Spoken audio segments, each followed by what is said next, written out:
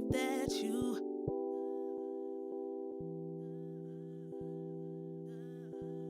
If I heard that you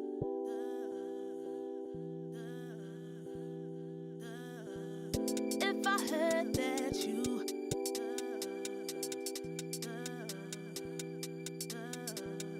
If I heard that you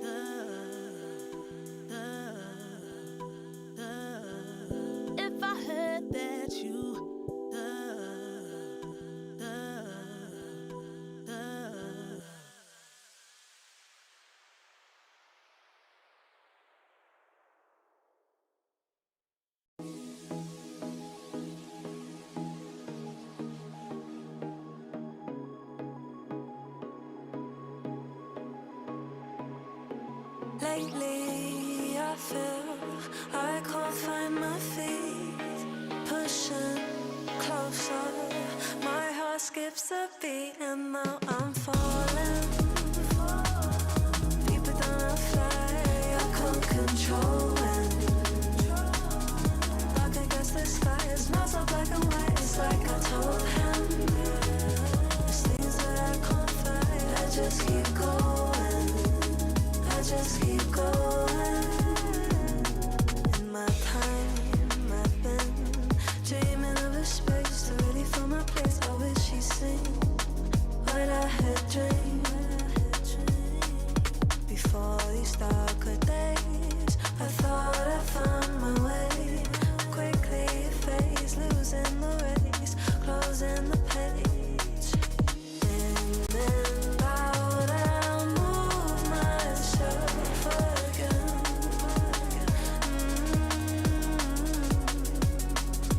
Time moves fast, I feel my heart beating.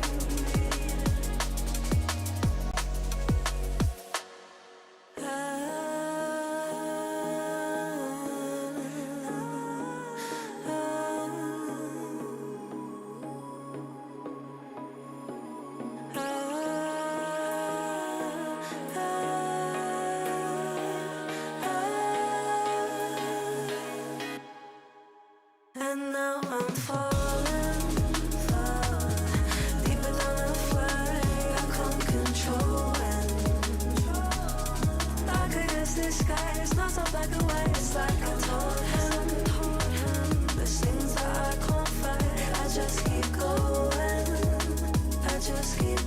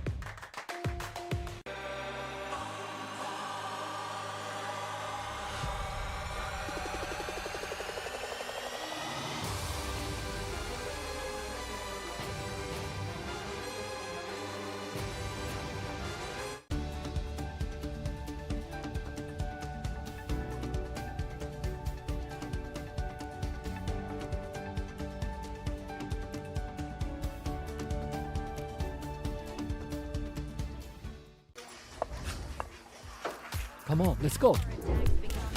Rush mid now. Come on. Jungle combine. Rotate back to low HP.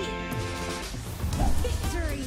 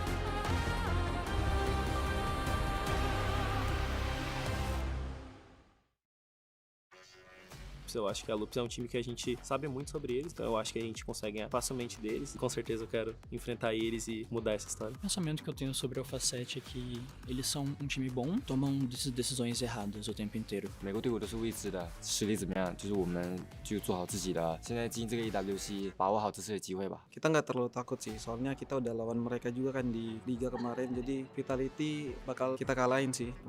Kaya namin. I think confident kami na kaya namin kasi hindi naman sila totally ganun kalakas nung naka-scrim namin sila dati. Boom Esports, but I think they're like a really strong team overall. They're really aggressive too. 把握好这次的机会吧，不让自己留下遗憾吧。 Ini adalah pertarungan kita. Time to make history. Now is the time to prove ourselves. It's now or never. From the golden sands of Saudi Arabia, the Esports World Cup returns, united under one banner, where champions rise and legends are born. Welcome to the Honor of King's Scourge. This is the KWC 2025. I'm your host, Isaac Peña. And here with me, we're gonna have Holler, Kintofu, the best analysts and casters that we have here in the game. Thank you. How are we feeling? I'm feeling great. I'm feeling great. And obviously, I think you're a little too high in the compliments as of now. And thank you so much for that intro. Couldn't have been any better. I'm super excited to be here. Of course, 18 teams vying for 3 million USD. Yep. And they have one dream, but only one team makes that dream a reality. Who will it be this year? It is going to be an amazing journey that starts today. We are here in Saudi Arabia, man, like where all the gamers, all the esports fans from all around the world are gathering all together to enjoy the best of esports and the best of Honor of Kings for sure. Yeah, and I mean, look, the best of the best are going to be here. Obviously, everybody is super excited. It is like the mecca of gaming at this point, and having the best players of Honor of Kings, it's just been an honor throughout. But of course, for champions, we need them to be consistent. And consistent is key here. They're going to be playing a best of 3 today. And of the 18 teams, I think we want them to be at their best because KWC calls for the best. If you are having an off day, I think it's going to be a hard time for you in one of these series. It's going to be amazing, man. Like, it's our second year right over here in Saudi, man. Like, let's be realistic. The Boulevard is looking top level. The feeling is amazing. what do you guys think has changed 12 months from now? I mean, the biggest thing is obviously the arenas have just been upgraded. Everything, the whole experience has been on next level. Like, they've topped it up from last year. It's even better this year. And of course, the players with all the experience, the level of play has increased as well. Okay, and one more thing. We are so much closer to them. As you can see behind us, they are right behind us. So we can hear, example, we have Danny over there. I'm pretty sure he's going to be very loud today. And we have the Loops gang as well. They were shouting and screaming at the back of the stage. That's what I want to hear this year. This is what we all want to hear, man. That's the energy that we want to put all together. For a lot of you who are completely new to us, welcome. We're going to hold your hand so you know exactly what is going on. The whole tournament, the Esports World Cup, has a very interesting format and a way to work. We've prepared a video for you to know exactly what's going to happen. This is the Esports World Cup Club Championship, the ultimate cross-game competition that will crown the best esports club in the world. Let's break down how it works. Clubs will be able to compete at the Esports World Cup and as many titles as they can qualify for. The clubs will then earn points based on their placement in each title. To qualify for the Club Championship, a club will need a top 8 placement in at least 2 competitions. But to win the championship, a club must place first in at least 1 competition. At the end of the Esports World Cup, the 24 clubs with the highest number of points will earn a share of the $27 million, with the winner taking home a staggering $7 million, and of course, the title of the best esports club in the world. Who will rise above and write their place in history? Watch it all here at the Esports World Cup. It is an amazing format. It is about gamification, man. Like, it's about games. Let's be realistic. At the end of the day, we're all here playing games. It might be professional, it might be everything, but we cannot just let it go, man. The format is going to be like that. It's interesting, it's supposed to be made for the young people, and the young people gotta love this. Yeah, I mean, you're going to see the best of the best, right, going into this one. I mean, every single, like, the different teams that are here, and then just vying for that club championship. And, of course, the keys with all of that, there's an extra stake involved. Exactly, and there's one rule that I really like, which is you must win one of the titles in order to qualify to be a champion of the club. It is important, and we know that there's already a lot of teams that they've been ranking right over there. It's already the end of the first week. We're starting the second one, and there's already a club championship that we can see right over there. The top 16 ranking teams are right over there. Already some championships, some people that have just engraved their name on history. Exactly, quite a few teams here as well, and we have Gen.G Esports, one of our favorites here, and it looks like they're on the rankings as well. #1 tied with a lot of other teams as well. So let's see if they can make history in this year's KWC for their club championship.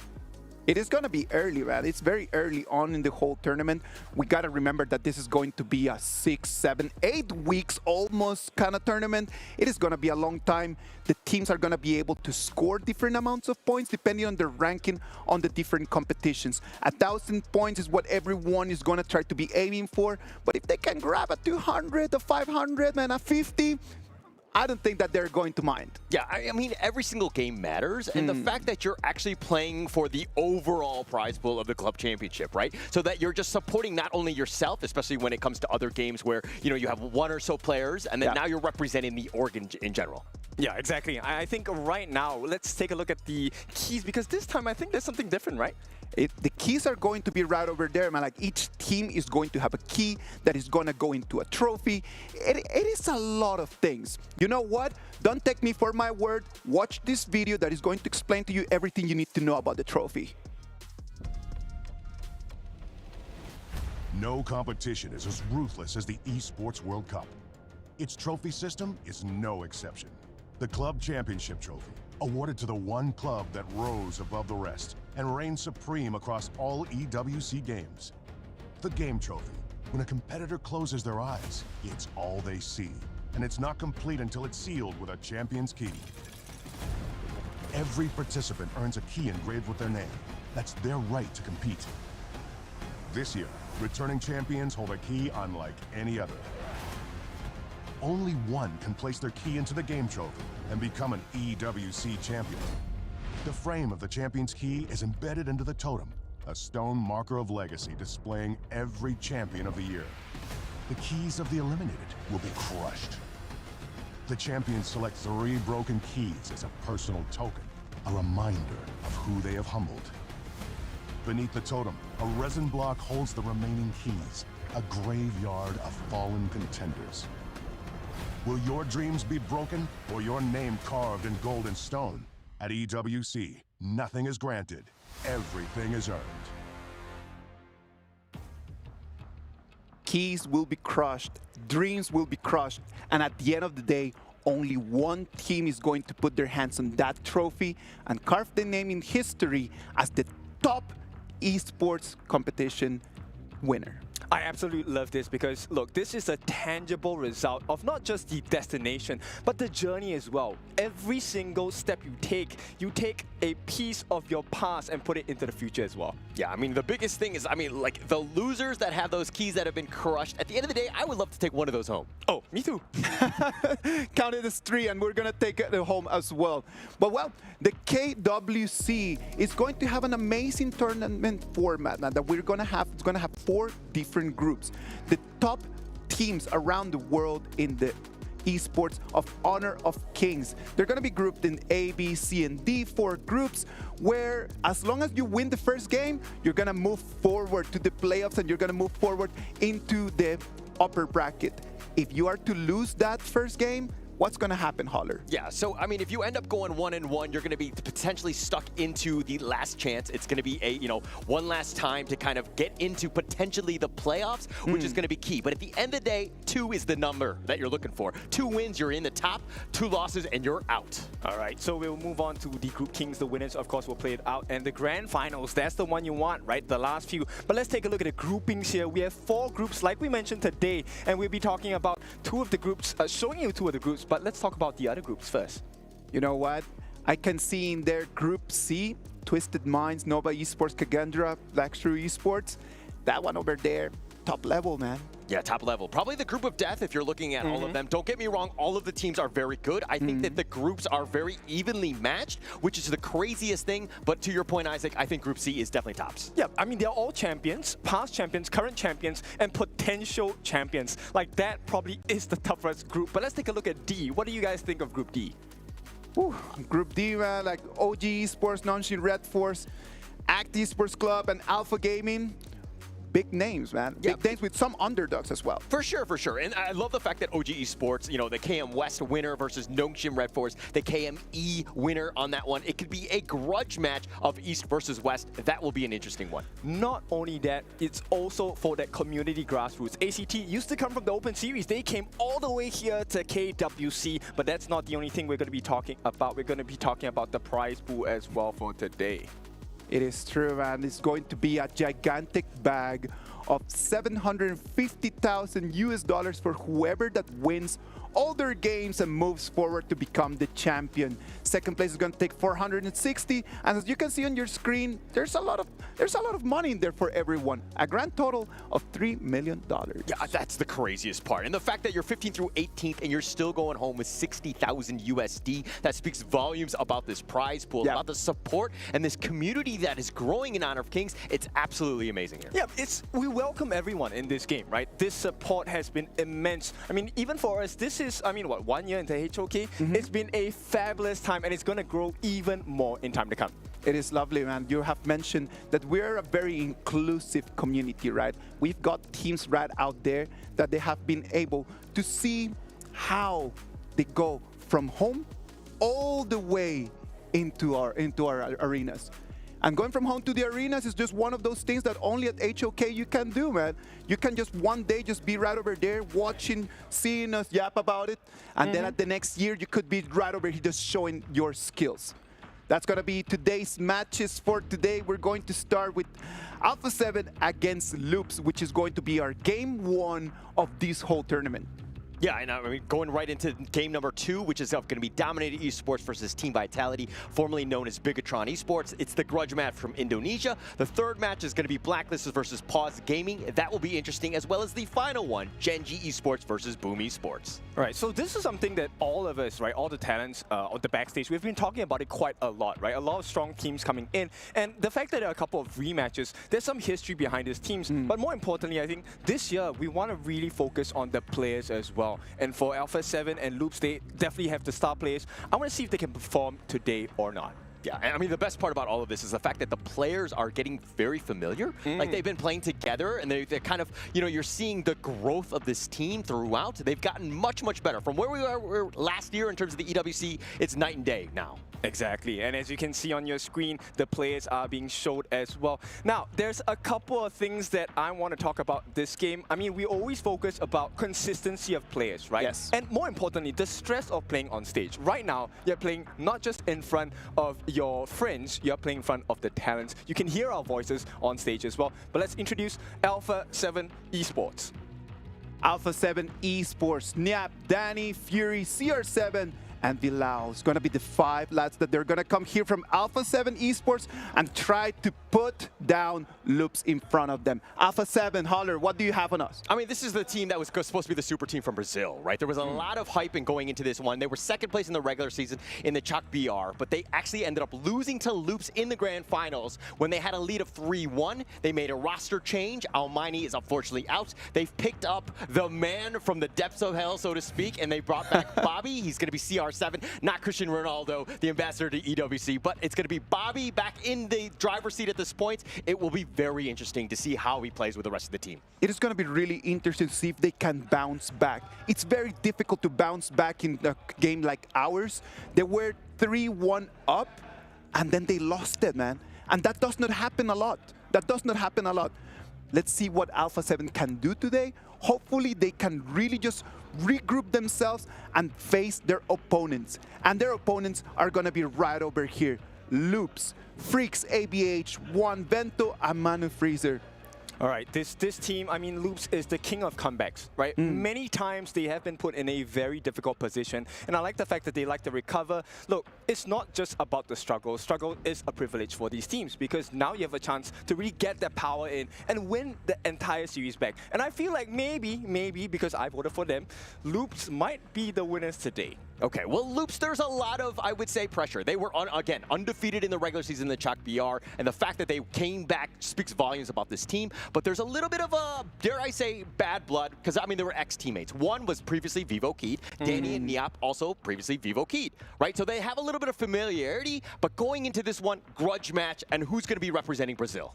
Okay, look, if you are so familiar with someone, you know exactly what their weaknesses are, but you also know what their strengths are. But there has been some time before KWC, so have they done their homework and have they done a little bit more training? But if these teams have been spending a lot of time in China just doing camps and trying to learn a lot more about the game, right? Like, they've been over there just polishing their work, trying to master their craft. Do you think that in these 12 months, from last time that we saw them here at the Esports World Cup to right now, do you think that those names that you guys just mentioned have really evolved? Yeah, I think so. And I mean, to kind of Kin's point about the fact that, like, you know the strengths, you know the weaknesses, you know all these places. People, it seemed very personal, like it was like an ex-girlfriend, like I know what's going on. But at the end of the day, it's been 1 year removed from that moment, right? And to really show up, you want to outshine that ex-girlfriend here. That's true. I mean, you want to show them that you're doing better, right? And this is the stage to prove it because KWC is global, right? So you definitely want to put up your best performance in front of everyone. Now, on your screens, you can take a look at the players. Do you feel the stress and tension? What's your feel on them? Okay, look, there is no room for error in this one, right? The format, the GSL format is ruthless in the sense that if you lose 2, unfortunately, you're out. You could be out in like day 2 or 3, right? That's how quickly things can just like turn on you, right? So every single game is going to matter. The fact that they're best of 3s, everything about pace, having that cheeky draft might come up here. Yeah, I think definitely you can have the potential of blitzing your opponent, right? Best, like, just give them 2 great games and you kick them out to that lower part of the table. Now, but for Alpha 7, my main concern is, look, is there enough synergy? All right. We can see over there, like, already the players. the nerves are there, right? Like, let's be realistic. It's impossible not to feel the nerves. It's got to be there, right? Like the people can cut back right over here and say like, oh, it never happens, but you can always feel it. You get used to it, but they're always right over there. And the nerves need to go away as the BP comes in and they start making the first decisions that they're gonna carve the path of their history. Yep, many strong picks here. Look, Alpha 7 coming in with Nyap's favorite, the Dharma. This has been a game changer for them since the Pro Leagues as well. And one of the combinations you will see as a new player, this is one you definitely need to keep in your books, the Lady Sun and Ming combination. A lot of burst potential from the Lady Sun and a lot of heals from Ming. Yeah, and look, the potential of that combination is just kind of rounding out their draft. That solidifies the bottom and the way that they want to play. Like, the play style is very clear in terms of just letting CR7 run on this Lady Soon, give him that space, and just kind of, you know, accelerate his farm as well as his damage with this Ming pick here. Yep, this is a signature pick, right, for CR7. But let's take a look at Loops. They have the overpowered Ogren. Okay, not as powerful as last time, but Ogren, one of the main junglers. And this is a specialty of ABH as well. This is going to be paired with the probably a support Liang and Charlotte on that clash lane as well. Yeah, just trying to be very strong, trying to solidify, you know, the just matching of pace that Alpha 7 are going to want to bring. Obviously, they're going to kind of pick their jungler in the second phase of the draft here by Alpha 7. And kind of, I mean, what sort of counter picks are you looking at? Are you looking for, you know, who do you want to go up against this Ogren here? Look, I want someone like a Musashi. The Aguda who has been banned already from the side of Alpha 7. One of the known counters, right? This is one hero you can use against the Ogren. And there's a lot of control on the side of Loops from the Liang ultimate, right? So they need someone who's able to stun them away from the side of Alpha 7 Esports. Maybe someone that also needs the attention of the Liang. But here's another combination for you. Princess, Frost, and Liang. All you have to do is to get the freeze or the stun from Liang, and it's an instant kill combination if the cards are played right. Yeah, I mean, we've seen this throughout all the different leagues, right? The Princess Frost Leon combination has just been really, really something to highlight. Once Leon hits level 4, he's able to flash, control you, and just lock someone down. You're talking about the winners here. On top of that, you have this like combo that just blows them up. But now Alpha 7, I mean, it seems like, you know, if they want to go with that team fight, you have that Dharma. Niap can jump in at a moment's notice. Plus, you have the Lady Soon. Who are you kind of rounding out the draft to counter pick the potential stun lock of this Leon? I'm probably looking at Lady Chen, right? It's one of the best picks, but the fact that Loops has banned it out means, look, they have to try something different, and the Shi comes true. So this is going to be a single target catch from the Shi, and hopefully this Dianwei, who is able to deal true damage to your opponents, goes in, rushes them down, and hopefully with aggression. Offense is the best defense. Alpha 7, Lady Sun, and Ming and Dharma, the three of them will be able to have some freedom to search for that perfect target. Yeah, and we were talking about in the pregame the fact that these two teams are very familiar with each other. They kind of knew what sort of draft they were going to have. They definitely had a counter in mind to go up against the Ogren. They wanted to round things out. The Shi, I think, just kind of, you know, it locks it down. The Silky Orb will be very difficult to kind of deal with, especially when Liang, who's kind of a very static hero. Okay, and they finish up with the Lung. Now, this one is a big pick for the side of Loops because Lung can operate independently, right? His ultimate, the Infinite Vastness, the one where he turns into a dragon, takes to the sky, he is actually immune during that period. So he has a free get out of jail card. Yeah, and I mean, it's going to be super important, right? The lockdown is going to be key. But if you're looking at the draft, and again, right behind us, you're seeing just how fired up these guys are. They're ready to go. They're gearing up. Super important in this game one here. Yeah, of course. This sets the tone for the series, right? And this could be a very quick series if either of them play the cards right here. All you have to do is to get 2 wins. It doesn't have to be in a row, but you definitely want a 2-0 scoreline and build your confidence as we kickstart KWC 2025. Yeah, now we know that the heroes that have been picked, everything going into this one. Who are you giving the edge to, though, Kin? I actually prefer the Loops lineup because in order for them to hit kind of that first power spike, you just need to hit level 4 on the Princess Frost and the Liang, which is much earlier than that Lady Sun and Ming combination. Okay. I think that you're still just going with the Loops pick because of the fact that you did predict them at the end of the day. Your bias is showing, my friend. I don't think so. I mean, we can do this round after round. around, you know, in loops. But at this point, can they bring the A game on the side of Alpha 7? Yeah. No, I mean, it really comes back to Danny and this Dion Wei. Is he able to kind of keep on pace with the ABH Ogren? I think that is going to be the key matchup in this one. Who's going to get that farm and that space? Yeah, at the same time, right, I'm curious to see, look, Danny has been a pretty passive jungler for, you know, the duration he has played this game. And I think we've seen shades of him being more aggressive this time. So will there be a Alpha 7 lineup rush? Alpha 7 and Loops, ladies and gentlemen, this is game 1 of our KWC.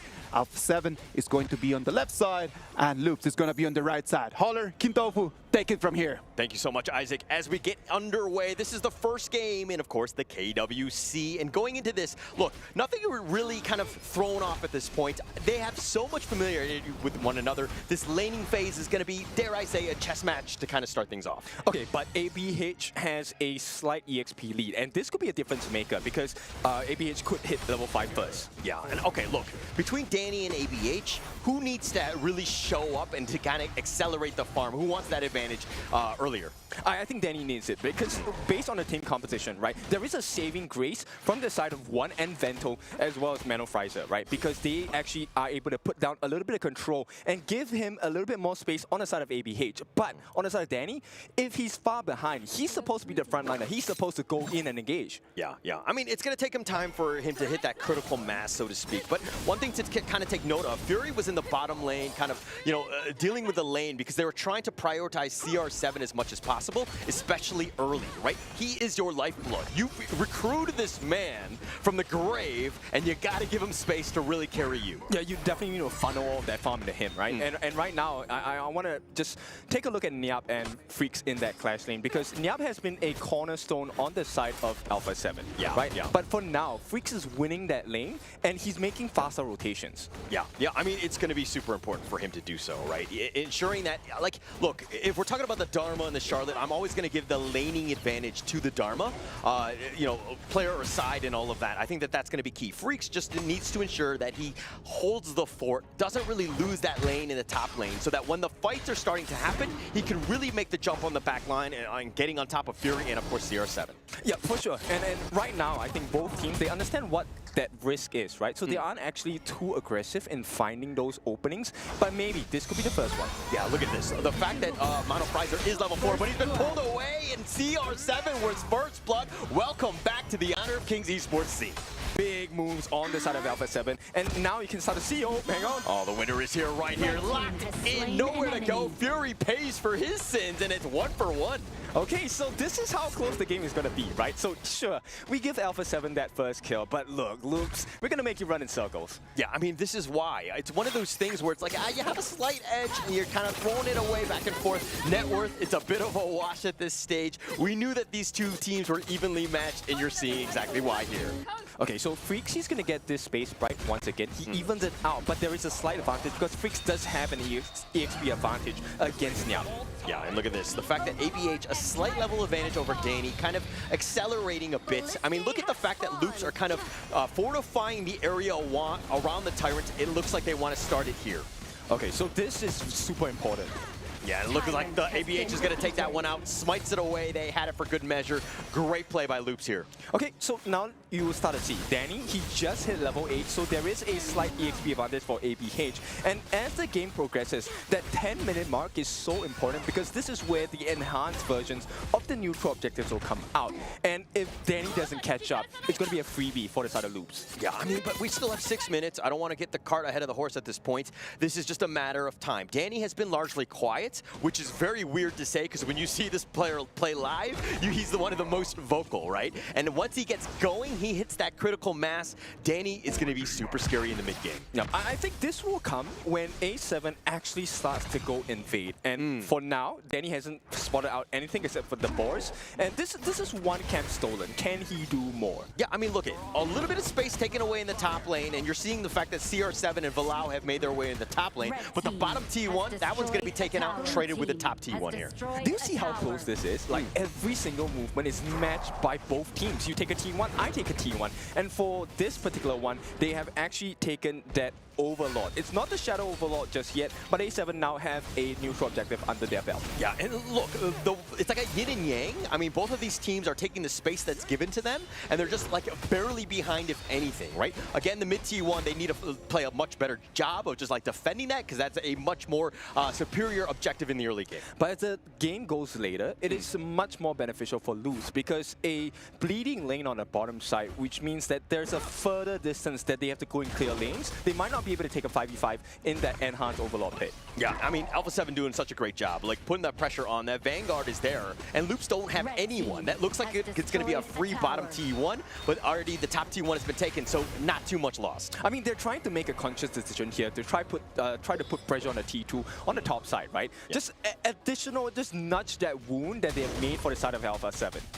And look, Niap already rotating. It looks like the fact that Alpha 7 have kind of taken a 600 gold lead. I mean, it's not small, beans at the end of the day. They have a decent amount of a lead, and with these Vanguards, it'll continue to put a little bit more pressure onto Loops, which is not great in the early game. Yep, it's pretty tight now. It's what, 200 gold that sets both teams apart. So you know what? Later in that fight, when it happens, we need to keep our eyes on Niap, because he's going to be the game changer here. His ultimate is actually able to catch everyone. If he slams them into the wall, Loops will not be able to fight back. Yeah, we'll have no chance. I mean, it's going to really come back to that. That team fight, once Danny gets in the front line, he's going to attract attention. It's going to take more than one member of Loops to take him down, and then Niap will come in with that potential flash truth, right? And just changing things up. But look at the fact that Niap has actually pushed the top T1, had that Vanguard there, teleports to the bottom lane, makes a beeline. That split pushing has got to be super annoying for Loops to deal with. At the same time, because of his pathing, he actually knows that, look, Loops are not around, and this is not a good fight to take though. Yeah, but ABH still up in front. He's going to use the Conductor of Souls a little bit early, but nothing too lost. Danny looking to go in. Infinite Vastus on back on this one, but they have the lockdown onto Danny,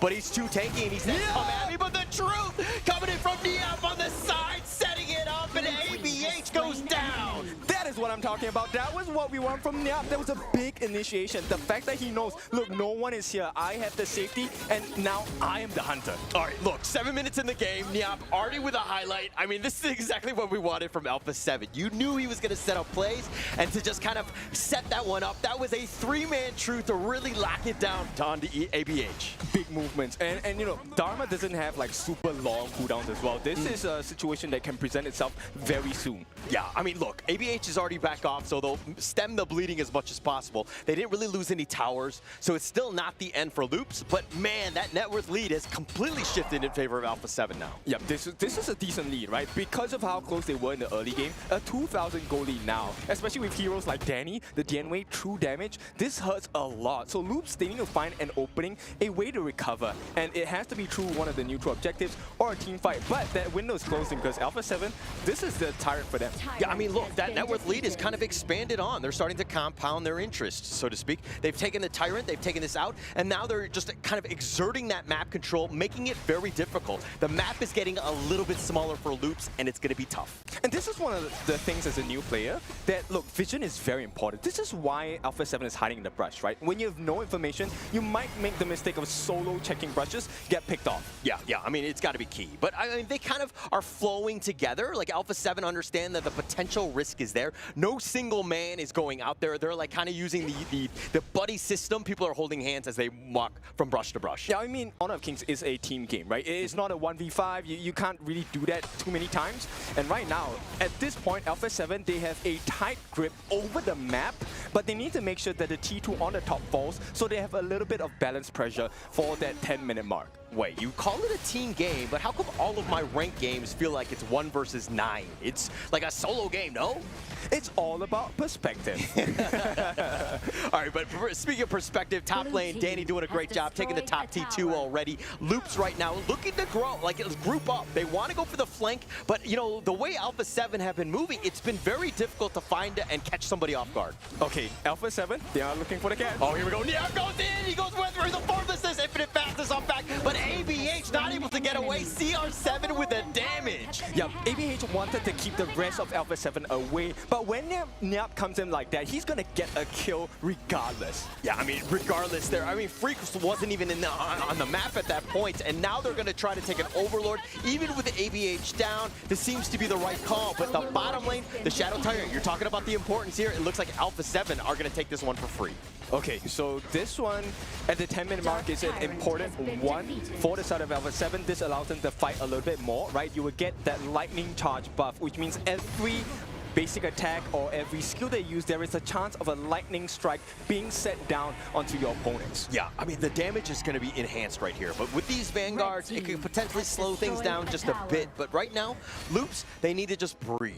Calm down, understand that they're still not out of this. Danny looking to go in, and he gets knocked back for his troubles. He's looking to go for the chase, tries to go for the slam dunk, finds Mono Frizer, but he's been controlled, the Conductor of Souls, and Danny still surviving. He's going to dash away, and not much was lost on that one. Okay, but it tells you a big thing, because one, look, that was a zoning ultimate, right? That freezing field coming in, even though it's supposed to push them back, look, Alpha 7 did not feel the pressure at all. Danny was able to survive, and the damage coming out from Vento is also a cause of concern for Loops now. He needs more time, and he might not have it. I mean, look, the map, again, a little bit darker, but they did take the bottom T2, so that a potential team fight just kind of attracted Alpha 7 into it, and there were openings elsewhere in the base, and now with a little bit of an opening in that bottom lane, I mean, you were talking about the fact that it is definitely a long way around, but it is an opportunity to get into the T3 bases. Okay, so let's talk about that benefit for Loops. So with that Shadow Overlord, right, you're actually able to send it down onto one lane, clear all the minutes in that lane, and this is where Loops have managed to kind of even out a little bit of that map pressure, right? But as we take a pause,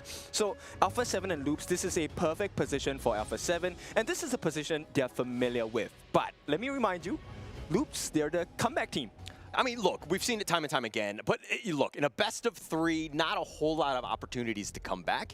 I think that if we're talking about some of the gameplay thus far, usually when you see the Liang, everything, like almost every single time that control is off cooldown, he's able to kind of make, you know, that jump. He's able to kind of catch that control and to get that lockdown and to get the kill, right? Mono Frizer really hasn't been able to do that in this game.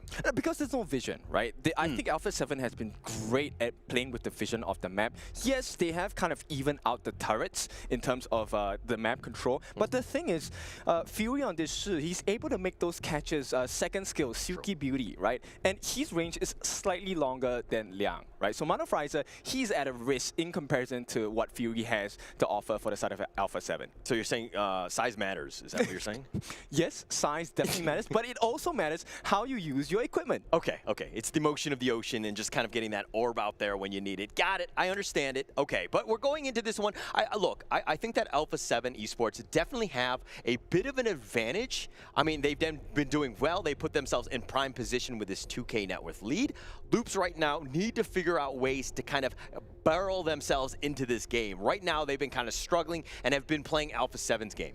Oh yeah, for sure. Now, and there's one thing that we need to talk about, which is that tier 1 turret in the mid. It's actually one of the best resources in the game to take, and they haven't been able to take it just yet, which I think if Loops are able to kind of make this work for them, take the T1, it opens up the map a little bit more, and maybe you don't fall for that vision game coming out from Alpha 7. Yeah, I think it's going to be key. I mean, just setting themselves up. But it looks like the game is going to be underway in a second. I think at the end of the day, I mean, look, both of these teams very close. Nobody's going to give this one up. Loops are going to, fight to the bitter end. They're going to find ways. But Alpha 7, again, the fact that they've been grouping up, it's been tough to find any sort of pick-off for Loops. Exactly. And if you take a look at the one player we did not talk about on the side of Alpha 7, it's actually CR7. He has been absolutely quiet. And as a farm laner, that's what you want to be. You want to not be seen or heard until you get the farm level 15, you're 6 slotted, and then you say, hi, Loops, do you want to have a chat? Yeah, no, I mean, that's the biggest thing, right? Like, the fact that we haven't, called out CR7 at all, I think it's been done such a great job. All right, ladies and gentlemen, we are having some technical difficulties at the moment. We're going to come back to you with the game at any second. So don't worry about that. It's part of the esports world. It's what happens in here. When technology just doesn't want to be there, technology is just not there, man. It's just what happens in these kind of things. But you know what, lads? Let's just take 3 steps back. This has been an electrifying first 10 minutes of the tournament. It's been amazing. Let's talk a little bit of the highlights of what you have seen in these 10 minutes. I mean, look, I think that Alpha 7 just really showing up to play, right? Yeah. The fact that, Danny has kind of gotten going. He's been kind of scary. He's been very aggressive when he needs to, and he hasn't really been taken down himself. So he's done a great job of just stealing resources. I think that is just the pick, right? Like when he picks that Dianwei, just has the ability, just when it's just being frozen down, just unlocks himself immediately because of his own ability and can move around. So there's a lot of controls that are coming on that Dianwei, allowing him just a lot of the other teammates just to jump in. I love the fact that you say that because Dianwei actually is able to remove, like, get those debuffs in, remove the debuffs away from himself. And this is exactly what Danny needs to do. All right, ladies and gentlemen, we are back. Again, Alpha 7 against Loops, 12 minutes in the game. Okay, so I want to continue about Danny. Danny is providing so much space for the side of Alpha 7. And this is where, you know, Nyap has benefited greatly, right? His rotations have been on point. Those ultimates, the big truth mantra where he catches majority of the members on the side of Loops, they have been big game changers. Yeah, I mean, look, I think they were, I don't remember how many kills they were on at that moment, but Nyap really set it up. I mean, they got that first blood onto ABH. Any single time you can kill him, especially in the early game, you're just slowing him down. You're going to have a great time if you're able to constantly focus in on ABH. Yeah, but they're peeling the layers on the side of Loops, right? Another T2 taken down. And so right now, Alpha 7 has a lot of pressure across the map for the side of Loops. Yeah, and look at this. Loops has to congregate in the mid lane, just trying to hold the fort, right? Just hold the line, stay alive, give themselves a chance. Alpha 7 understanding that, hey, we dictate the pace of this game. We're going to put the pressure on. We will control the map how we want. And I want to point out something, like both teams, they don't exactly have the best wave clear abilities. So if you can't control the waves, Loop is going to suffer at that T3 defense. Look at you with your reality checks. I don't care about that. They have enough wave clear. I think that these guys are going to be fine at the end of the day. I mean, you have ABH, that's Precipice, you have the Frigid Prison. I mean, you have ways to kind of work around it. Plus, you have Vento, who's going to be kind of really accelerating and doing that damage. Oh, look at the range of CR7. They can't even touch him. And this is going to be a huge problem, right? When CR7 uses the rolling rate, that's a first skill, right? She's able to move into different positions. And you might be caught out on the side of Loop because you want to get this kill on CR7. Yeah, but Ultimate Gel looks like it's going to be expended early. Danny just tanking things from afar. Vento understanding that, hey, I know where my arm's reach is onto Danny, staying alive. He has an infinite fastness if he wants to go. But here's the pull in. They find ABH. They shut him down. The control is right onto Danny. He dashes back to safety. Nyap, though, continuing on. He wants to go for Freaks. He's been isolated. He dashes over the wall, and now it's going to be the great escape. Does Freaks get alive? He get away? It looks like he does, but Danny goes down. It's a consolation prize nonetheless, right? There is still a lot of advantage for the side of Alpha 7, but someone needs to fix that wave on the bot side. You don't want to give free damage. Yeah, don't want to give free damage, but with no junglers, they have the controller. They find Fury. One gets the kill, and now they have an advantage, and Loops off of that pause. They've been bouncing back. Loops fans, they are starting to believe because this is what we have seen, right? This is history in repeat. Yeah, okay, Loops fans, but are you believing, Kin? Oh, of course, this has to be. Look, the gold gap has been cut down. It's 1,000 now, but Nyap does secure that Shadow Overlord for the side of Alpha 7. There is a little bit more map control, and Loops, as long as they manage to clear the heroes, not just the minions, but the heroes on the side of Alpha 7, I think they're in a good position. Yeah, Overlord for Tyrant going to be traded here. Here's the replay. Break it down, DJ Kin. All right, so they actually caught out ABH, which is meant to be the guy that it pushes everyone away. And the fact that now you have no frontliners means your entire backline is exposed. While they do get a catch onto Danny, the positioning and the map control of vision is very important. And so with the lack of those frontliners, both Danny and ABH, this is where mistakes start to happen for both teams. Look, I mean, it's about playing error-free. Those mistakes are going to kill you at the end of the day. Alpha 7's lead has dwindled at this point. They still have an advantage, but Loops, man, they are fighting back. Oh, Flash committed, but does not get a catch, and this is going to be a big battle spell gone for the side of Fury. Yeah, oh my gosh, one, oh my god, CR7 with the damage. You were talking about the fact that this guy's been off the map, he's been largely quiet, but he has massed an arsenal and is doing some serious damage. Okay, if you take a look at his profile on the left side, you see that blue marker, that is the Azure buff, and that's the amount of damage he did without additional buffs. When he gets the Crimson Golem, the red color of this is going to be huge. Oh, ABH going in, the Conductor of Souls finds Fury. They get the snipe out with a Flaming Palm, and that is going to be gravy for them. They have a numbers advantage, but the Shadow Vanguard in the top lane is going to throw Loops into a defensive position. Look, CR7, who it's Vento coming in. The burst potential from both of these farm laners are so huge. And right now, 4-4.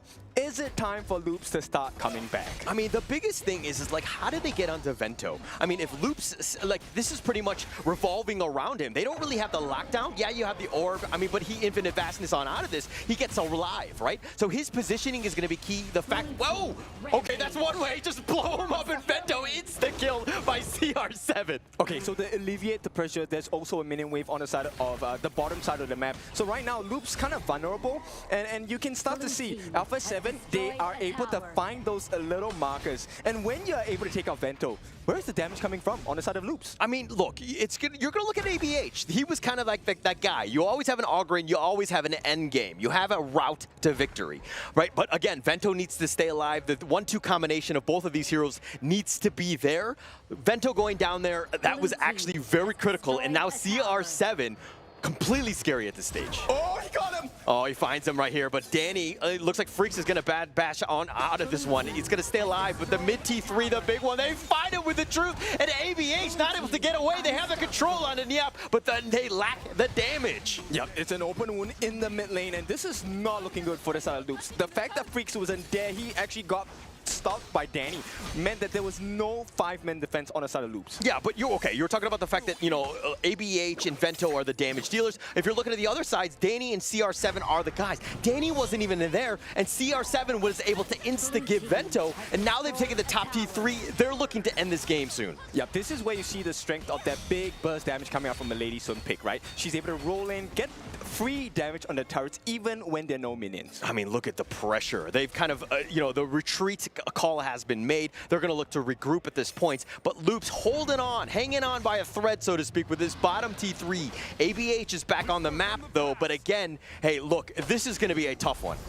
Okay, look, Alpha 7 at this point, it is 6-4, but it's like holding a pot of boiling water. You do not want to get let go. If they allow Loops to come back, they're going to get burnt. Yeah, this Overlord is going to go for the steal. ABH takes this one. That would have been disastrous, but he's going in. The control, insta-lock it down, but Freaks flashes away. He's going to be Sage's Sanctuary. He wants to go for round 2. He stays alive, and somehow, oh no, he falls in the end, but Loops is on the run because everybody's so low. But you can start to see there are some shades here.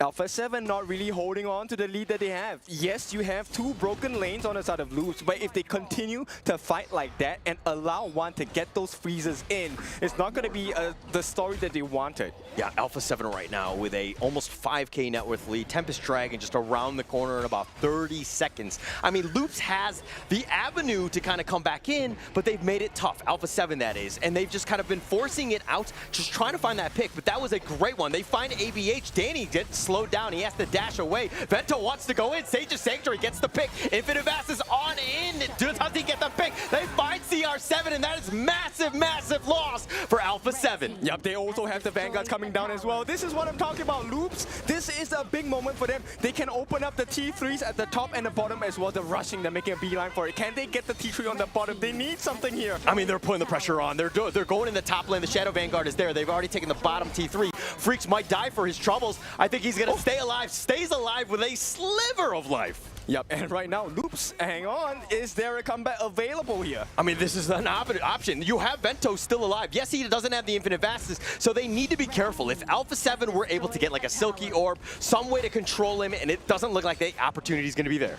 Okay, look, right now, tables have turned. That T3 in the middle, very, very low. But the big thing, this is the Tempest Dragon, the ultimate win for the side of Loops if they can get it. I mean, Tempest Dragon at half-life. Danny circling around. He's like a vulture. He wants to potentially jump in. The Orb, who gets the Tempest Dragon, and Vento takes this. One is still there. He's got the passive. He's going to stay alive, but he gets picked off. CR7 finds him. Niap looking to go, but he trades his life away. Vento somehow still alive. They find him. Oh, but they find Danny as well. And now the chase is on. The 2 members are down. The base, the Winions are going to be there, but here come the other minions, and now they're going to have a little bit of a skirmish here. Alpha 7, hang on. on, at least for now. Okay, but it's 30 seconds that both Nyap and Danny are down, and Vento is still alive. Oh, they have the black, they have the orb where they find Mount of Frizer, but he goes golden. He's going to stay alive. They don't have the minion wave to continue on. They need a way for the Tempest Vanguards to make an appearance. ABH still up in there. They take the mid T3. They've turned this around. Freak's looking to go 1 versus 2. He gets hit by the crystal, but they go for the base, who's been locked down. They've got Fury, and they want to go for it, and Loops with the comeback.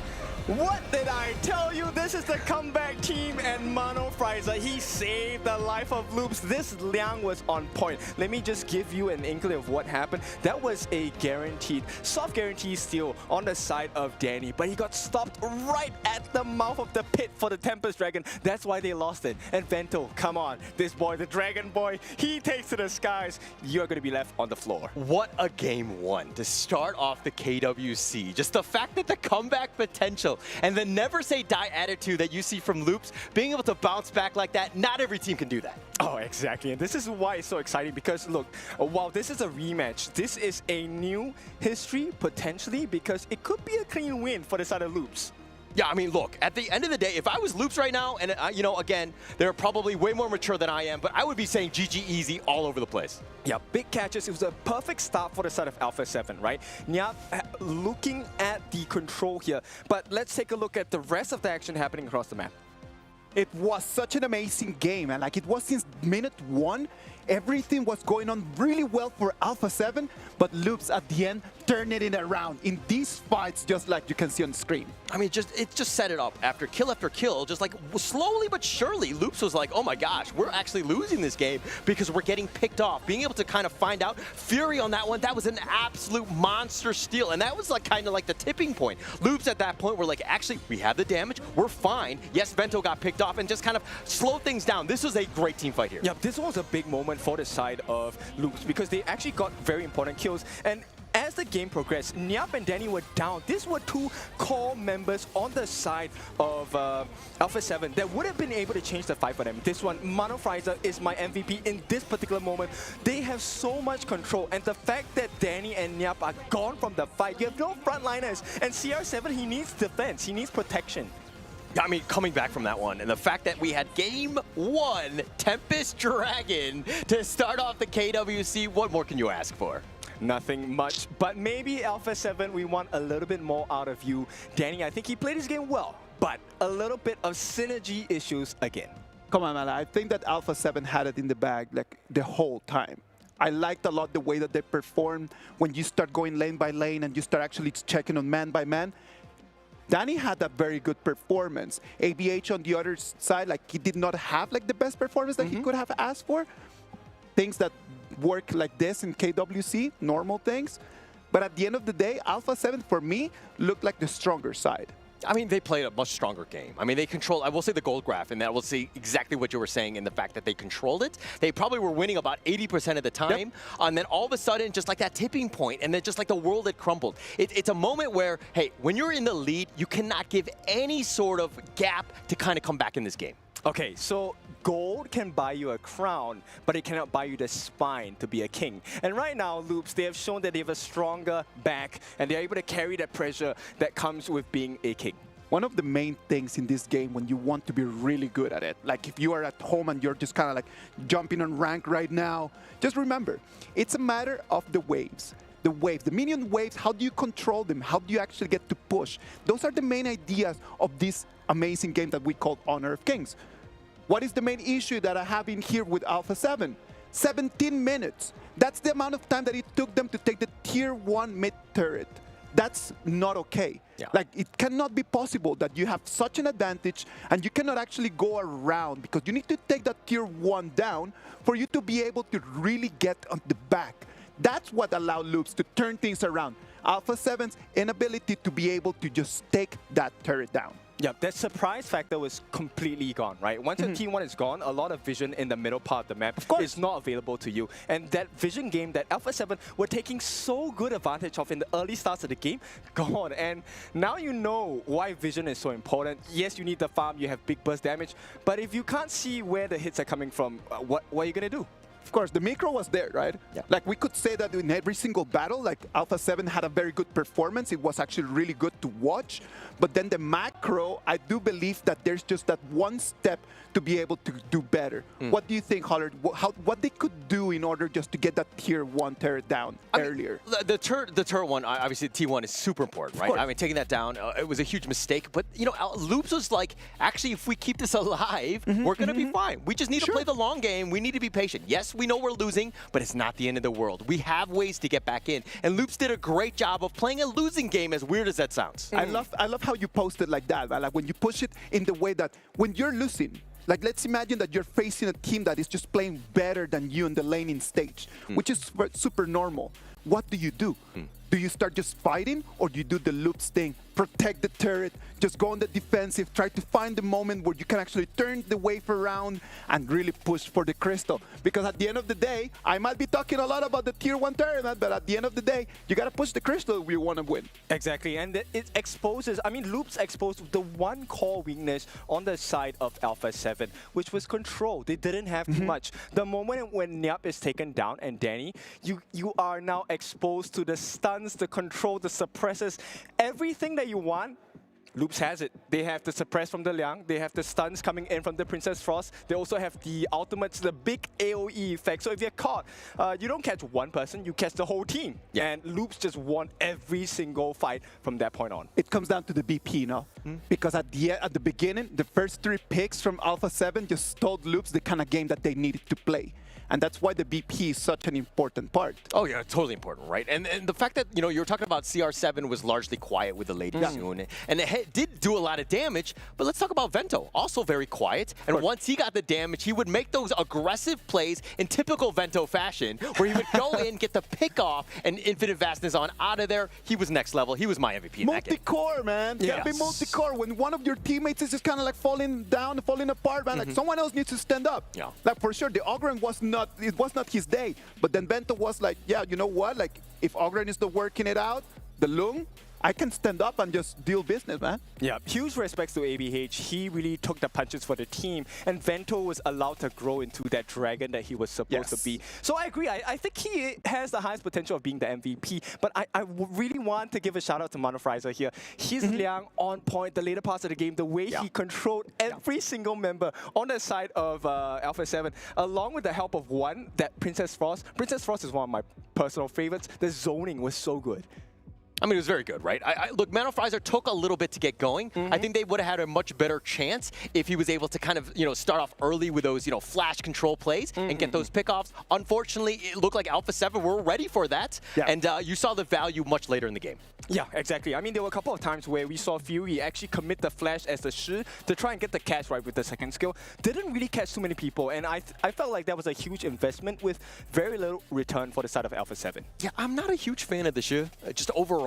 I feel like, you know, like the potential for that perfect orb and that pull is very enticing. But to pull it off against teams that know it's coming, and then because you're just so squishy, you might end up just being like a range creep at the end of the day. It cannot be your only initiation, man. That is true. It cannot be the only way that your team has to initiate fights. And that is super important in game as well, man. Like, how do we initiate fights? When you're thinking about the BP, when you're choosing your heroes, you need to start thinking about the fact, like, you know what?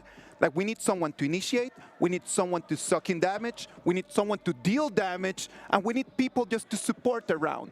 You need to be thinking about that. And the Alpha 7 team, they did have initiation only with the Shi, or just trying to do with Nyap. The way that Nyap just flashed in and used his ulti, that was amazing. But that ulti and that flash, man, they come down in cooldown, and there's a whole long time to wait. Okay, so that was a beautiful game 1, but here's another beautiful thing about Honor of Kings. Now, they have picked all of these heroes in game number 1. We have something called the global ban pick, which means if you use a particular hero in the series, you will not be able to use it again. So, game number 2, limited options for both teams. What will happen from here? I mean, it's still very early. There's so many heroes that are available, the combinations, but I think the biggest part, and to Isaac's point, about the ban pick, right? Yeah. If we're looking at the Alpha 7 side, it really seemed like they didn't have the catch, you know what I mean, to kind of lock somebody down like a Lung, you know, who's just able to fly away at a moment's notice, you know, to lock down ABH as well. So there were definitely some gaps, and Loops kind of played around with it. Yes, they were losing, but they understood what they needed to do and just stay alive. Okay, so it opens up the doors to game number 2. We might see the RD being taken into the gorge itself to have those floral dancers dance around the map as well and put in massive amounts of damage. We also have not seen the Zhang Fei, one of your favorites. Yeah, one of my favorites, but again, it was kind of not so great in Chuck BR. I think it had like a 35% win rate. It was like top 5 pick. I mean, it's a great hero overall. I love it myself, but it seems like teams have really solved it, and it's just like really not a meta hero. But again, the potential could be there because it just adds so much team fight. We're gonna move into game 2, lads. We can see that Loops, the boys are right over there. The Alpha 7 lads are over there in front of them. What needs to change? Because right now we already saw game 1, great performances by both of them. If Loops wins this one, they move forward, 2-0, end of the game. Alpha 7, their backs are against the wall. What do they need to do in order to turn things around? All right, Alpha 7 needs to just stick with their tried and true. That game 1 strat works, right? But you need to just kind of close it out. You need to suffocate the enemy team even more, being very aggressive and just like taking the enemy jungle constantly and let Loops just fight for whatever scraps they can get and just extend the game, but by taking them out by slowly, so to speak. I think, you know what, Alpha 7 needs to be a little bit more aggressive in the start of the game. As you noticed in the early starts of the game, Danny didn't really invade into the jungle of Loops. So I think it would make a world's difference for them. Give Danny that lead. Danny knows how to play aggressively, but he needs to have the goal to back him up. I do believe that the whole Alpha 7 strat was working. I love the way how they won the first fights. But then let's just look back at the first blood, man. They win first blood immediately. And it was right before the first Tyrant was going to spawn. Take the first blood, push back, and then go and take control over the Tyrant. But it just felt like they stayed there for too long, and then they just gave 1 life back to the side of Loops. Some moments you need to know when to attack, when to push, and some moments you just need to understand, okay, it's been enough. I'm just going to pull back. Yeah, like I said earlier in the game, you don't want to let go of this control. And I was worried that Alpha 7 was going to let go of the game. And especially when you let them drag, it's not good for you. It is not, man. It is not. And our meta is just so fast-paced. I do believe that when you start seeing the top level of competition, you start understanding that the timing of it, just being able to move forward every single second, it needs to be something needs to be happening. Just making it work so you can get more and more gold and you can start snowballing early. I feel like Alpha 7 had the opportunity but did not actually capitalize on that. Okay, well, it may not seem that great, but here's one thing I've noticed from both teams that I really like for their growth. They are now starting to make decisions as a team. Everyone is aligned about what they want to do. And I think game number 2, we'll see an even higher standard of synergy from both teams, which I'm very impressed by because look, Bobby coming into Alpha 7, he came in as a late substitution. So I'm pretty impressed with Alpha 7. Even though they didn't win game 1, I think maybe we can expect them to come back much stronger. I mean, they set themselves up for success. They had an opportunity. CR7 had given all the space that he needed. He got that farm. He was putting himself in a prime position to win. But it's more of a team thing towards that end of just closing the game out. Not easy to do, but the good teams find ways to do so. Yeah, it's very. You need to be efficient, right, Isaac? I think we agree that efficiency is the name of this game. Yes, you can get all the gold, all the EXP in this game, but you need to know how to use it to your advantage. Yeah, you're totally right on that, man. That's something that I hope that over there the coaches are going to be talking to the players, man. Because how do we really just come back from that game 1? It's going to be a lot about what the coaches are going to be talking to them. It is a very important role in our game. It is something that most of people that are playing rank at home, you might not have a coach right over there just kind of telling you what to do. But when you come here to the professional stages, there is that one person, that one lad over there that is carrying the notebook around, man. Like, he is in charge of telling everyone what is going on. Yeah, I mean, that's the biggest thing right now. I mean, Alpha 7's coach right now needs to ensure that their team is just calm, right? Kind of forget that game because that is a mentally taxing game that could have ramifications not only in this game, but in the future, right? Losing that game like the way that they did when they had an opportunity to win that one, that's got to be heartbreaking. Exactly. I think morale might be impacted for sure. If I were to lose a game like that, I definitely would have my confidence crushed. I wouldn't be unconfident. I would still think that I'm going to win the next game. But let's see, right? This is our thoughts. You know, when you sit on that hot seat in the stage, I think there's a lot of unspoken pressure that you will feel. Positive thinking, man. It's gotta be. Loops is going to be taking the blue side as Alpha 7 is going to be taking the red. The bans are already all there, the first round of bans, and the picks are coming as well. I like the bans though. Like Luna, yeah, definitely something we do not want to entertain on the God. Please don't. Please and Arlie as well, right? The two of the most mobile heroes that's offered in Honor of Kings. And I like the fact that they open up the Dolia because it opens up so many options because the synergy is so good.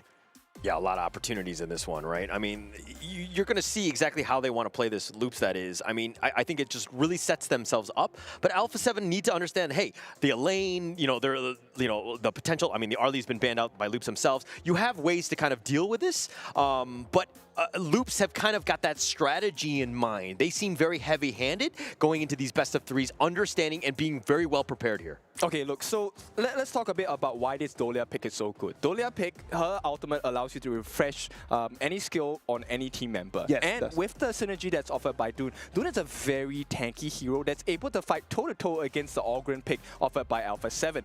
And look, the Clash lane, let's jump straight into it. Byron is one of the heroes you need to play as a Clash laner. He wins you lanes and games. Totally meta right now, that Byron picking there. It allows you not to depend on anyone else. You can survive on your own, so to speak. Yeah, once you have your passive, look, you're able to lifesteal back. You get that massive shield when you activate your ultimate as well. So Byron definitely gonna have a strong time in the lane. But Alpha 7, they pick up the Yixing. Yixing is one of my personal favorites. I have a good win rate with this hero. And he is surprise, surprise. He has good control in this game, which is why I love him so much. Yeah. Oh, come on, man. Like, we gotta go into rank after this, and then we need to see Kinto who's Yixing to see if it actually lives to that. I actually can verify his Yixing is actually pretty good. Oh, let's go. Wow. Some of the other heroes, I would definitely not have that same opinion of, but definitely his Yixing is it's top tier. Kin, carry me, mate. Carry me. I'm gonna try, but I'm very surprised because this is one of the few times that Holler has complimented me on broadcast. So this is an unfamiliar territory I'm in. Yeah, I hope you record it, and I hope you show it, constantly clip it, and just kind of play it back because it's never happening again. Okay, so let's talk about the bans. There's a reason why both Nua and Gun and Mo are the final two bans. These are very big burst artillery mages in the mid lane that's able to kill off the Yixing and Ogren really quickly. So Alpha 7, they know what cards to play. They are providing so much space and a little bit more safety for Fury and as well as Danny in that jungle and mid. Yeah, and also those two heroes, Nua, the Gun and Mo, just keeping people at arm's reach, which is kind of like not where you want to be with the Ogren. You want to be kind of dictating that pace and just being forced back. If you get damaged by those couple blades, you might have a bad time. So a very smart ban by Alpha 7 here. Okay, so let's take a look at the bans of the side of Loops. Loops is a team that will probably fight together very closely, which is why the Guan Yu is kind of banned out. Guan Yu is very adept at gathering your opponents into one singular spot, of which is beneficial for Fury. As a Yixing, when you lay down your board, you want to make it as small as possible so your cooldown reduction is really short. But you know what, Loops is not going to allow that to happen, and they ban out the DRNG as well. But Fatih, the new hero incoming into Honor of Kings, he is one of the heroes that I absolutely hate to play against. He is so strong. Oh, but why is that, man? Explain to us. Why Fatih is one of those heroes that you do not like that much, Kin? Come on. Okay, so Fatih offers you two very big markers. Number one, he actually is pretty mobile with his first skill. He has 3 stacks of the first skill. The final stack of the first skill allows you to get the stun in as well. And when he activates his ultimate, he has insane life steal. So he is a pseudo tank in that matter when there is no control. Come on, and that pseudo tank is going to be extremely important because right now Alpha 7, from the composition that I can see right now, that is what they're missing right now, man. Not everyone looks very tanky in this comp, and I'm a little bit worried that they might be too squishy. Yeah, I mean, look, if we're looking at this one, there's a lot of sustain from Alpha 7. They have a lot of healing. The Venomous Staffs, things like that are going to be super key for Loops to kind of itemize around, ensuring that they're able to kind of like slow it down because, you know, long sustaining fights are not in the favor of Loops here. Oh yeah, for sure. I mean, as an organ, you love it when the team fight goes extra long because, oh, hang on, lifesteal with my second skill. And at this point, I think control is definitely going to be the big weakness of Alpha 7, similar to game number 1, which is why Loops have picked up the Chano and the Lady Jun as well. Chano able to deal a lot of damage from afar, able to push you back with his first skill as well. But Lady Jun, this mid lane 1, being played by 1, I think is going to be the game changer once again. Wow. I hope it's going to be, man, because right now, in terms of reach, on the laning stages of the game, Chano against Garo over there at the farm lane, who's got to have like a little bit of an advantage in that patch? Once again, I believe it's a very skill-based matchup. But look, if the Garo gets caught out by the Wolves, the soul of the Wolves, it's a tough time. She does not do well in the early game. So Garo just needs to try to kind of like hold the line, trying to clear wave, and then just go back to turrets. Is that what you're saying? Yep. Look, the Didia needs to heal her up as much as possible. She needs to keep her alive. If Garo dies in the early game, she's going to be out for a long time. Yeah, could have a potential issue right here. I mean, the sustain from Alpha 7 seems pretty good, right? But like, I'm not a huge fan of Garo just overall. Obviously, you have a little bit of range and you have ways to kind of deal with it. But again, we'll have to see. Okay, the Gorge is ready. Loops is 1-0 up right now. Alpha 7 needs to come up with something. And let's go into game 2. Okay, so one thing I think that was a big marker of success for the side of Loops is the fact that they're able to drag it late game. But Alpha 7, late game, CR7, he's going to be a monster. Yeah, the Soric signal. Vento has to try to dodge the taking liberties. He flashes away. Oh, but he somehow stays alive. But he's probably going to have to leave the lane if any. No, he's going to stick around. He's going to play a little bit dangerously here. Yeah, Vento almost became a bento of food for the side of Alpha 7. But in the Clash lane, it's a pretty good sign for the side of Loops, though. Yeah, I mean, look, Loops need to do a better job in the laning phase. I think that they kind of struggled a bit against Alpha 7 in game 1. Loops kind of, you know, had to play the comeback game. That's not where you want to beat game in and game out. So this is one where they need to do a much better job. Okay, I hope you guys noticed this, but one is actually helping out in the jungle. As a mid laner, this is one of the things you can do to speed up that jungling process for your jungler. And ABH now hits level 4, Danny as well. This is something you can make use even in your ranked games. Yeah, this is going to be huge for them. I mean, look, Danny is going to get wind slashed here. They get the knock up. He's going to use the Conductor of Souls in return to Freaks, who has to actually flash away, but here come the reinforcements. Danny a little on the low side. He still up in front. The Unruly Blade keeping him alive. ABH will limp away. Loops is so lucky here that Fury is not level 4. If he had level 4 on the side of Fury, the Yixing, once he's able to lay down the board, it was instant kill. But hang on. Oh, they find Danny. He's solo, man. If he got picked off on that one, that would have been disaster. Slowing down Danny on this Ogren here. Yeah, but you can start to see both sides, they have decent control.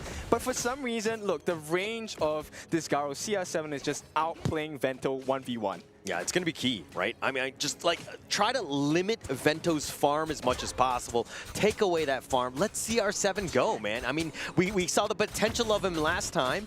He was definitely starting to hit that critical mass of items, but he just wasn't able to kind of just pick people off from afar because of the fact that like Loops was just like running away. Okay, so CR7, his marker of success is when he's able to get the Daybreaker, and that will be the turning point for them.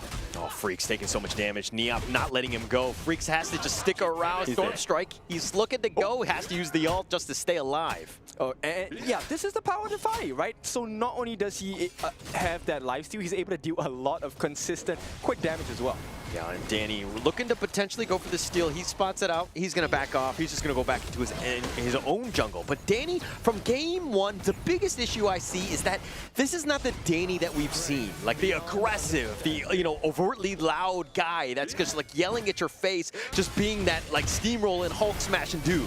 Oh, hang on. You may have spoken too soon. Freaks is going to be pressured on that top lane. And once again, Alpha 7, they're able to get a little bit more map control, right? They are winning their lane so far.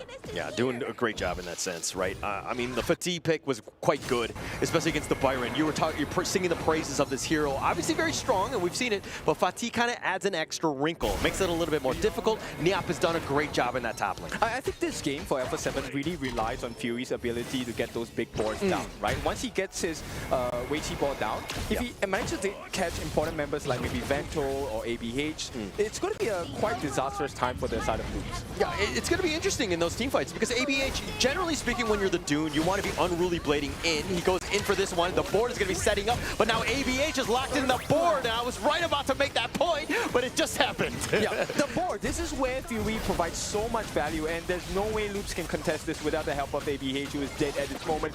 So first time of the game goes in into the hands of Alpha 7. Yeah, and look, Alpha 7 and Loops, whenever they play, generally speaking, the series goes the distance. They have so much familiarity with one another. They understand how each other play, and it looks like Alpha 7 striking first is going to be huge for them because, again, they need to make amends of Game 1. Yeah, okay, so a lot of people ask, why do professional teams go for that Tyrant first? It's because of the extra damage. You're able to get team fights well in your favor in comparison to what you're offered on that pre-10-minute mark for the Overlord. I think there's more value in having the ability to fight and get those lightning charges clear way faster as well. Yeah, there's just so much value with it, right? I mean, yeah, the Overlord will be picked up, but I feel like it's easier to like last hit. Yes, it pushes it out, and you'll probably, you know, push a little bit, but again, the Tyrant, it's all about that one, especially early. It sets the tone, and that damage buff just accelerates the farm. You get a lot of value out of it. Yeah, okay, so if you take that first 4-minute mark Overlord, it turns your minions into one singular Vanguard, right?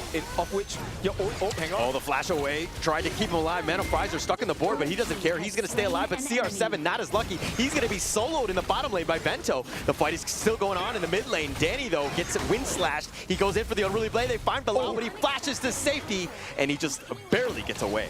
Okay, so Bilal using the flash, not too big of a detriment to the side of Alpha 7. The big one is CR7. He was silent in game number 1 for the first, 15 minutes of the game, but he has been caught out now 5 minutes into the game. Yeah, well, he's silent now because he's dead. No, that's not how it works. Okay, but CR7 is going to be back up. Again, he needs to just, when we talk about silence, we need the fact that he stays alive and we don't call his name out too much, right? Because then you know that he's got that space and he's farming. Okay, but Loops, while they have recovered a little bit, hang on, out of position. One, he's going to flash away. I mean, it's a common skill, might be key in the next big team fight. Oh yeah, for sure. It's what, 120 seconds, 90 seconds gone for the side of one. That's an escape mechanism that's not going to be used and available for the side of Loops. Let's take a look at the replay over here. This is where they actually, oh, that's how they got it. The silence gave the confidence for CR7, right, to go for that 1v1, but Veno just sidestepped it. I mean, you were talking about the fact that, you know, CR's, oh, they find ABEH, who's getting a little bit low, he's getting knocked around, he gets sear stated, and Danny finds that kill. That's a huge win for Alpha 7. Unclear if they burnt out the passive of Fury. Hang on now. Oh, Niap getting gone on. Vento started to feel it, he's got the leader stance, and the soaring signal snipes him out. What a class. He walked away with the explosion behind him. Boom, movie style. Yeah, I mean, playing it perfectly. I mean, Vento has been next level, not only in this game, this series, I mean, in the entire league. Vento has been the man, and there's a reason why Loops is one of the favorites from Brazil. Yep, and when you take a look at the gold difference, look, 4.9 thousand in the pocket of Vento, but you know what? Niap has more gold than him, and this is where the strength of the channel is. He's able to get in so much damage, even if you have the gold lead. Yeah, and I like the fact that they're kind of accelerating and just giving everyone opportunities. If Danny's not going to have a great game, somebody else will step up. Niap has been potentially that guy, but CR7, in my opinion, yes, he's just kind of only about 100 or so, 100 gold away from Vento. He's still got to really step up in this game. If I'm Alpha 7, to be honest, I'm not too worried for CR7, right? Because we know that CR7 is not going to have an immense start in the early game, so this is still acceptable. But late game, you will start to see CR7 melt people like freaks because she deals an extra 50% damage to people with shields. Yeah, I mean, just a lot of damage, right? And it's going to be key for this, especially since Loops has so many different heroes that can get those shields and readily available. But Loops doing a good job of just, again, sticking around. This 10-minute mark is about upon us, but Danny gets caught out. He's going to get knocked around. The Conductor Soul's not going to keep him alive, and Danny out of position, and Loops made him pay. Oh, this is not looking good for Alpha 7 at all. And for the first time, we talked about it, the T1 in game number 1, nobody really took it. Not right now. Loops is putting a lot of pressure on the T1. They reward themselves with the Tyrant as well. Extra damage galore. Oh man, and Loops are fighting back, finding ways to get back in. Alpha 7, I mean, Danny, man, it hasn't been the same Danny of old.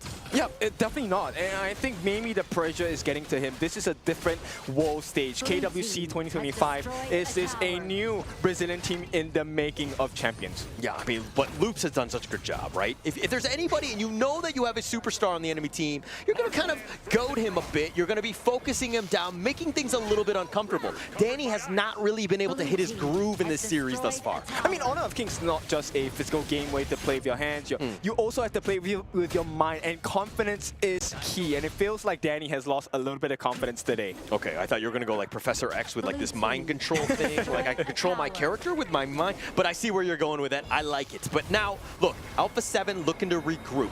The net worth lead has completely dwindled. It's 50-50 at this stage, but if they lose this Azor Golem, it's gonna be bad for Alpha 7. They need to prioritize it. It looks like they want to go for it. They get this push back. They have the board. Danny's being very aggressive, goes over the wall, goes for the Conductor of Souls. Here's gonna be the passive. It's gonna keep him alive. He flashes away, but they're looking to turn. They got the wind slash. They find Danny, and they get the kill in Vento with just too much. Nyap not looking to go for this one, but Freaks gets picked off. CR7, like a sniper rifle, gets him down, but Vento with the double on and Nyap. It's going to be a 2 for 3, and Vento down. I think Alpha 7 coming out the victors in that team fight. CR7, this is where he has been all the time. A triple kill for this boy. And look, we talked about that matchup, the BP, why it's so important. Garo destroys heroes like Byron, like the Doom, because they have shields, and the fact that he got his hands on Vento as well, a big win. Yeah, absolutely big win here. I mean, that's going to be the last turn before the next variation of the 10-minute mark. I mean, it's going to be key for this one. But let's check out the replay and see exactly what happened. Okay, so there was a lot of control coming in from Fix. He actually saved his backline, but the fact that CR7 was undisturbed in this particular point was the reason why they won the fight so hard, because there's so much space available for him to stand and shoot. No pressure coming in from loops. Yeah, no pressure at that one. But with one down, Alpha 7 finding ways to just pick off one, that's going to add a little bit of pressure on every single kill matters at this point. I mean, it's 6-5 at the 10-minute mark. How close is this game? No longer close, so let's be honest about it. CR7 has hit that power spike, and if this game continues in the way that it has for the past 1.5 minutes, Alpha 7 should have this game. Yeah, I mean, look, they're going to start put pressure in. The bottom T1 has already been taken out. Now they're looking to kind of put pressure on the mid T2. Alpha 7 in the driver's seat. Yeah, there's very little ways, unless they can find a way to get onto CR7 again. And you know what? It's going to be very difficult, because right now, Fury, he's still alive. I'm pretty sure he already has his passive. For those of you that are unclear, Fury's passive allows him to tank one last hit without dying. Yeah, that maintaining initiative, he's used it very well, just staying alive. Just that split second is all you need to stay alive, and it's been tough for Loops to potentially kill Fury, who's been great with that. The positioning has been on point. CR7 has done a good job aside from that early death, and he's really bounced back in this game. Yep, and you know what? To make matters worse, CR7 has taken the Crimson Golem, so he has true damage, burning damage available right now in the hands of this Garo. Yeah, he's got a lot of opportunities. I mean, it's going to be tough to find. I mean, look, ABH need to be aggressive. They need to figure out ways to get back in. Again, Loops has not, this is not unfamiliar territory. They understand how to come back, but Alpha 7's lineup, in my opinion, are a little bit better off than they were from game 1. Yeah, but this one is a hard fight for them. This Overlord, Shadow Overlord, mind you, is going to be in the hands of Alpha 7. Yeah, it looks like ABH is going to take some damage. They make a beeline for him. They set the board up. They try to lock him down. They're going to do some damage onto ABH. But Danny, with that blunder, he turns it around, gets the execute, make it a double. He's continuing on. He finds Mono Frizer, who's on the run, who gets sniped out. CR7 is back at, baby. Yep, you cannot fight them when they hit their stride. And Alpha 7, this is what we want. A-star performance. Only Vento left. What can he do? Absolutely nothing. I mean, look, all 5 members of Alpha 7 are here. They're looking to close this game out. All 5 members, so tough for Vento to make any sort of stance. He tries to go get it, makes his pay, and they end up getting the kill, and Alpha 7 are back in the series. Yeah, right back at it, and this is an ace as well. A full team wipe coming from the side of Alpha 7, and the confidence we were asking for, it's back here, baby. I mean, look, CR7 really stepped up when they needed to, right? The fact that they were just like one little bit more damage, just CR7 just finding those plays, the silences, and this is the Alpha 7 that we know, and they've really bounced back in this game too. Yeah, I mean, at this point, I think it's a great performance from Alpha 7, but let's talk to our host. What do you think? Smooth. It was amazing. It was an amazing second game. Exactly what we were looking for, man. We didn't want this to finish in a 2-0, and then right now it's a 1-1, taking us all the way to 3 games, man, and we want more. We want more of this that you can see on your screens. Yeah, a lot of back and forth from both teams, right? It was a pretty balanced start. I mean, it was advantage to the side of Loops because they were playing with the range. But the fact that they could not silence Fury, the balls that were coming in from Fury was so dominant. They were so dominant. I mean, look, Loops, their lineup is to just jump on top of you. That board just kind of mitigates all of that. And the fact that they were able to turn this around, and again, when Loops is on the run, they really don't have a chance. Evento just trying to stay alive, but CR7, that range advantage from downtown, just sniping them out, so good. Okay, so that skill coming out from CR7, that one long red line, is actually a silence arrow coming out from CR7. So not only are you dealing with being silenced, you can't use your skills, you also have the lockdown from Fury and Valau who are able to get onto you, lock you in place. And this is where Nyap shines, right? As a Fadi, yes, mobility, he is quite mobile, but he needs a little bit of time. And once he gets his hands on you, look at the amount of slashes that he comes in with. How do you deal with that? Yeah, it was really tough. I mean, look, this lineup, the Fatih, Nyap really stepping up. You saw the Ogryn, Danny, just like really next level. This is that 1-2 combination that they've had, and they've just been so aggressive. What a great game by Alpha 7. It was an amazing game, man. It was really good because we got to see the Alpha 7 turning things around, really learning from their mistakes and being a little bit more decisive. In the moments when they needed to take the battles, in the moments that they wanted to really just take the battle and just deal damage, they were able to do that. There was this critical fight right at the 10 minutes mark where Loops uses all of their abilities just to take Danny down, but they forgot about CR7, man.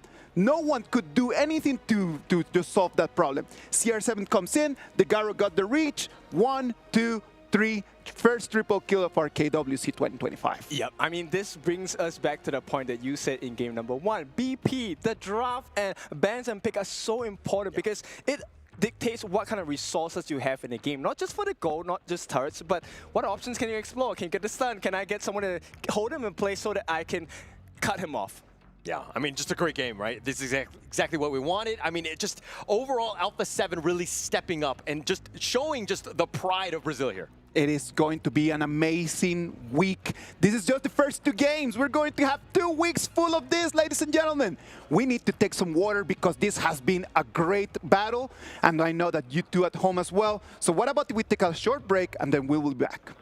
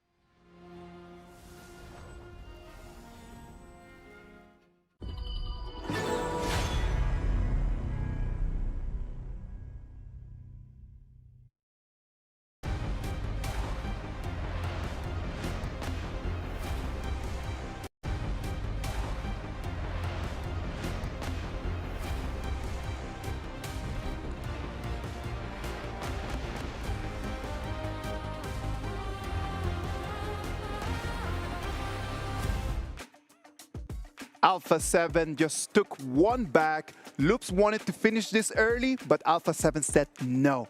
1-1 in our best of 3 is going to be our game 1 of the KWC 2025.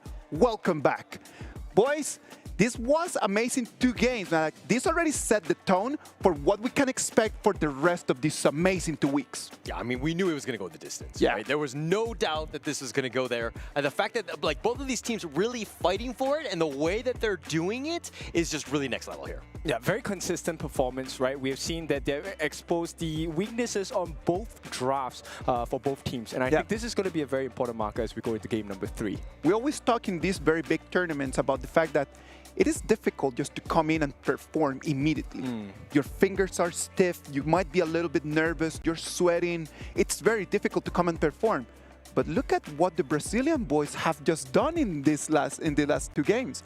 It's been amazing. Like both teams from the Chalk BR are doing amazing performances that at the end of the day, in the next game, there's going to be only one of them that is going to move to the upper bracket and the other one is going to move to the lower bracket. I mean, this has got to be a little disappointing more for the Alpha 7 side because of that game 1. I don't mean to harsh on the on the past, go ahead. But it's a situation where they had an opportunity to win that one out. And the way that they did it in game 2 and like, you know, ending the series would have been a huge morale boost. But again, we're always talking about the fact that you either win or you learn. They definitely learned from that one and they bounced back in game 2, which is going to be key. But game 3 is where everything is at stake.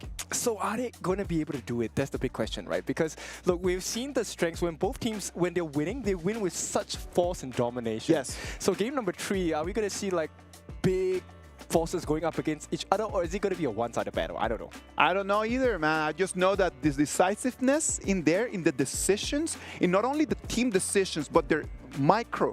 When you decide to go on a battle, are you really just jumping in there to win, or just kind of like just hesitating when you make your first step? I always talk to people about things in HOK. You need to be decisive. When you make a decision, stick to that decision. Of course, those decisions, they need to be premeditated. You cannot just go around and just, I'm going to go with the flow. Nah, there's no flowing here to go when you're playing at the top level of HOK. Yeah. Yeah, nothing else. Intentions need to be clear and the whole team needs to be aligned. And this is something that I think I'm very proud of for both teams, right? For in a long time, we've seen them grow, and now every decision that they make is a team decision. Right or wrong, they do it together. Yeah, I mean, that's the biggest surprise, right? By the fact that Alpha 7 Esports, we had some question marks about CR7. Was Bobby able to kind of really pick up the pace? Are they able to kind of compete and be that farm laner that you need to really carry them in the game? And it looks like he's proven that he can in that game too. Come on, man. It's going to be game 3 right now. The boys are getting ready. This is going to be do or die. Nobody wants to go to that lower bracket. Of that, I'm completely sure. Everybody wants just to take that first dub, because if you take 2 in a row, that's it. King's Group, man. That's it. You made it through. Exactly. But if you lose this one, then you're fighting for your life just to clinch the one little chance for the rest of the week. And this is something that we talked about, the momentum of the teams, right? And I know, Holler, you like the teams that kind of win the previous game. You feel like they have a strong momentum. They'll come in and, you know, swing everything into their favor. Yeah, but normally that's what the thought process is. But I think going up with these 2, where we see that Loops has been able to just bounce back, this is definitely a more resilient team than the norm, right? They are able to bounce back. I think that they're very mentally strong, and they will compete in this one, right? Normally, I do go with that one. I think they do have a favorite. But Alpha 7, I mean, they already won 2 games potentially, you know, going into this 3rd one. Are they strong enough and have the stamina to really compete with Loops and going in a barn burner again? So Loops are going to win. I know that's what your predictions say, but I've seen that your predictions are generally wrong, my friends. Ken, I just love it, man. I just love it that you're just going to keep going at it until you're wrong, until you're wrong. Like, come on, just go on with it. Come on. Alpha 7 Esports against Loops. Alpha 7 is going to be on the blue, and that first pick, already a pretty strong one. That Loom, how do you counter that? I mean, you're going to see next level CR7 on this, right? I think that, you know, we saw in game 1 just how powerful it was with Vento, but CR7 more than up to the task. You have a lot of potential, plus it doesn't show your hand in terms of this draft. Yeah, and I think it leaves you with a couple of options. You need tanky farm laners, which most of the time is either Hoi or Gen.G. You build a tank build, right? And I think it limits the options that Loops have. But I like the first two picks that they have. These are pretty strong picks as well, the Fatih and the Yuhuan. Yuhuan we have not seen too many times in the Pro Leagues, but coming into KWC, welcome back. I believe this Yuhuan should be a roam Yuhuan, right? For those of you that are unfamiliar, her ultimate allows her to be invulnerable, but not only that, she can actually heal the team as well. Exactly. It's a very mobile player. It's a very mobile hero that we have right over here. It can be a support. At the same time, it could be in mid. It could be in jungle. It's through the metas, like we've seen so many different kinds of Yuhuan. Yeah, look. The best part about this pick is that it's very flexible in terms of what you can do. It doesn't show your hand. You have a lot of opportunities to go where you want to go, but Loops going with a Fatih and a Gudo, really locking down the top part of the map. I think that Loops right now are looking to go heavy-handed. Agudo has been very, very strong, even strong in the other the leagues, especially like the MKL. And this is a silent burst combination coming in from the side of Loops, right? Agudo, you might think, yeah, tank Agudo, not so painful. And suddenly she shows up, throws the furball, you bam, you're stunned. And you have Fatih, the stuns coming in from Yuhuan, you have the burst potential from the Fatih as well. And Agudo, once she puts you in that wild growth AoE, she actually gets an increase in attack speed, able to throw out lightning charges with her strikes as well, and mini stuns. So I think Loops, that's a pretty decent start for them. Yeah, it's a really strong one. I think that you were talking about you were singing the praises of the Fatih. It has a lot of potential. That sustain it was unreal by Niap, right? He was able to constantly fight, and that's what you want to do for Fatih. All right, so right now we are coming to the second round of bans. Global ban pick, lads. This is a tough thing that we have to talk about so people at home really understand why the picking right now is taking a longer time. Yeah, because your options are lessened, right? For every single hero pick that you take, you can't play that same hero again in the next match. If you play a series, that's your only limited option, which is also why Loops have banned out the Dune as well as the Hano, because Organ is no longer available for picking on the side of Alpha 7. Yeah, I mean, that's the biggest thing, right? Like, you have to have really deep hero pools. Obviously, this is just a best of 3, so it tends to be, you know, I think you're going to be fine finding the hero that you're really comfortable with, but it's a true test when it comes later down the road when it's a best of 5 or a best of 7, because a lot of heroes get locked off. Yeah, I mean, you need to have proficiency with a lot of different heroes, and we're gonna have our new Flowborn hero gonna be picked into the farm lane for the side of Loops. This one, look, I like the farm lane Flowborn, but I feel like he's a little bit squishy. Is this the best decision here? I mean, you were talking about the fact that the tank one is a little bit better here, but like, look, what is the deal? Why is there multiple heroes with the same name but just different roles? Because we are multifaceted people, similar in HOK. You can play many different heroes in many different lanes.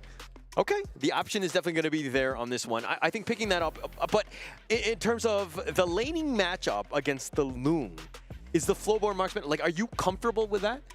To be honest, I think it's okay because Flowborn Marksman version actually outranges Lung, and in order for the Lung to step in, you are putting yourself at risk of getting caught out by the other members of Loops as well. And the fact that this Yuhuan is probably going into that roam position means that her second skill, that Mournful Tempo, is going to be able to stun up this Lung. And Lung does not do well if you are able to stun him when he's low health, which means he can't take to the skies. He's going to die. Yeah, I mean, look, but getting that stun off, not the easiest of things to do. I think that you kind of, like, keep him from at arm's reach, understand that he can kind of get that jump in that we've seen Lungs time and time go in with. But Loops picking up the Nua, just finalizing their draft. Like, look, I think that this is a win more hero, but your thoughts, Kin? I think it's not going to be a good time for the side of CR7. Everything is against him, right? They're going to try and force him to use that infinite vastness. Once he becomes a dragon, takes to the sky, the Nua's going to have a splendid time. Wait, where are you landing? I'm going to welcome you right over there. Yeah, I'm going to welcome you and take you down with the burst damage, right? This is going to be really difficult, and both mid laners are going to be they're going to have very long reach, and they might be able just to box people into the fights. We're coming into the Gorge. It's going to be game 3 of our series between Alpha 7 and Loops. The winner of this is going to move forward with their dreams untouched, and the loser of this might have to be pushed one step closer to the abysm. Let's go. Yeah, it's going to be super scary, right? I just, like, losing that game, that first series would be heartbreaking, right? Especially since you're doing it against your own countrymen, so to speak. This is a situation where you really want to be the top dog. Like, but Emergence looking to go in. One, going very aggressive, knocks him back with the creation block, but CR7 just limps away.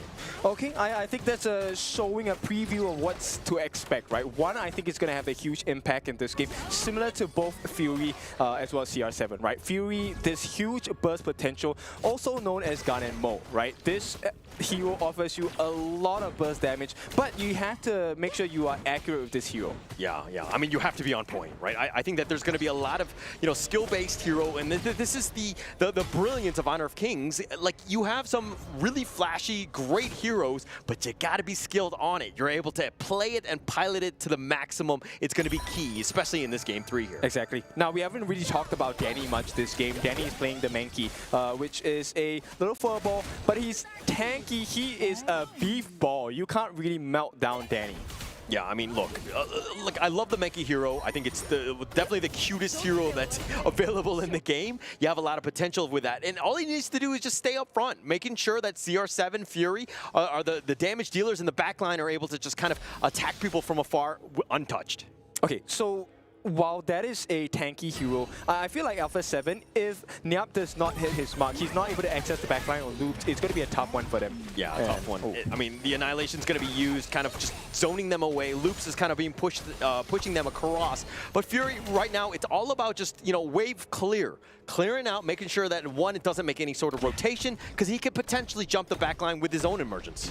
Look, this game, both teams are taking a huge risk, because both Fury on the Gun and Mo, as well as one on the Nuwa, they need farm. So they can't really share too much gold in between the different roles in this game. So a huge gold advantage is going to benefit one of these teams really well.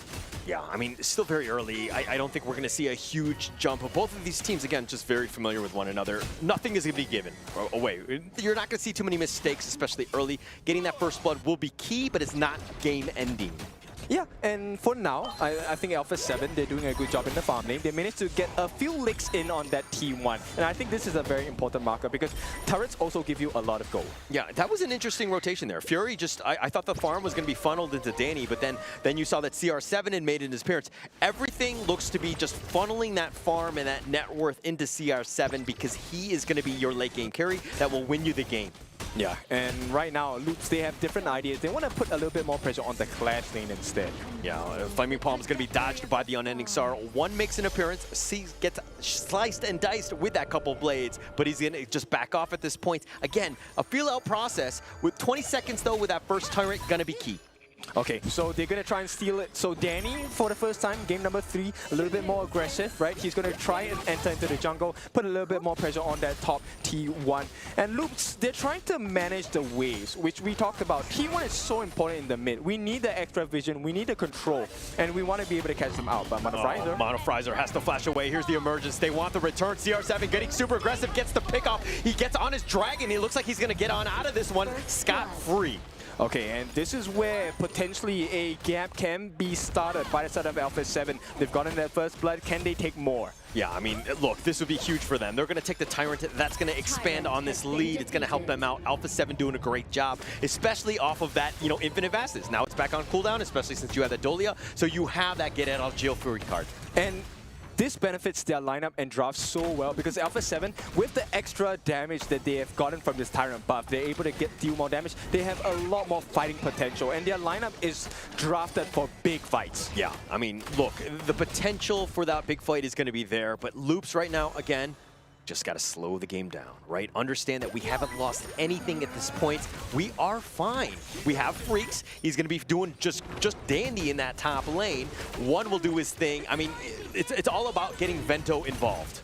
Yeah, but they just have to be really careful. They need eyes on Fury as well as CR7 because if you allow that double ultimate coming out from Fury, you are not going to survive. Yeah, look, the potential. I mean, that craziness could be there. And I love the fact that this Valau Dolia pick, the value could be there. They've got the Dream Roam, the flash away by Vento, and now here comes the return. The Furball not going to connect on the Fury, and Danny's still up in front. ABA just kind of, they're going to pick each other off from afar, but at the end of the day, I think that they're both very tanky. They should be fine. Okay, I love this, right? They're trying to force out all the common spells from both sides. Yeah. I mean, you want to force it out. I mean, nobody's really picked up too much at this point, but Alpha 7 being aggressive, looking to invade, taking what is not really theirs. Yep, this is the Azure fight here, and it could be big.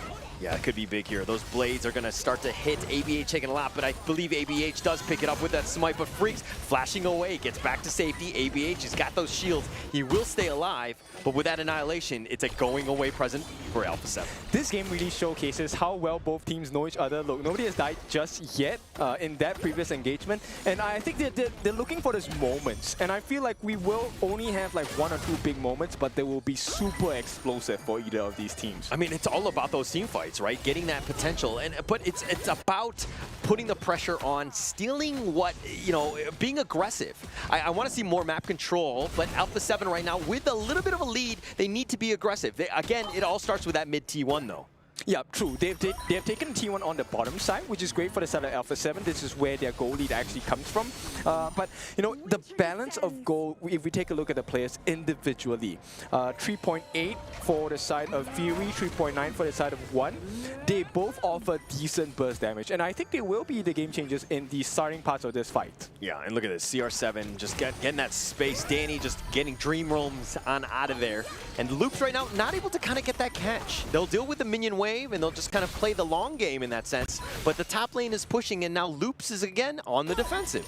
Okay, but they are poking calm, right? So they don't mind throwing a couple of hits every now and then. As long as they don't get caught out in a melee range by the side of Alpha 7, they're good. Looks like Freaks is going to eat a Flaming Palm. The Infinite Vastness on out of this one, and he will stay alive. But Alpha 7, they just get on out of there. They don't, I think they're going to not contest on this Azure Golem, and Loops not able to get any sort of catch. Yeah, they keep trying for this, right? Which is once the Azure buff is up, they keep trying to go and force a fight. But it's not working out for Alpha 7. I feel like they might be punished for this. Yeah, look, nothing is really happening at this stage. I mean, the fact that like Alpha 7 are disengaging at the right moments, every time Loops tries to potentially start team fights, Alpha 7 are like, actually, we don't want to do this. They're feigning pressure in lanes. Okay, but there is one bleeding possibly for the side of Loops. They're not really handling the waves that well. Look, there is a T1 taken down from the top as well, and I think this might hurt them closer towards the 10-minute mark. There is a lot of vision lost. Yeah, it's almost like been a perfect game for Alpha 7, right? Not really taking too much pressure, and ABH with that wild growth can put it on at a moment's notice, right? But Alpha 7, again, with Fury, that wave clear is just really on point. Okay, and Fury has now gotten his hands on a Savant's Wrath, one of the strongest magical items in the game. So there is big burst potential coming out from Fury. Look at Tyrant picked up here, and look, Niap was potentially going to teleport in if they needed to, but he's going to stay in that top lane and continue to split push. Freaks. And looks like they've got the pick off. Here's the emergence, and right on top of this, the Infinite Vastness, and he might have gone a little too early in that sense, because I don't think one really could have dealt with both of them, but with the reinforcements on their way, it looks like it was the right call. Okay, so Alpha 7, decent lead so far. It's a 2,000 goal lead. At the same time, Niap has been left untouched this entire game. Look at every movement he makes. T2 under pressure now. Oh, he's going to go for the tri-slash play. He tried to get the burst onto Vento. The Annihilation had been expended as well. They find the Furball, and they want to make him pay, but this is just space created. Look at the bottom T2 taken down. CR7 just mowing him down. Oh, this is Mindworks telepathy for the side of Alpha 7. And once again, CR7. Yeah, I mean, CR7, no real risk. You had the Vilao, Celestial Melody on top of that. They had that Dragon. He gets on out of there. He's safe, right? CR7 playing it perfectly. Yeah, Alpha 7, I like the understanding of this game. Look, they keep trying to force Loops to fight. Loops says no. And so they say, okay, you know what? We wouldn't do the double auto-mana for Fury. We'll just do it for CR7. He's going to pressure turrets. Yeah, and look at this. The fact that Loops are like, okay, we need to change things up. We need to go for the steal ourselves. But here's the Dream Realm. Tries to find ABH. He's going to just sidestep most of this. Danny's still up in front with that mass. Niap getting a little bit low. Needs to be careful. They want to run. And Niap just barely able to get picked off. One finds him out. Gets that major kill. Yeah, Vento down is a big loss for the side of Loops. Not only does he lose that gold lead or that gold efficiency, it is a big win for the side of Alpha 7 because now the map is pretty much open. Yeah, look, it's a 1-for-1, but the damage that you really need from Vento is going to be a problem. And Danny finds one, not letting him go. One gets picked off, and Danny gobbles him up. Yeah, and this is a short but explosive growth from the side of Alpha 7. T1 in the mid under pressure. Yeah, they're going to take this down. Loops, all they can do is watch. They have not been able to respond in kind. They haven't taken a single tower. 10-minute mark, Shadow Tyrant underway for Alpha 7. Okay, and this is the 10-minute mark Shadow versions here. Shadow Tyrant will be calmly, safely in the hands on the side of Alpha 7. Easily, easy. This is how you want to control the map. You're in the driver's seat. This is the way you play things out. You take what's yours, right? And now you can be aggressive. Loops have not been able to find a way to chip into this armor. That is the Alpha 7 offense. Okay, so the basic version of it, you get that extra damage and lightning charges as well. But the 10-minute mark, the enhanced version, gives you even more. So right now, Alpha 7, if a fight were to break out, they will gladly oblige every single time. Yeah, and look at the fact that Danny right now, with the most damage taken, 48,000, living up to his name of just being that tank jungler, that frontliner that you really, really need. Loops has just done a lot of damage to him, but they haven't been able to pick him off. And, I mean, look, just doing a great job in that regard. Okay, so right now, a lot of three-prong pressure coming in from Alpha 7. Same question persists as game number 1. You have a good lead. Can you hang on to it? Can you press them down and keep them there? Yeah, and Alpha 7 should just really not leave the enemy jungle. They should just stay up in front, poke and prod, take things away, and CR7 gets the pick off. We talked about this Lung being that potential way of just getting in and then infinite vastness on out of this, and he's made him pay, gets that pick off. Really well played by CR7, and it looks like that Crimson Golem picked up by Vento there. Yep, okay, it's a consolation prize. Yes, it goes in a Vento, but he's not able to do too much damage. Hang on, Danny. Danny, he gets walked down upon. Vento finds the pick off, and that is one way to deal with a tank, just multiple arrows in the back. All right, Vento just wants to prove me wrong, but at this point, 4,000 gold ahead. Alpha 7, a convincing lead so far. Yeah, convincing lead, but, you know, Loops finding ways. That was a huge win. This is a window of opportunity. One is back up if they want to go for this. Vento is starting to do some serious damage. The infinite vast is keeping him alive, and Vento, like a machine gun, is starting to do some serious damage. Yep, and adding on with that, oh, that was so close. CR7, my heart was pumping in that one. Yeah, just barely dodged it. Couldn't hit him with a throot from afar. Okay, so looks like all of that thing, all of the advantage, now is swinging back to the favor of Loops. Yes, they haven't gotten that gold gap cut down just yet, but Shadow Overlord. Yeah, but look, they're being aggressive. This is going to turn into towers, which is going to be hard-earned gold, right? Things will shift, especially since they haven't taken the outer turrets yet. This could be a potential opportunity for Loops to get back in this game. Yep, we want to believe, the Loops fans want to believe they can come back from this. Alpha 7, they do not want history to repeat itself. Yeah, I mean, look, if you're Alpha 7, you got to be a little worried, right? Like, you're giving opportunities to get back in. It seems like they're playing a little bit of a losing game as they're kind of playing timid. They're staying on their side of the river. They don't want to be too aggressive. I mean, now it looks like they're going to be going for this Crimson, and that would be a great steal, but look at how Loops have kind of wrapped around. Yep, and they summoned that Shadow Overlord on the top side as well. That's one wave of minions gone, which means Loops now has access to the bottom side of the map, and whoever is going to show up might be taken out instantly. Yeah, but look, top T2 taken out. Loops are just looking to take the bottom T2 now. The Vanguards will push to make things a little bit more difficult for Alpha 7 to continue on with this assault. Vento, very low, but he gets on out. Up the call, they're rotating in. Oh, look at this. They're going to run into Freaks. He's going to be the first one. Spots it out. It looks like it's going to be an ambush. Tries to go for the furball play. The Flaming Palm onto ABH, who's at half-life. Bilal is actually running on the wrong side. CR7, he's probably going to get out, but they find one. Vento now getting focused in. Gets Flaming Palm to the face. CR7 finds him. Goes with the infinite fastness. He's going to be aggressive. CR7 not scared because he has that Celestial Melody. Yeah, this is a big moment for the side of Alpha 7. They take the T3 at the bottom. That's an open gaping wound on the bottom side. And Loops, yes, the hope is there, but it's going to be even tougher right now. Yeah, but with no minions, that's going to stymie the assault at this point. But Alpha 7 found what they wanted. Of course, getting that pick off, the bottom T3 going down. This is a huge opportunity for Alpha 7 to close it out as they go for another Shadow Tyrant here. Yep, now with the extra damage as well, this is a big moment. They will be looking for big team fights. They have the numbers advantage as well for about 4 seconds, but nonetheless, with the extra buffs, the Tyrant buff, they should be able to end the game. Loops have to be really careful where they're walking. Yeah, need to be careful, and this is something that's very different from game 1. You see how aggressive and how far forward Alpha 7 are, putting pressure on. Loops right now are literally fighting for scraps. They don't have much. Danny taking a lot. CR7 potentially with a jump in, gets the Flaming Palm on the Monofrizer. They're going to be backing off. The Annihilation will connect on the 2. They have no answers for CR7 at all. This guy, he is just coming in, getting the flaming palms, that triple red streak hit. That is what is killing everyone on the side of Loops. But, like, how do you lock him down? I mean, it's one thing to have one infinite vastness. Yeah, it might be in cooldown, but then you have the Celestial Melody, so you have a secondary one. He's been almost so elusive, so difficult to just lock down, and Loops don't really have an answer for him.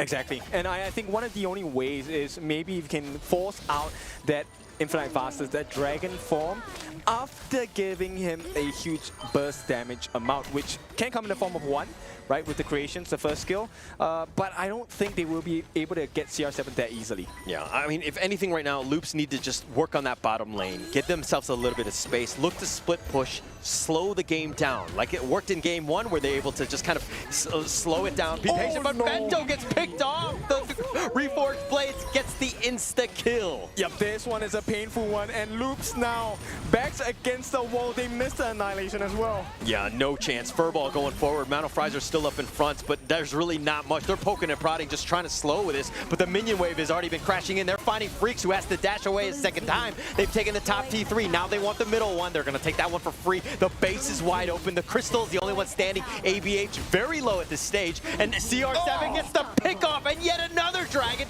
keeping him alive. He's going to be very on the outskirts of this one. Gets Mount of Fries, and it looks like Alpha 7 have taken this, and they win game 3. What a way to win this one. CR7, we talked about the synergy issues. This Lung was just all over the place, and that's a good thing. I mean, look at this one. Look at the fact that we had some questions. CR7 was able to kind of compete, was able to get in. They have the Cristiano Ronaldo handshake and the shoe.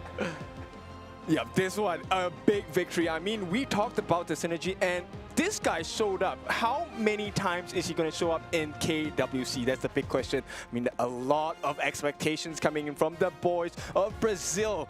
And Chalk BR, they have impressed us with series number 1. Yeah, look, if you have a lead, it's much easier to play from. Right? And being able to do that in literally 3 games in a row, Alpha 7 understanding that, hey, we are far superior. It's much easier to play with that. We're able to close it out. Finally, they were able to do it in games 2 and 3. That was tough to watch if you were a Loops fan.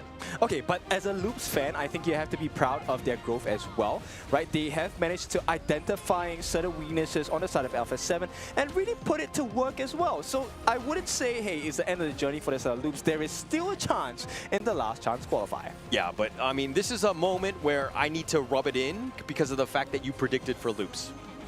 We said we wouldn't do this kind of... I'm just kidding.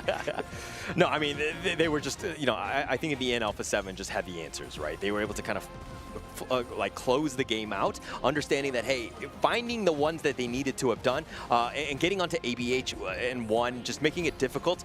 You see the potential of this Flowborn on the Vento, but it really, in the end, when it gets jumped on, it's just struggles and just too much CR7 at the end. This is why abandon pick is so important, right? Because they actually provided so much space on the side of Alpha 7 that they were able to provide space for CR7, Fury to just get those hits in.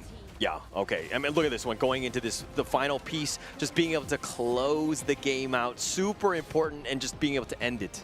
Yep, this was a big moment for the side of Alpha 7, and we know it, Danny, stock standard. This is the Danny reaction we want to see, and of course, Alpha 7. I mean, to win it in this fashion, where things weren't so clean, they didn't know if this game was going to be something that was possible in this best-of-3 series. Yeah, I love it. I love it. Just seeing the rise and just seeing the expressions and just how, you know, passionate they are about this game, and the fact that they're actually finding their groove and just gelling well together with a player that's kind of hasn't been there for very long. Yeah, I want to see more wins. I want the Soo coming in from all of the players as well. And this will be a big win and maybe history in the making, because we have seen the growth of Alpha 7, and I think there is even higher growth to achieve for Alpha 7 as well. Yeah, look, I don't want to diminish what Loops have done. I think that they're a great team. They have a lot of potential. They're still not out of the KWC. Yep. It is a little heartbreaking being on the losing end of a 2-1 series, but they still have the potential of bouncing back in this group. Yeah, last chance, right? We talked about it. We're looking for the top 2 from each group. And for now, Alpha 7 have made a name for themselves. They put one step forward with this 2-1 win over Loops. But I think it means a little bit more because, you know, their grand finals in Chao PR. Now, this is revenge and this is sweet. Yeah, oh yeah, it's got to feel great, right? I mean, like months from when it happened and then having that opportunity, you see the matchup, it's got to be a little bit crazy and to have that opportunity to bounce back here. Okay, but of course, with that, we want to hear the thoughts of the players as well. Let's throw it over to Mara, who's going to be interviewing one of the players. From the winning team, here we are from Alpha 7. Danny, congratulations. I saw you over there screaming and jumping and shouting. Now you have a smiling face. How is it like for you now to go to the upper bracket finals? So I'm really happy because this series for me is like a revenge because when we were playing the grand finals in Brazil, we were like a great advantage against them, like 3-1, and then we lost the series and I was really bad thing after that series. So now I can have like my revenge against them and principally with Bobby, like CR7 actually. So I'm really happy after this series and with this feeling, you know, I'm really, really happy because I was waiting for this moment for like many months, I can say. And it's worthwhile, that redemption, that feeling. Your very first series in KWC, you got to compete against your countrymen, but now they go down the lower bracket. And how is that like? Another team carrying the Brazilian flag, you defeated, but they still have a chance, but now they have a lower chance to make it forward. So yeah, about like the flag, for me, like I need to defend my flag about Brazil because I was like in every championship like representing Brazil, so I need to like defending my flag. And yeah, I'm really happy for play like against the Indonesians team now. I think like we can beat them. Like they are good, but I think we can beat them and go for 2 playoffs.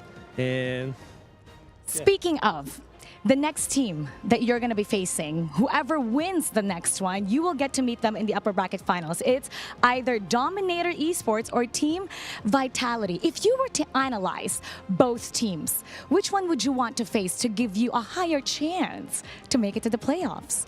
This one is a hard question for me because I like they both team. I have like some friends there. For example, Tayax and like Zankyu, I respect them so much. And yeah. You have to choose. For me, like, it will be a really good series today. I mean, both teams. But I think I prefer to play against Vitality. And why is that? I think just because, in my opinion, the best player in Vitality is Zankyu, is the jungler. So I think I can play against them. And I can play against him, actually. And yeah, about the team, I think our team is better. And principally our ADC, for me, is really, really insane. So I'm confident for like both teams, but if I can choose Vitality. And for sure, they're watching out for you as well, seeing you aiming for that upper bracket finals. Congratulations once again, Danny. Job well done. And now we're going to analyze that for you, so we're going to head back to our casters. Lead the Gorge. Thank you very much, Mara. That was amazing. Really nice to see that Danny right now is really looking forward to the next game. Alpha 7 take the victory 2-1 on top of Loops. They're going to move into the upper bracket. Sadly for Loops, they're going to have to fight for their lives starting from right now. Boys, it was such an amazing game. From Danny, we can already see that he wants to play Vitality. Would you guys have made the same choice? I would. Yeah? I would. I mean, just because you're looking at the data and the way that Dominator Esports played in the IKL, they were undefeated in the regular season. This is a very strong team, and they 3-1 to Team Vitality in the upper bracket finals. They have a lot of familiarity, but Dominator Esports, I think, are a step up. Yeah, what he said. No, I'm kidding. So I think, yes, I think in terms of jungling, I think Danny can kind of one-up Zankyu on his good day, right? But we also have to pay respects to Vitality. I think they are a very strong team. They have very good synergy as well. But with the addition of CR7, his performance today, I think really impressive. And I think that might be the tipping edge against Vitality if they do meet. Of course, besides A7, we need to be thinking about Loops as well, right? Like Loops right now is going to move to the lower bracket. Changes need to be made. That coaches are going to have to think about new strategies because the strats that came in today against Alpha 7, in the 3 different games that we saw, Alpha 7 always had the upper hand. Yeah. Loops were able in the first game just to turn things around, but it never looked like they had control of the game. What is happening? What needs to change? What do you think the coaches are going to be talking to the players? I'm going to say that, to Loop's point of just improving, they need to look at the first 5 to 10 minutes and just making more moves. They need to be more aggressive. Right now, it's been very predictable and very reactive to Alpha 7, and they didn't have a great series. You got to be aggressive. Yeah, I think they gave CR7 too much room in that last game, right? You can't allow a Lung to come in, get the free hits, get out. You need to force the Lung to use his ultimate a little bit earlier and for as little value as possible. He got maximum value before he took it to the skies. And I think that was one of the winning points, which is why I'm super impressed with CR7. Well, you guys talked about the Flowborn against Lung pair right over there. I like that matchup that ended up being one of the decisive points to turn things around for Alpha 7. What do you think? I mean, I think that once the Lung pick was there, it like doesn't really matter because I feel like, Lung is just a really strong farm laner, right? It's hard to kind of go 1-for-1. But you're looking at the rest of the team to kind of supplement. Like, if you had like a Liang with that control, what are you going to do? How are you going to drag it out of that, right? They're going to burst you down. Like, they have that opportunity. It comes more to the draft more than anything else. Exactly. You could take a look at the range of play, right? On Vento for the Flowborn, he actually had longer range in comparison to what they had on the Lung. But that gap was constantly close. He was allowed to just step into full range and get the damage in. It would have been really nice just to be able just to predict that this was going to be the way that the Game 3 was going to go, right? Because that, as just Holler just mentioned, just keeping that Liang, keeping that Princess Frost from Game 1 and moving them to Game 3 when they were facing Lung would have been a better decision. But well, things cannot be predicted, and Game 1 is done, and we're going to move into our match number 2. It's going to be DMT against Team Vitality. Dominator Esports on one side, Team Vitality on the other. History has been made in between those two teams. What can we say about that? Yeah, look, this is a bit of a grudge match. I mean, they're both, again, in Indonesia, so it's kind of very similar to the first match going into this one. I think that Team Vitality have leveled up with that time. They had a lot of opportunity to kind of meditate and to figure out what they were doing wrong. I think that this is going to be a step up from what we've seen in terms of the IKL. Exactly. This matchup is very tough, right? I think there is a lot of strength for both teams, but I want to know what you think. Is there any guesses from you? Okay, I'm gonna give my guess, and my guess is that I'm gonna tell you right after the break. I'm not gonna tell you right now, I'm just gonna keep it to myself. After the break, we can come back and talk more about this second matchup between DMT and Team Vitality.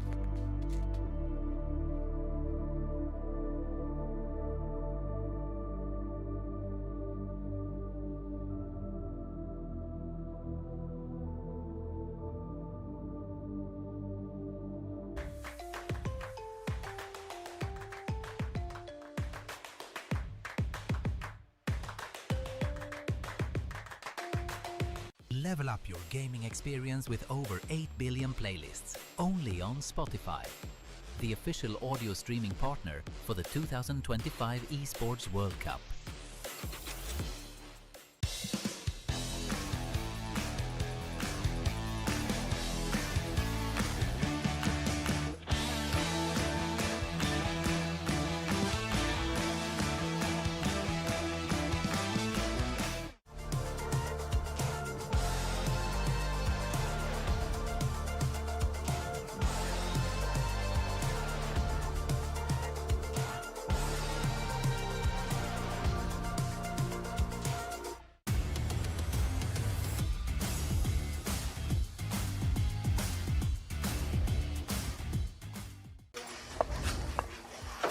Come on, let's go. Rush mid now. Come on. Jungle combat. Rotate butt to low HP. Victory!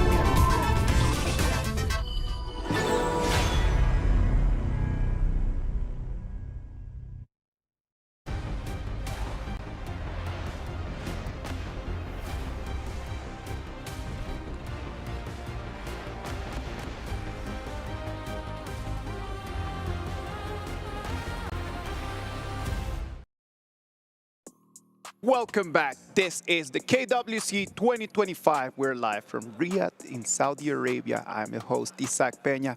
Game 1, we had Alpha 7 and Loops. Alpha 7 taking a 2-1 victory, moving to the upper bracket and sending Loops to the lower bracket. Their rivals for the next round is going to come from the winners and losers of this match between DMT and Team Vitality. Boys, Holler, Kindofu, talk to us. Yeah, look, this is a grudge match, right? You're talking about the IKL number 2 seed versus the number 3 seed.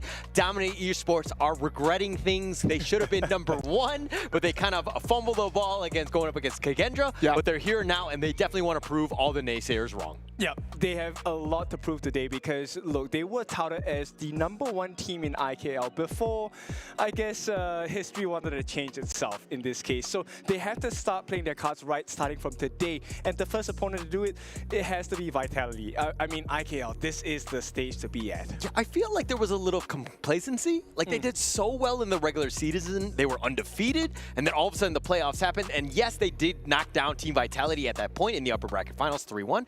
But going into the finals, they were like, we got KWC. They're, they have to play a lower bracket game. And then going into them, they're going to be tired. We're going to be fine. We're going to steamroll them. And they had a 3-2 advantage. And then KWC woke up like a phoenix. And they just took over. And really, that was pretty much the match at the end of the day. Dominator Esports are really regretting things. Okay, but that was a best of 7. And right now, we're playing a best of 3. So I think in quick matches, the DMT definitely performs a lot better. So let's see if they're going to do the same result as they had in IKL against Team Vitality. Yeah, but again, the only thing is that you don't want to kind of, give things up, expecting, like saving strats.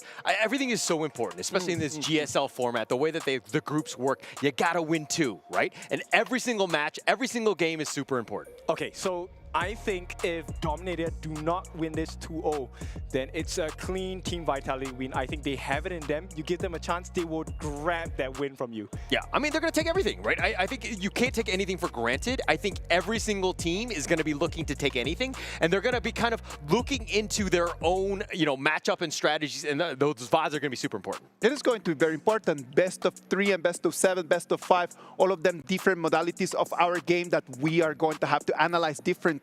It's going to be best of 3. Dominator Esports is going to come with everything that they have. They want to win this. They want to be able to put their hands on the trophy. Gueyu, TX, Gerald, Ahim, and L. The 5 men from Dominator Esports second place in IKL, right? Yeah, second place in IKL. Also, they were second place in the championship last year. There was a lot of history, but then unfortunately Season 3 happened. They didn't qualify, and they did a little bit of a roster shakeup. They picked up Guyu and, of course, TNX. Freddy and Shipangs, unfortunately, were out of that one, but this is a team that looks restructured, reformed. Everything is good to go. There's so much pressure on this team to perform. It's a lot of pressure, but I think they can do it today because I think the synergy between the teams and the players have improved a lot from last we've seen them, right? At the same time, Dominator, look, they have Dominator in their name. This is a team that's here to win and crush opponents, and I will have it no other way. I think DMT should win this hard. Hard, like as in 2-0 hard? Because I feel like you're going to jinx it and it's not going to happen like that. That's usually how it works. not jinx Look, it, I predicted them please. as well, and I believe it was 2-0, but if you said 2-0, it's not happening. Okay, I will keep silent for now. Anything you want to say? No. We know that Dominator Esports, through their history, they are a top team. They know what they're doing. They've got the players. They're going to be facing Team Vitality on the other hand. Like they have men that they want to really prove to themselves that they can come and really move forward. They are going to put all of what they have over there for this game number 1. The 5 names, you got them right over there. Team Vitality, what can we say about them? I think Team Vitality is a very sound Q focus in the past few months, right? Okay. If he does well, the team does well. But I think if they have kind of fixed that mentality, if Zan can show up consistently today, then DMT might be in trouble. I mean, everything is around him. I mean, look, you were even talking about Danny in the interview, just pointing him out, and Zank was like the guy that really just is the lifeblood of this team. There's a lot of, pressure on his shoulders to kind of perform because it's feast or famine with him, right? But let's talk a little bit about 19. Also from the Rome's position, he's a brand new addition to this one. I think that this team has really leveled up. The fact that they're third place, securing them into the KWC, speaks volumes about this play that is starting to really gel well together, and the ceiling is like sky high at this point. I loved how you mentioned about the roamer. That is one of those positions that we need to talk to the people at home. It's one of those positions that cannot be just said like, okay, the roamer is the person that does not know how to play any other positions. And I know that a lot of people at home are thinking like that, and it's totally fine. But we are here to educate and tell people that the roamer is the person that calls the shots in the game, knows the pace, knows the timings, knows the moment when to attack, when to push back. And 19 is going to have a lot of pressure if they want to beat Dominator Esports. Basically, you're saying Rome lives matter. I'm a roamer myself. Rome lives matter, mate. Roma here too. Yeah, okay, all right, good. We got 2, which is probably too many on the table, let's be honest. But look, I totally agree with you. There's a lot of pressure on him to just kind of ensure that he's always there. There's if you're looking at, traditional MOBAs, the Rome, the support guy is super key of making those calls, and those rotations are like game winning at times. And the Romes here also help you to set up team fights. I think that's going to be a big win marker for either of these teams. So we need to take a look at what kind of heroes they pick as well. Of course, roamers need to be able to communicate because communication is going to be vital if they want to move forward in here. The team that can communicate better, it's going to be able to win this whole thing. I'm telling you, because at the end of the day, the difference in between the players is so marginal. Like the micro mechanics in between them, they're top level. But it's going to come down to the communication, when to make decisions, when to push forward. Do you think that Team Vitality might have a better synergy, or is it going to be Dominator Esports that's going to have the upper hand? Well, I mean, they've been scrimming, right? They've been practicing that. The 5-man has got to be on point. They need to be like one hive mind, everybody on the same page, so that when that call goes out, everybody's doing it. Yes. There's no second guessing in the game. I like the fact that you mentioned about the decisions, because decisions are really important and you don't really have a lot of time, especially when there's a lot of chaos. So in order to make the game easier for yourselves, like you said, this first series of the day, take the towers, man. Take your T1 mid, make sure you have a lot more space, a lot more vision to play around, and then you can start to think about, okay, what kind of decisions do we want to make here? Yeah, I mean, look, the Rome lives matter is the support, the position is like one of the key ones. But like going back to the jungle one, we talked about Zank already from Team Vitality. Definitely a lot of pressure on him to perform. But let's talk a little bit about Dominator Esports, because at TNX, I mean, he really showed up in the regular season, but there were moments where he kind of fell apart. Like you didn't really see too much of it in the IKL Grand Finals. I mean, there's a reason why there's an X in his name, right? So TNX normally is the X factor for Dominator in the big games itself. And when I think similar to Vitality as well, if TNX doesn't perform well, sometimes DMT suffer quite a bit. Yeah. And look, I think that the team has done really well with him. Like you see just like how much impact he has on that team, and like the fact that they're very, outgoing. Almost, like just kind of very comfortable with just being on stage, because he was very flamboyant even on Team Secret. Yes. But now that he's brought that same energy onto Dominator Esports, it's really been a boon to this team. Exactly. But of course, we talk about signature picks. And Gen.G, right, as a player from Team Vitality Jungle, he's known for his assassin junglers. Okay. And I think that could be a strat that DMT is going to play into. TNX also known as a Luna prodigy, right? Yeah. He is... His face looks like Luna when he's on form.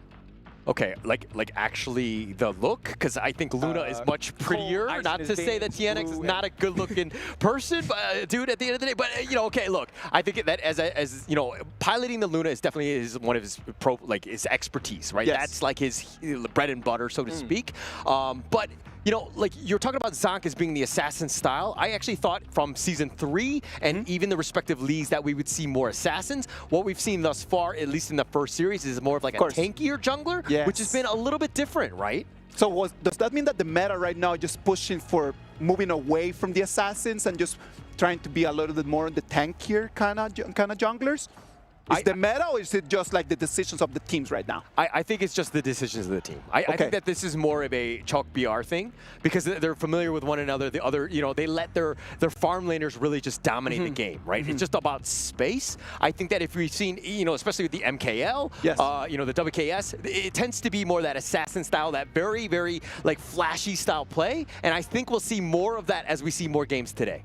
Yeah, for sure. I think it's definitely one of the ideal points that both teams will be looking at, because when they are at their best, the assassin junglers coming out from both BTR, Vitality, as well as Dominator, they're really on form. They're really, really very good. Okay, so right now, let's imagine that we're going to push into the jungle. We know that Luna has been banned every single game right now in the 3 games that we had before. If Luna is not an option, what are some other assassin options that we have over there in the jungle for the people at home just to know a little bit more? Fade. That's my boy. Fade has been a menace. Okay, not just in rank, in the professional stage as well. Fade has a skill set, his ultimate, once you're in range, if it is down past a certain percentage, it's an instant kill. And you can smite, you can do whatever, it goes to Fade. So I am thinking we're going to see Fade a lot today. Yeah, but look, I think if anything, especially in this draft, is to kind of pick TNX's hero last, right? Let the other teams kind of potentially see what he could go. Maybe they ban out some of those heroes, but don't let it throw you in a loop, because if they pick it a little bit earlier, teams are very good at counter picking and counter drafting, and I think that that's going to be key going into game 1 here.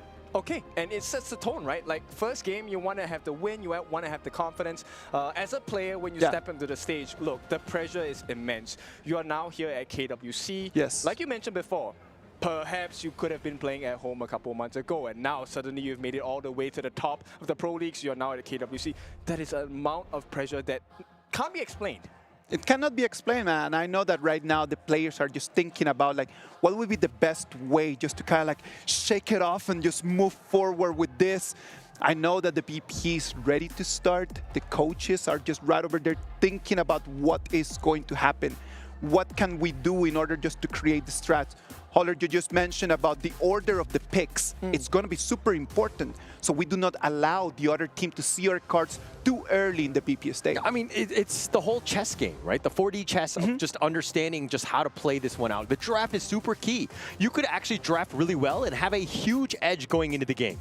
Yep, and straight away, Dominator, in fact, they take out the Luna themselves because it's also actually one of the specialties of Gen.G. They don't want to see that hero out there, man, and that creates such a great show for everyone at home, because in the moment that Luna is going to be put out, it's just going to be allowed and it's going to fly around from the course in the first time, the crowd is going to explode, man. It's going to go wild, and right away you see Team Vitality, they have known about the performance of Greedy in the Clash lane. Dharma, we've already seen how Nyap played Dharma in game number 1. Yes. And it was an explosive performance, but we do get the pay. Yeah, okay, so we've seen this time and time again. All of the leagues that really picked up on this. The fact that Pei is going to be super aggressive. You have this early game dominance and you have a great time, but Dominator Esports respond with the Mai and Arlie and they say, okay, take your Pei, we'll take the top heroes. Look, did they just lose? Look, these are the two heroes that have been consistently banned since day one of professional Halo. Yeah. Like Mai, look, early game, a lot of burst damage, a lot of CC, very mobile, able to jump into brushes, check brushes as well. Yeah. And then you have Arlie with the Parasol, also able to maneuver around the map, and holy big amount of damage, and it's over, guys. I am so sorry, man. I'm telling you, right now, Dominator Esports, with those first 3 picks, all of them are just in your face kind of heroes, man. Like, they just like so mobile, so much burst damage, just straight up, just from the brush, boom, straight into your face, you're gone. I mean, this is the power of the best of 3s, right? You don't have to save heroes for a later, game in this potential series. This is putting your best foot forward. They're looking to go straight on with this lineup. This drop from both teams, a very early game centric, right? My early game, they want to access into the jungle, and Dominator Esports. For those of you that don't know, Dominator Esports will invade your jungle in the early stages. Similar to what Team Vitality is thinking with the Pei, it's stock standard. Pei will invade your buff straight away. So we're going to have a different pace of the game. Is that what you're saying? That we're going to be seeing a lot more invasion in the early stages. We're just going to be able to see in the first 60, 90 seconds of the game, we might already start seeing some fights going on. Exactly, and to pair things up, let's take a look at the bans, right? Yixing, Byron, these are all very strong in their lanes as well, coming out from the side of Dominator Esports, but Team Vitality, they take out the heal potential, the Liu Bang, along with the Zhang Fei. These are very tanky heroes within the picks available for the Gorge. Yeah, and Dominator Esports, look, the Byron ban, perfect, right? That Byron Pei potential, that from the top lane is super invasive. Dominator Esports would have a rough time. But again, Dominator, looking at what their strengths are on the team. TNX, they're going to let Musashi farm. They have, a Hem on the Arlie. They're going to have a great time of just being able to get that farm because, again, it's all about these two to do that damage, and they have plenty of it in spades. Okay, so they have a decent bit of control coming out from DMT. So I like this response from Team Vitality. They pick up the Liempo, not locked in just yet, but they also consider the Mayin, both of which have very good backline access. They can actually catch out the Arlie along with the Mortar as well, right? While the rest of Team Vitality tries to deal with the Musashi and Mortar. So they split the fight. And if Team Vitality can play their cards right, I think, yes, they can give a decent chance to winning this game #1. But still, you know what? I think DMT, I really prefer their draft in this game. Oh my goodness. And the Fatigue is just round out the draft, just running at you, having that sustain. This could be a huge issue. I mean, look, it seemed like Team Vitality were going to run with this early game lineup, and Dominator Esports like, actually, we're just going to pick all the meta heroes and let you deal with this. How do you deal with this? Look, okay, I love both teams, but BP-wise, Isaac, we talked about this. Yeah. Bans and picks, very important because it allows you so many options to explore, and I think DMT have given so little options to the side of Team Vitality at this point. DMT right now just going with most of the meta right now, just going with most of the T0 heroes, not caring about this being a best of 3, just thinking about like, let's just toss everything we have just over here in game 1. Let's take the dub, and then after that, let's go and see what happens in game 2. Yeah. I think that's the right play. Best of 3, you put anything. It doesn't really matter. Like, just go with everything that you're best on, just because you have to win. Exactly. Literally, you could just play 4 games. If you lost them all, you'd be out of the KWC. Done. So they need to be thinking about it. There's not that many thinking that you need to be doing right now. They opened the door. Team Vitality opened the door with the bans and the picks. They allowed them just to take their hands on the Arlie and the Mai Shiranui very early in the bans and in the BP. That might have sealed their destiny. Exactly. I think, most of the times on broadcast, we like to tell our audiences, look, professional games, it's not a sprint, it's a marathon. But this one, best of 3, is a sprint. Guys, run fast and go for your target. And the 100-meter race is going to start right now. On the left side of your screen is going to be Team Vitality on the blue. On the right side is going to be DMT on the red. This is going to be our game 1 of this match, #2. All right, this is going to be a super key one going in. I like the fact that you called it a bit of a sprint. You know, to be honest, if I was in one of these situations, I'm not looking to sprint. I'm looking to just get on my bike and just cheat through the system and do whatever I can because I need that edge, especially in game one. I feel like that's called cheating, Oh, but... only if you get caught. Yeah, and people can't catch you on a motorcycle. All right, I get your point.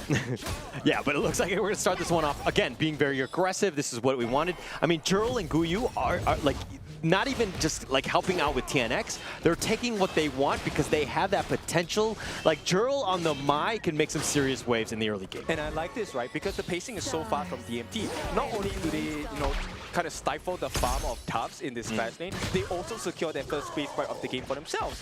And look, straight away, the goal gap might not be that big, but the EXP and damage potential from DMT is going to be shown really soon. Yeah, I mean, the damage, like that potential is going to be really on point, especially when you have him on this Arlie, who's just been really next level with this hero. I think he's going to have a great time, especially since they're solo. They don't need to force any issues, and this is going to be the power of the Dominator lineup, right? Not only do you have Jurl, who's able to be very mobile between the different lanes, and with that potential catch, but then you have L backing him up. A couple of Cannon Blasts could really turn the tides of this fight. Look at what they did. They're able to check all the different spots of danger just with one skill. And this is the strength of DMT's draft in the early game. Yeah, why check it with Cannon Blast when you could just face check? That's what I do. Yep, and then you pay with your life, right? Yeah. More time than not. But in any case, Ahem, now they realize, hey, you can't be everywhere across the map. They managed to put some pressure. Yeah, and I mean, the flash away from L, Cannon Blasting for their troubles, uninvited guests, so to speak. But look, Team Vitality, their biggest thing is on this Zonkape. They need to get him going. They need to be aggressive. They need to be taking, you know, whatever they can away from TNX. But if there's anyone you want to play an aggressive jungler, it has to be Zankyu, right? This is his specialty. He is very aggressive, but also very clinical with his finishes. Yeah. I mean, but again, if it comes back to that lane matchup, right? If we're seeing just like, you know, Zonk not able to, you know, keep on pace with TNX, you're going to have a tough time. And, you know, Team Vitality need to do everything to ensure that he has that proper support. Yeah, timing is of the essence, right? We definitely need to have a quick pace of the game because both drafts are a very aggressive early game draft. As the later the game goes, some heroes kind of fall off in terms of like the viability because they will be caught out easier. Yeah, and look at this. Jurl already looking to make a rotation into the bottom lane. Zan potentially getting gone on. They're going to kind of, you know, soften him up a little bit by diving under that tower, but Zan just staying alive. I think 19, he needs to be not exactly babysitting someone, but just providing that vision so that nobody really gets caught off guard by some of these ambushes. Yes, he needs to be able to give information to the team, right? They need information to make good decisions, and this is where they can really turn the game around. But as it stands now, I think DMT just have a slightly better control of the map. They don't really show it in the goal difference, but DMT, I think, in a more commanding position. Yeah, I think that, you know, look, the net worth obviously is not everything, especially in the 3-minute part, you know, 40-second mark at this point.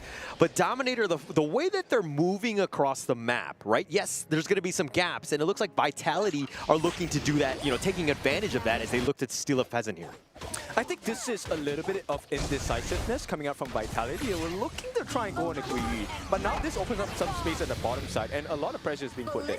Yeah, and look, the 4-minute mark, this is the Tyrant. This is going to be the big one. I mean, there was no kills as of now, but there have been spacing and zoning them away. 19 is just over the edge, and they do see that TNX has started this. And do not be fooled.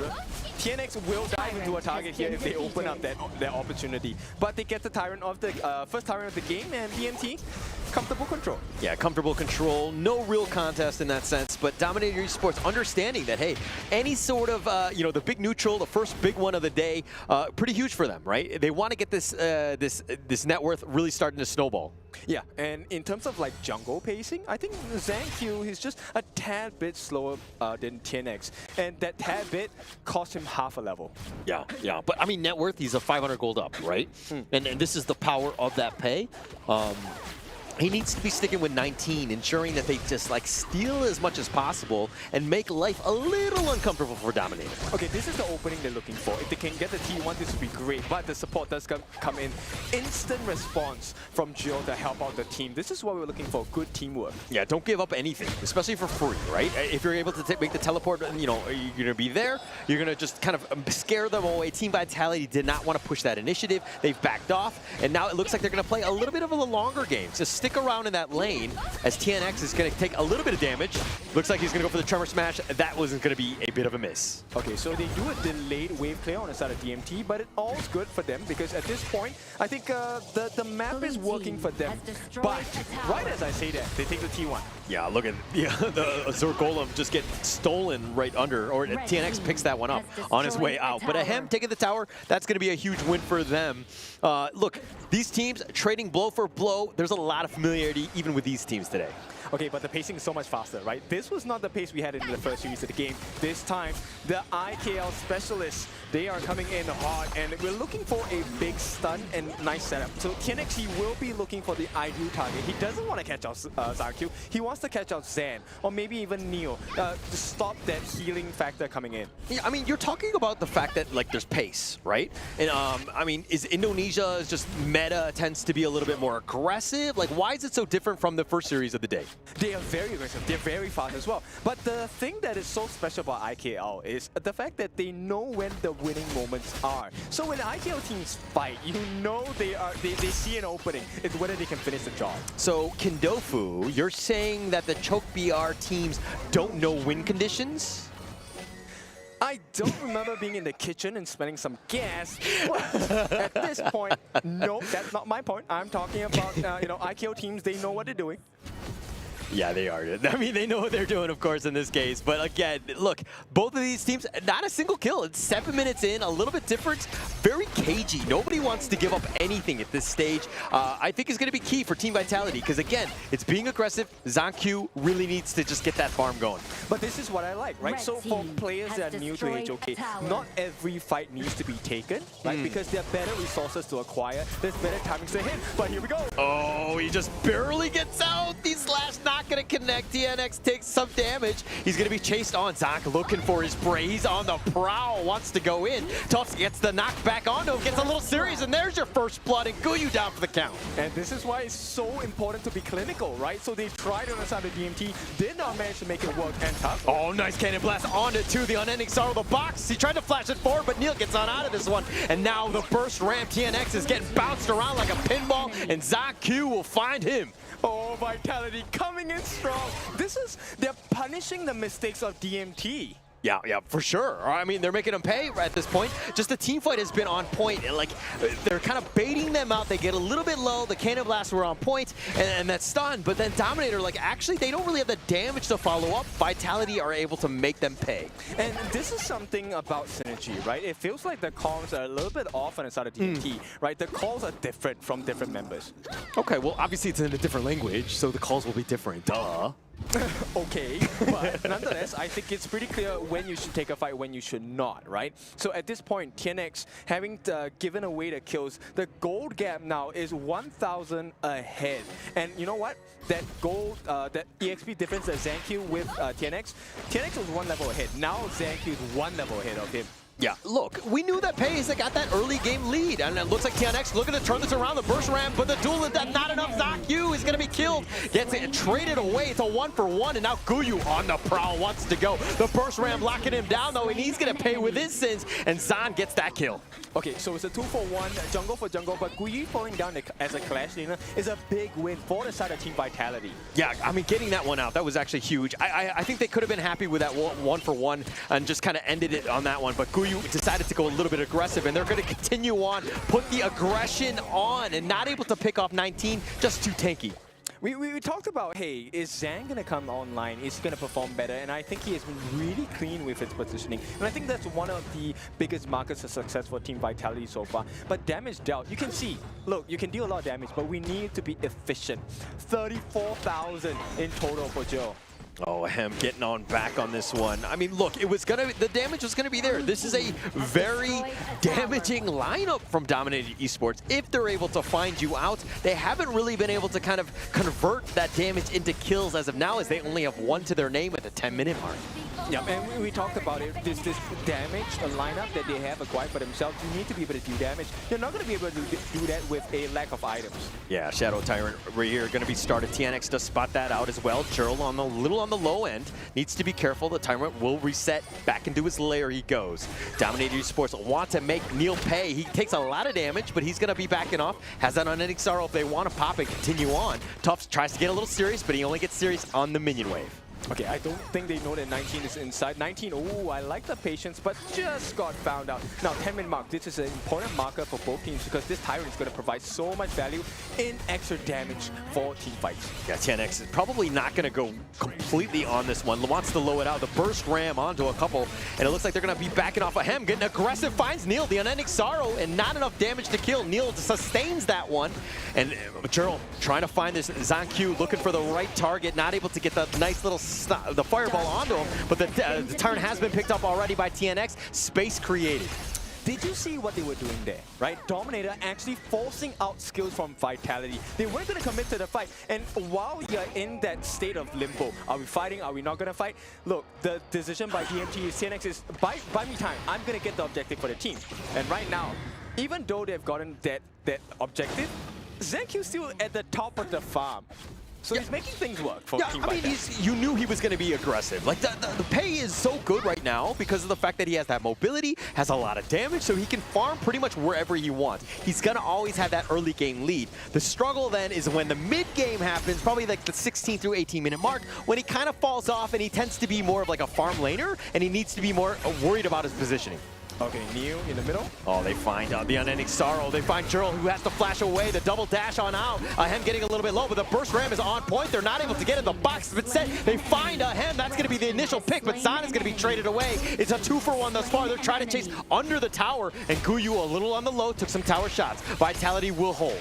So Vitality just seems to be a cleaner team in comparison to DMT. And it feels like DMT, they keep diving, but they're not getting the results that they want. And TNX has died a little too many times. Yeah, too many times for my comfort as well. I mean, he's a little bit falling behind, but he's trying to make things happen. He hasn't had that mark where he has the items to really just duel to death, like homing missile, just blow somebody up. He hasn't had that moment as of now. He's still a little bit behind. Yep, okay, this is why it's so important, right? So for those of you that are new, TNX, he's playing Musashi.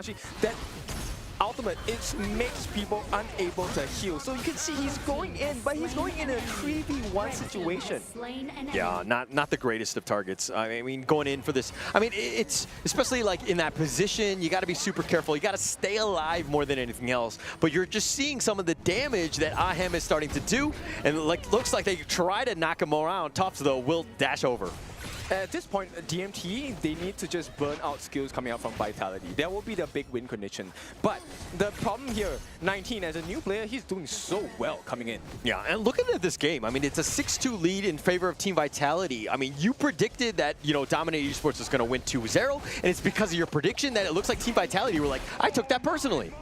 Are you sure I voted 2-0 to DMT? But in any case, at this point, this is an important marker. TNX. Oh, Trevor smash on it too, and TNX squashed like a bug. He goes. The box is not going to be enough. They find Zan, but Guyu trying to flash away. He's going to be picked off as well, and 3 members down from Dominator Esports, and Team Vitality next level right now. You can win a 1v1, but this is a team game. You have to win the team fights, and the better team always wins. Right now, the damage has been done. T2 on the top for free. Team Vitality, the opening is available. Can they take this T3 on the top? Yeah, you're like, oh, Dominator Esports. You've got, oh, it gets a little bit serious and finds Gerald. They took the dive, and Ahem get gone on as well, and they get the secondary pick, and 19 will stay alive. They take the top T3, and Team Vitality will march it down. TNX is trying to keep him alive with a duel to the death, but it doesn't look like it's going to be enough. And Team Vitality will strike first. 14 minutes. This is one very quick game coming in from Team Vitality. And was this the result that we expected? I don't know. But Zan-Q, this game, it was not about him. For the first time, Zan-Q is not the core member here. It really was a team effort coming from Team Vitality to take this win against Dominator Esports. Yeah, I mean, you talk about it as being a team thing, and don't get me wrong, it was, but I'm still not going to undersell what Zan-Q was doing. Like the fact that he had that net worth, he had all that damage, they got that one little pick off, and if you're looking at the line of, you know, the lineup of Dominators, we're talking about the damage, but they're all glass cannons, right? That damage from Zan-Q was enough to just burst them out. It was an amazing performance from both teams, man. Like when we need to start thinking about this, we all thought that the BP had gone for Dominator. We thought that they had the better picks. We thought that they had the meta. But at the end of the day, Vitality just proved us all wrong. All of us wrong because they came in and dealt with anything that was in front of them. Okay, so there are two members on the side of Team Vitality I want you to keep your eyes on, and that's going to be Tufts as well as 19. The two of them have played a very significant role. Number one, 19 keeps disrupting the flow of movements on the side of DMT. He's pushing people away, and Tufts is catching them and pulling them underwater. Yeah, I mean, just the sustain, the team fight, and the fact that their ability to just go aggressive and turn it on. Alhem is like, oh, I thought I was safe. I thought I was in my base. But no, just like that, game over. Yeah, it's a quick, decisive move, and you take a look at the movement of Team Vitality. They move as a group, right? Like even if the fight is split, there is never one lone member on the side of Vitality. They're always buddied up with somebody. Yeah, and this is why they were able to pull that one out. I mean, that support, understanding that it's like, hey, if one of those guys jump on you, like the Arlie, and then they're like, we actually have 2 or 3 members, we can deal with you, and it's scary for them to make those jumps in. When you start thinking about the game, like we thought there was going to be a lot of fighting first, and we were proved wrong because it was more about the jungle path. True. It was more about like what the pace of the junglers is going to be. They had to start just different. Musashi on one side, Pei on the other side. I counted that at the 8 minutes mark, there was already a 1,000 gold difference between Pei and Musashi. And 1,000 gold is already half of a full item, and that's already a very big advantage. And at the 14 minutes, right before the last push, Pei was fully stacked. That difference in those first minutes of the game snowballed all the way until that last push of Team Vitality. He provided them a doorway, because if you remember at the start of the game, Tufts was not having a good time in lane. He was losing gold as well. But the fact that, look, Gen.G had this goalie, he was able to put pressure onto the lineup on the side of Dominator. He provided space, and then Tufts at 19 just came back from behind, and it was story told for the side of Vitality. Yeah, I mean, for me, it goes back to that one time that TNX decided to dive 1 versus 3, right? Yes. He needs to just farm. He needs that space. Like, he's like that farm laner, like the carry at the end of the day. You cannot be throwing away any sort of time in, like, the net worth to anybody at that point. You need to farm yourself and literally stay off the map. He was a little impatient, and we've kind of seen this from TNX time and time again, where he tends to be overly aggressive at times. The X factor right over there, as Kintofu just mentioned it, right? When you analyze the stats, when you analyze the numbers, Dominator Esports dealt so much more damage in the first 8 minutes of the game, but none of that damage was fatal. And that is the issue, man. Like, when you come in and then you're able to just deal damage, but you're not able just to finish it. You cannot finish off your opponent. Your opponent is going to turn back and is going to get the kills. And it's only those kills that allow you the gold to start snowballing. And I think that Dominator Esports wanted to just bring the fight. They wanted to deal damage. They were unable to get the kill. Was that the moment that turned things around, Kintofu, or was there any other moment that you want to spotlight? I think it was, because end of the day, look, if you want to go fast, you tend to go alone, right? But if you want to go far, you have to have your team with you. And I think TNX, we can agree that he was a little bit complacent in the fact that, look, he was looking to rush the pace, but the team couldn't keep up. They couldn't match the pacing that he was trying to go for his ultimates. Landing them, sure, but no one's there to back him up. But on the other side, Team Vitality, one person gets caught, everyone comes and supports that guy. True. Yeah, and I think the TNX is more of like the playstyle thing. Let Drill kind of go in first with the Mai, you know, just soften them up a little bit and then just go in for that final blow with the Duel of the Death. Like, you kind of, you know, everybody's on the same page at this point. And it seemed like everybody's like playing 1 versus, you know, 5, so to speak. It didn't seem like everybody was on that same page. You were talking about earlier in the pregame about communication. It seemed like communication was lacking in that one. Yeah, I'm going to tell you the truth, man. Like, at the end of the day, like, yeah, of course, the Pei and the Musashi, everyone got the spotlight on the junglers. 19 on that Lianpo. Let's talk about that. Let's talk about the roamers, man. Like, it was because of the vision. It was because 19 was able to slow down Musashi just a tiny little bit. It's not even just a matter of getting the kill. It's not even a matter of just having the spotlight on you. It's just a matter of being able to do the dirty work that the team needs for the team to get that little advantage. And this is where the difficulty comes in, because Lianpo is a very, very tanky hero. And when you pick heroes like the Arlie, the Mai, it spells out, it shouts out burst. Yes. But what happens when you can't get the burst down, You cannot burst down a Lianpo, man. That can't be done. It cannot be done in the early stages of the game, man. It cannot be done. done, and 19 just took that advantage and then just put it not as his own, but made that a whole team advantage. Yeah, and also, 19, just this multi-man stuns. His burst Rams was hitting 2 people consistently. He was having some great tremor smashes and staying alive. That's the biggest thing. It's like, yeah, you're tanking, you can take a lot of shots, but not giving up any kills, that's next level. Exactly, and I think they really knew what the limits were, and I think this is the mark, and maybe we're starting to see a new monster team being formed because they knew the limits, and they pushed the limits of Dominator very far, to the point where they couldn't keep up. All right, it is a world competition, right? It's the KWC 2025. We've got teams from all different regions. We have players from all around the world, different styles, different ways of understanding the meta. We had ChalkBR champion and runner-up in the first game. And right now we got the IKL second and third place coming in. What were the main difference in terms of understanding the game that you guys could point out for the people that are watching here at home?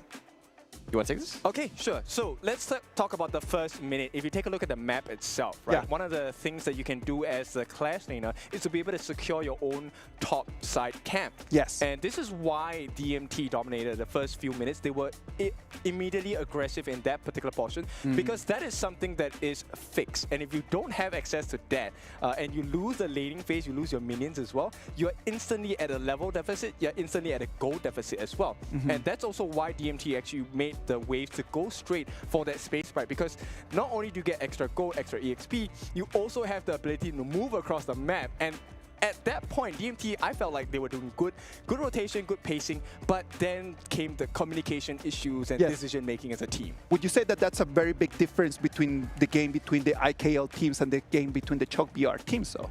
I think it's pretty similar because, look, both teams, if we compare, let's take a look at Team Vitality and Loops. They are placed in a position where it's not looking good. It really isn't looking good. But then you go and identify, okay, look, this is a lost cause, never mind. What other options can we explore? And that's where they really formed up that comeback factor. And so, yeah, it's the same story told in a different style.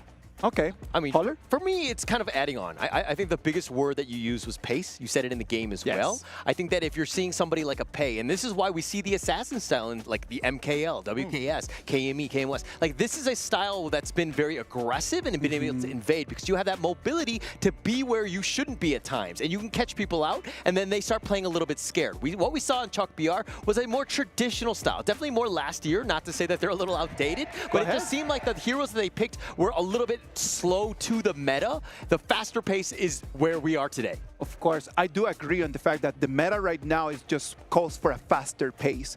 Just the decisions made in the first 4 minutes just define if this is going to be a 10 minutes match or if this is going to push all the way until the 20 minutes. The teams need to adapt to that. I'm not saying that one style is better than the other. I'm just saying that we're so lucky right now to be able to see teams from all over the world showing to us the different styles and their different understandings. Which understanding is going to be better, we cannot say right now. 2 weeks from now, when the champion is going to be crowned, then that's going to be the full truth. Exactly, and I think, besides learning the meta, it's also about being a player, you have to understand your own emotions, right? It's very stressful to play on the Gorge, and I think as long as you can keep yourself calm and composed and have proper communication, you have a good chance of winning. So right now, I think for DMT, then calm their nerves. Look, it's just one loss. It doesn't matter. Nobody really cares about one loss if you're going to be the champions of the entire thing, right? Of course. We have seen teams that they go to the lower bracket and then just make it all the way to become the champions of their own regions and their own tournaments, right? Yeah, but nobody wants to do that. That is the journey nobody wants to go on, right? That's a tough one. I want to be on the winning bracket and just go in, cruise control to 2-0 victory in the groups. I think that's going to be key. Dominator Esports, though, again, we were talking about that this is just one game. They haven't lost the series here. But, man, that was a little bit of a shakeup, right? I think that is going to, they're going to come back much, much stronger. And see how they bounce back in Game 2 is going to be key. Because Dominator Esports probably thought they were going to cruise through the series. But it felt like Vitality, that wasn't even the strongest versions of themselves. True. And now they're in a position where they have taken down the second seed of IKL. Wouldn't you, as a third place IKL contender, kind of feel like, hey, this is moral boost, man. It's a total moral boost. I would be right now elated if I were to be able to take that first victory. For sure, right now, the Team Vitality players are like in a really good place. Like right now, everyone just believes that they can just take this. Like they came in, risking everything. There's nothing to save in here. Just go on with everything you got. They went there, they took the first victory, they just need one more and they're gonna be in the upper bracket, one extra life in there. I mean, it'd be amazing if they could do this, right? I think Team Vitality feel great about game one, but to close it out, that's where true champions are, right? Of course. Closing out series, it's super important, and is, you know, Team Vitality up to the task? I think they are. They've shown that the skills are definitely available. This is a very strong team, and they can catch you off guard, even if you're a powerhouse like Dominator Esports. I completely agree on that, man. Dominator Esports is not going to make them easy. It's not going to make them easy for them because I'm telling you, they want to turn things around. They want to do the same as Alpha 7. Alpha 7 just came in, they lost the first game, and then they won two. Can Dominator Esports do the same? Big questions to be answered here, and we will have it answered, right? Because at this point, we should be heading into the bans and picks. And look, I'm not sure that you guys feel it, but I kind of feel the energy coming from Vitality as one that is a little bit more domineering at this point. I feel like they have the potential to take this series by storm and maybe end it in a 2-0. I mean, for me, the biggest thing was that the way that they did that series, right? They were consistently, definitely in the lead, and they were able to just kind of close it out when they had that advantage, pushing the initiative when they needed to, won those great team fights, and closed out the game. If we see that, that's a well-coordinated team, and props to the coach for putting them in a situation where they understand how to close out the game. The win conditions is definitely understood by this team. I think it'd be so funny if Dominator comes up with another godlike draft and then they lose again. You know, I legitimately was super excited about their draft. When it first showed up on screen, I was like, this is Dominator's game. But the way that Team Vitality played that to their strengths, whew. I mean, you talk about like a godlike draft, but man, gods don't look like that. Like they really struggled. They were behind. They really didn't have the greatest of games. But Dominator Esports starting off strong. They're gonna go with the Dharma to kind of set things up. Let Guyu work. Yeah, and straight away, right? Look, okay, you give away the RD and the Mine game number 1, and this time Dominator, they don't want to make the mistake, right? So they ban it out. But now there's new options to explore. Dolia, the refresher, right? Able to give you your ultimate once again, and they pick up the Lung as well. We have seen how well Lung can play if you give him the space and freedom of time. Yeah. So Team Vitality, decent draft. I love how Dolia is just a flexible pick, man. Like you can just play that Dolia with mostly anything in the whole ban and pick. Like any other hero just paired up with that Dolia is always going to be a great pick. Yeah, like look, you can actually pair with the Zhang Fei double shields. No, don't do that, please. Yeah, that would be terrible going in with it. But look, this is a very beefy lineup from Dominator Esports. They're a team fight heavy. And again, kind of off the back of what TNX wants to do, which is greenlight. He wants to just go, go, go, right? And everybody else is kind of like on that same page. The synergy is there. They want a team fight and just be in your face and have those combos work. Okay, but Team Vitality, they respond with the Yixing. And look, you can be fast, but if you're caught in a box, how far can you run? There's nowhere to run, man. There's nowhere to run, so you better run away before that box falls down on your face. Exactly. Well, I've never been locked in a box, so I don't really know how to answer that.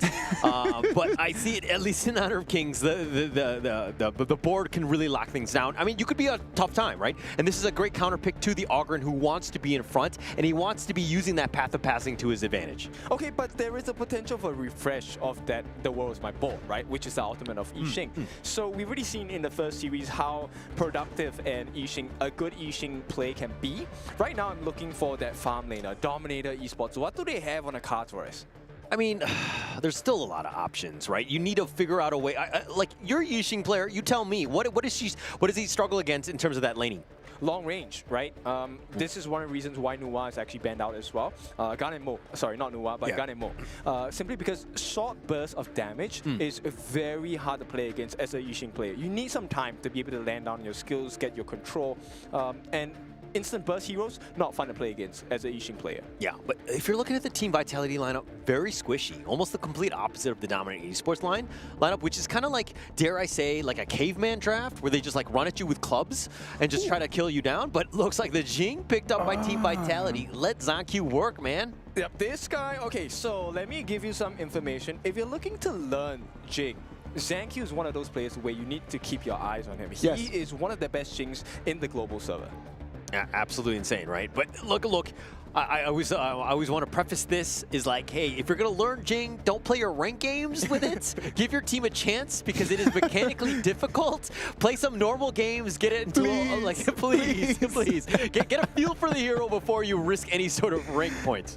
I would say the opposite. Like, you know, put yourself in the most difficult position. Please no. You learn by experience. But in any case, wow, we have the Fang being considered here. Actually locked in as well. Now, Fang, I like this farm laner because, number one, he actually does extra damage against monsters. And so, which means that he's able to kind of steal camps away really quickly on the side of Dominator Esports. At the same time, his second skill, called the Will Away, it's an invulnerable move, allowing you to dodge projectiles or anything of that nature, and allows you to reset into very dangerous positions against Team Vitality. Of course, and in the very, very close fights for resources, in the very close fights for overlords and for tyrants, having that Fang over there might be the extra help that you need. On the other side, Team Vitality, the last pick is going to be Liu Bang. I am loving that Team Vitality pick, man. Yep, the pacing of the game actually is matched up by both teams because, of course, okay, Team Vitality, let's explain about how they're going to play this game. This is a very split push composition coming in from Team Vitality, right? Because the Liu Bang, he's going to be split pushing because he has instant access into his teammates. All he has to do is to use his ultimate, the Battlefield Command. He's able to teleport, not just teleport, when he's teleporting onto you, you're getting healed up. You have more health, baby. Yes. And so that is a strategy that they're going to play the map more in this game for Team Vitality. Let's wait and see what's going to happen. This is going to be game 2. DMT is going to be on the blue side. Vitality on the other side is going to take the red. If they take the victory, that's going to be it. They're going to move forward. And for DMT, they need to take the dub if they want to force it to game 3. Let's go, boys. Yeah, let's go. Here we go. I mean, this is a moment where I'm looking at this lineup, the Dominator lineup, and I'm just like, what are the answers for this on-Q Jing? Like, do they have the lockdown? He's going to be having a field day if he's able to kind of just, you know, move like a butterfly, sting like a bee. He's going to have a great time, and he's going to be really tough to lock down. Especially when L on this Shang-Fei and Gui on this Dharma don't have the ultimates. That's like the dream for Gen.G. I mean, if he's able to bait it out and just kind of make things a little uncomfortable, and he does have that, you know, dare I say, you know, protective shield by Tufts jumping in at a moment's notice, you have that potential of just kind of, you know, playing a little bit more aggressive than you normally would on the Jing. Okay, now I want to explain something to the newer players here. There is a lane swap coming in from the side of Vitality. So Zen actually goes to the Clash lane and has a favorable matchup against Gui. This is going to allow him to snowball a lot quicker. Yeah, it's going to have a much better time. I mean, it's just like the range versus melee line, you know, matchup, right? You're always going to have a good time. But again, you're kind of suffering in the bottom lane, especially since Tufts has made that rotation and he needs to deal with a hem there. Yeah, but Tufts, he has his Dominator shield, right? So he's able to sustain a little bit of burst damage available by a hem. So if he plays his cards right, he doesn't get punished as hard. So I think Vitality, very good planning so far. Yeah. I mean, and also he can just jump in. The Battlefield Command is going to be super key when those fights start to happen. He just needs to kind of hold the line, right? He doesn't need to let the tower take any damage. Just stay alive more than anything else. Exactly. And Neo, I think for now, doing an okay job, right? Really losing out in terms of the EXP against Joe. But I think at this point, it's okay, right? The win condition coming from Vitality, one of the main members is Zen. You want this longest dragon to acquire gold. That's a dragon's favorite thing. Okay, I didn't. Well, yeah. I mean, if we're going back to like the Hobbit and things like that, the dragon definitely needs to hoard the gold. Okay, all right. I see what the logic is. But yeah, it's going to be super important. I mean, Zan, like having that level advantage, having that range, it's going to make life difficult for Guyu, especially in that top lane, who's kind of been zoned away, dare I say. But Zan and 19, like this combination, we're going to see way more of it in the KWC. For sure. I really like this. It's a stock standard combination you can explore as well, right? The refresh into Zan's ultimate, taking the dragon form and flying to the skies. It gives you a lot of freedom to do a lot more risky things, which could turn the tides of battle. Yeah. I mean, the potential for burst. We've seen it already, right? You know, check out the highlights of the first series of the day. We've already seen like CR7 make some serious moves, Vento as well. The potential is definitely there. Just a really strong farm laner at the end of the day. Yeah, so they wanted to share the EXP between Gui and TNX. That's the reason why they actually delayed the taking of the space right here. So DMT doing little nuances across the map to make sure they're keeping pace with the side of Vitality. Yeah, and Zonk just like kind of stealing some boars on his way out, smites it for good measure. Just taking things away. Anything that you can do to kind of take away from Dominator, especially TNX, is going to be key. He's back in his own jungle now, and it looks like, yeah. Yep, 3.1. Isn't this the same story as just now? Yeah, I mean, this is what you wanted to do, right? Like, let ZonQ do his thing. Getting in that farm, funneling as much as possible, definitely going to be key. Yep, and no, ZonQ, what he offers as a Jing is instant backline access, and that's going to be super dangerous for the side of DMT. Yeah, but look at this Azure Golem. It's about to be contested. The Tyrant is here as well. 19 looking to just provide that vision. It's already looking to get bursted down. DNX is looking to take this. He smites it for good measure. And here comes Guyu, gets the truth onto 19, pushes it back in a bad spot, and he will be executed, giving up first blood to TNX. But the fight isn't over. They've got the hem as well. The board is going to be set up. They're trying to just mirror image through his way out of this. But TNX is so low, and he's not able to get the pick off. Do they go for the infinite fastness? No, he goes in reverse. Okay, but this is a win for the side of Vitality. Nonetheless, you trade a roam for a farm lane. This is a bad trade for DMT. Yeah, not great at this point. L just trying to contest at this point. He does have Smite, though, and he did steal that and saved it. Okay, so he does save the team at this point. Is it a win? Yes, it is. Because yes, even though TNX doesn't get that Crimson buff, you still delay the growth of ZonQ. Yeah, anything that you can do at this point. I think it's going to be key for them, right? But look, the jungle matchup is usually where you want to be in terms of like how the games are going to go. ZonQ has kind of got a slight edge at this point, but you know, it's still anybody's game, especially since TNX, he's getting a lot of that farm in the mid lane. I mean, you were asking, right? So who's going to be able to handle ZonQ? And that's the question that has yet to be answered, because so far, ahead, I think based on what's happening now, he's at total risk. Yeah, so it's kind of coming back to Dominator Esports being a little bit more aggressive. If they're able to kind of, you know, take away some of the map and he's not able to farm, then ZonQ will never really hit that critical mass, right? So they want to be aggressive, they want to push things out, because once ZonQ gets those items, he's going to be impossible to lock down. Exactly. And here's the board. The Azure Golem about to be taken away. TNX is looking to go for this one. L leaping Sabers back to safety, and Dominator Esports take that and they get on out. Okay, so a small play by the side of DMT. Didn't take too much risk, but oh. He's got the truth. The Formlessness onto Tufts, doing a little bit of damage. He's just going to tank that. He's going to shake that one off. I mean, it's Clash lane on Clash lane. It's like a pillow fight in the top lane, no? Exactly, right? And these are very soft pillows at this point. Nobody really truly gets hurt. Yeah, you might get like a slap in the face, but it's fine. But in terms of EXP advantage, Gui definitely has an EXP lead against Tufts, which could prove to be a problem because Gui, level 9, his target actually isn't Tufts. It's Zen and 19. Yeah, Guyu is just looking for anyone that's squishy, and anyone not named Tufts, to be honest, right? Everybody's squishy on that lineup. Tufts, on the other hand, though, again, not the end of the world. He just needs to stay alive. He will split push and just make things a little bit, you know, uncomfortable for Dominator Esports. But speaking about being uncomfortable, Dominator Esports take the top T1. Okay, this is one of the things that you will learn about the Fang pick. Fang is one of the fastest tower takers in the game as well, right? So with the first skill, the target sighted, 4 hits, you get that burst potential that you absolutely love as a farm laner. Yeah, you're going to do a lot of damage. I mean, he's been kind of on point in that sense. Just putting the pressure on. He's been keeping up in terms of farm pace with Zon, you know, which it's not the easiest things to do. But Jurl eating a flaming palm for his troubles, taking a lot of damage. I like it. Joe understands, hey, let's not use our skills preemptively, right? Save that ultimate for better use. Yeah, look at TNX looking to go aggressive. The board is going to be set up here. They're trying to at least take this away. Gets stolen away. TNX picking that out for good measure. They gave it away for free, though. Yeah, I mean, ZonQ was really not in position to contest. He didn't seem to really want this one. But I think that blue buff is key for the Jing, especially in terms of that farm. Yeah, because you need that mirror domain. Oh, L, Unbridled Outburst. It connects, and he's going to go for the Stampede onto Zon, the mirror domain. He's trying to zig in, zig out. TNX just barely staying on. He somehow survives. He's flipping away. ZonQ was thinking about going in, but he gets killed. Mirror domain finds the pick off, and it looks like a bit of a disaster for Vitality. This is the DMT we were waiting for. This is the TNX we wanted, right? Team play, soaking up the damage so that the rest of the members of DMT are able to do their job. And Gui, this game, matching pace, actually catching Neil out as well. Look at the damage, all mostly dealt by Vitality, but it's DMT who take the win. Yeah, they're going to take that one. I mean, it was kind of baited out by TNX. That Augur and just the amount of sustain, and it was just like juicy enough of a target for Team Vitality to really push the initiative. Zan.Q probably should have played a little bit safer, but again, he thought he was safe with that mirror domain.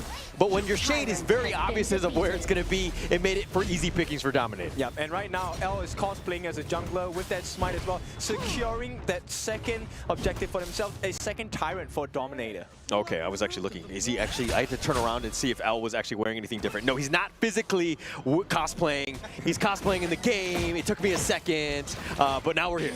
All right, and once again, he's going to try and cosplay for even more. The Azure Golem is at risk on the side of Team Vitality, and it looks like they will not be able to get it. Yeah, no chance at this point. And this is where things get a little bit rough. Team Vitality being aggressive. And again, TNX is really not the guy you want to be letting to get all that farm because he's going to be a bit of a raid boss. And yeah, Zan.Q has a lot of damage, but can you deal with TNX? He's going to go for the mirror domain, finds Gerald who flashes, tries to get back, but the unbridled outburst keeping him alive. And now the Conductor of Souls, TNX, is actually looking at tournaments. Neil gets stampeded on. He gets seared for his troubles, and now Tufts on the run. Is he able to get to safety? Has the shields, and only one member down, but they lose the mid T1. And they took the fight at the absolute worst possible moment because look, the T2 at the bottom is also being pressured. This is going to open up a ham, and this is the first potential. Easy T2 for the side of DMT. And look, I think Zen was just a little bit too late. Comms issue for DMT game number 1, now comms issue for Vitality in game number 2. Yeah, struggling at this point, but look at the damage taken here from Dominator Esports. Both of them, two of them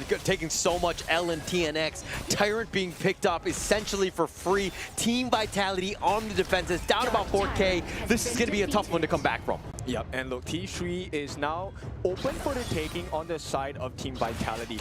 Now, Shadow Tyrant secured by TNX, as you already mentioned. This is extra damage and movement speeds as well. So, look, TNX has already been hard to catch. He's going to be even harder to catch at this point. I mean, not only is he hard to catch, but he just can sustain so much damage. He was top 2 in terms of damage taken. And like, Team Vitality don't really have the option and the burst to be able to deal him. Zan has not hit that critical mass. He's actually losing in terms of the lane. They find Zan.Q, who has to just back away. And again, another blue buff taken away. Infinite Vastness. Zan will get back to safety. He flies on out of this one. But Team Vitality on the defensive, dominating Esports, exerting that dominance. We were asking the wrong questions. It's not about how do we catch Zan.Q, it's who's going to survive besides Zan.Q. I mean, look at this. The Umbrella Outburst onto 2, knocking them away, but that space created. The mid T2 already taken off here. Dominator Esports doing such a great job as they've grown this lead to about 5.5. Yep, they're going to try and make amends here. It is going to be a T1 taken on the bottom side thanks to the efforts of Tufts for the side of Vitality. But it's very little in comparison to what Dominator have rewarded themselves. It's a completely blue map, and look at the goal chart. Number 1, TNX at 8.8. Zan.Q was ahead just now, but now it's TNX game all the way. Yeah, this is going to be scary, right? It's going to be tough to do. I mean, to deal with TNX, when he hits that, that raid boss, he's going to be so hard to burst down. And we haven't really seen Zan.Q just be able to find the backline, find the squishier targets, because look at the Dominator lineup. All of them are kind of beefy boys in that sense. Yeah, and look, this, okay, he just got it. The Blood Rage is now available. That red item you see on your screen, that is TNX's Blood Rage. It gives him the extra shield. Yeah, even tougher to deal with, right? And Team Vitality, yeah, you have the control, you have that damage, but getting onto all of them, especially with Dominator, the way that they're able to take some of these team fights, the Umbrella Outburst, you have that Truth from Guyu, you have a lot of options to deal with a potential jump in from Team Vitality here. Yeah, your box is not big enough on the side of Team Vitality because DMT, this is a very dominating performance so far.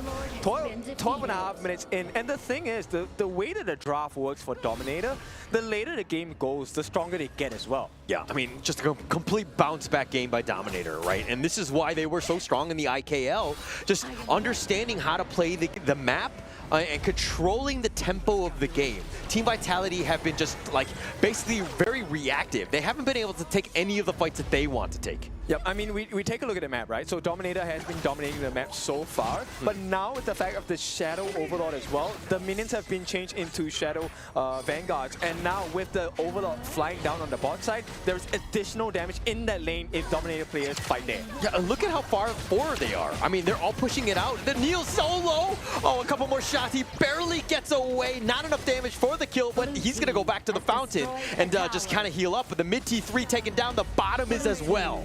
Yeah, do not show us those gaps because we will tear them open. Dominator take two T3s in a matter of seconds, and Vitality. This is the end of the game. I mean, it's looking that way. Team Vitality right now just need to, I mean, I would say slow the game down, but at this point, there's nothing for, you know, Dominator to really slow down on. They don't need to back anything off. It's 13 minutes in. They've just been in full control and just pushing it out. If anything, Tufts need to be looking to split push. He needs to be more aggressive. Give their team at least a little bit of space to breathe. Yeah, I agree with that. Because end of the day, if you're asking for Vitality to push DMT away, DMT is not going to budge. In fact, DMT would say, I would like you to put your hands on me, and I will return the punch. Okay, all right, putting on the hands on each other and things like that. Okay, I wasn't sure where we were going with this. A little uncomfortable, but okay. Yeah, I think speaking for Dominator Esports, and now they're going to push with the top lane. All three lanes have kind of been in a bad spot. Gen.G is doing what he can in terms of that split push, but he needs to come back for the defense here. They're going to look to go. Neil flashes away the Umbrella Outburst, pushing them away, but they want the tower, and they do take that. Oh, he sets it up, and 19 is down. The Infinite Fastness is just trying to get back to safety. The knockback, Neil has already been killed. Tufts is getting bounced around yet again. Gets Seer stated for his trouble. Zan with a double. The base is wide open. Zan just trying to deal with this, but they don't have minions. So Dominator Esports with only 2 members. Yes, it's a 3-for-3, but your base is in shambles. Exactly, and you're just delaying the inevitable at this point. Dominator, I don't see how they're going to lose this. Zan here in no man's land. Yeah, trying to go into the mirror domain, just throwing it back. TNX gets a little bit worried. I mean, with L, you don't really have much, considering the Umbrella Outburst has been expended as well. Gen.G was looking for the catch, but again, it's kind of like the reversal of fortunes in the sense of like, how are you going to catch Jing? But how are you going to catch TNX? Exactly, and right now with a 7,000 goal lead on the side of DMT, in advantage to them as we hit this late game timing. How is Vitality supposed to survive this? They have no turrets left. Yeah, no turrets at all. And then, you know, look, in this pregame going into game 2, I was kind of calling out TNX. He's 3-0-3. I feel like I willed him to a good game this one.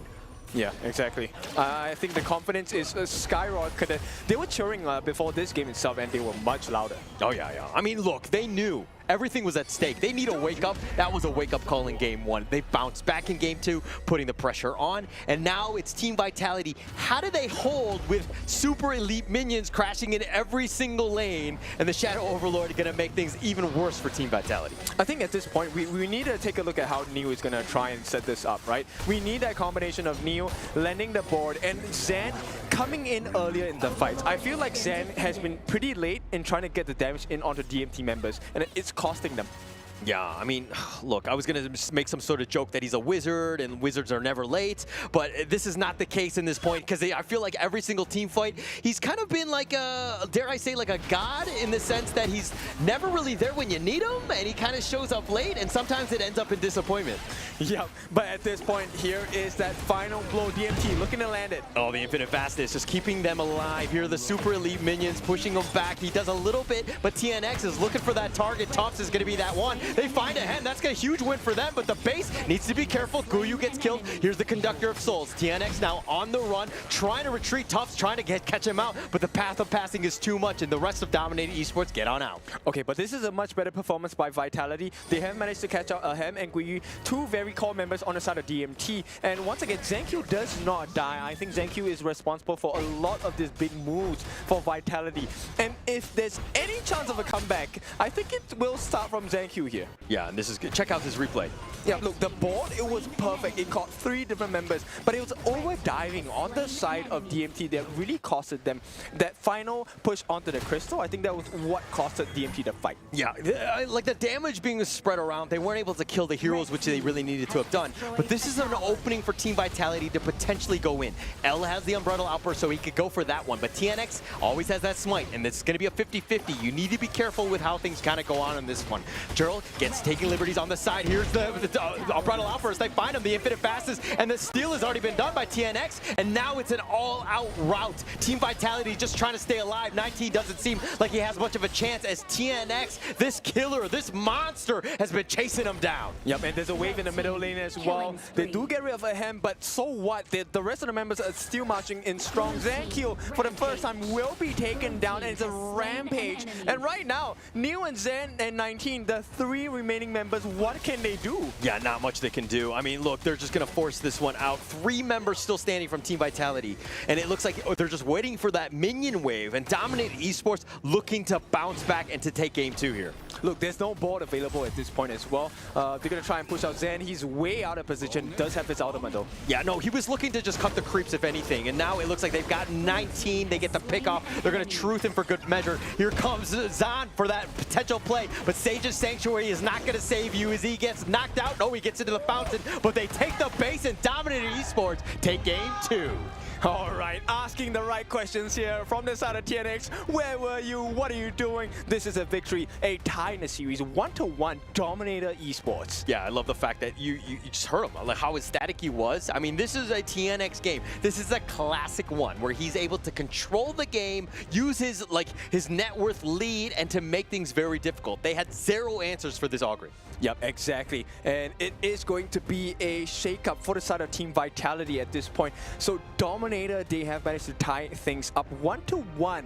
And once again, we find ourselves back in the same position. Who's going to take everything here? Yeah, look, we knew that both of these series are going to be super close. I mean, it was going to be a moment where we were going to see, because there's so much familiarity with the teams, that they know how to kind of use those strengths and weaknesses to their advantage and just to kind of close out this game. It was such a tight game all the way around, right? Because both teams were trying to play to different things. I do believe that Dominator Esports was playing a lot more of controlling the resources, not rushing in and then just to try to find the right moment for the fights. And on the other side, Team Vitality, always on the back foot, man, all the time. All right, I agree with that as well. And I think TNX, the call by the coach was, look, you want to play like that? If you want to keep diving, okay, can you pick the Augury? We will play around your risk-taking. I mean, if you look at the rest of the lineup, I mean, Guyu on the Dharma, L on the Zhangfei, it's perfectly what they want, right? Which is just green light, let TNX just go and just, you know, create this havoc. Yep, exactly. And Chaos it was. Dominator, this was a big moment, a big win for them. And you can see the confidence in their eyes. They know it is for their taking, the win in this series I'm talking about. Yeah, I mean, this is a big one, right? The first game at the KWC, that first win, feels great. Look at TNX, man. Like, this guy is just just so ecstatic. He shows his emotions on his sleeve. This is a guy that you need to, like, really build upon in terms of the draft as well as playstyle. Dominator Esports is turning things around. And like, I was thinking a little bit about that Fang pick, right? Because I know that for a lot of people at home, they're thinking, Fang, not meta. What are they trying to do? Was it a good choice? Because for me, I love Fang, man. Like, I'm an OG player of Fang. But the problem in here is that it's true, it is not meta. But with this pick, with all this composition, did it work? Do you think that that was one of the key things for the victory? For sure. Like you, I like to play Fang as well. You like playing everything, Kane? Of course, I like to play off-meta heroes. But in this case, one of the things that Fang has a weakness is either you don't have enough burst or you don't have enough protection. And there was plenty of protection because it was not just defense, it was offense as well. Guyu on the Dharma was able to catch quite a few people here. One in the base of Vitality. Oh, that one hit a sweet spot for me. Yeah, I mean, it was great. The way that they were playing around, just letting a Hem kind of split push and creating that space and taking free towers, and that just kind of expands their lead quite a bit. They do a great job of that, of just like a distracting more than anything else, and a Hem has his way of getting on out. Okay, he did die a couple of times, but please, once again, do not take my advice. KDA is not important to me, right? I think a win is a win. As long as you get your job done, you get the turrets, go ahead. Yeah. I'm telling you, man, like for me, at the end of the day, it just comes down to who takes the dub. And for you to be able to make it to the crystal of the opponents, you need to destroy the turrets. This is a turret-destroying game. It is not a killing game. We're going to talk a little bit more about all of this. We're going to try to analyze the strategies for this game 3 that is going to decide who moves to the upper bracket and who goes to the lower bracket. But at the end of the day, we're going to take a little bit of a break, and then we're going to come back.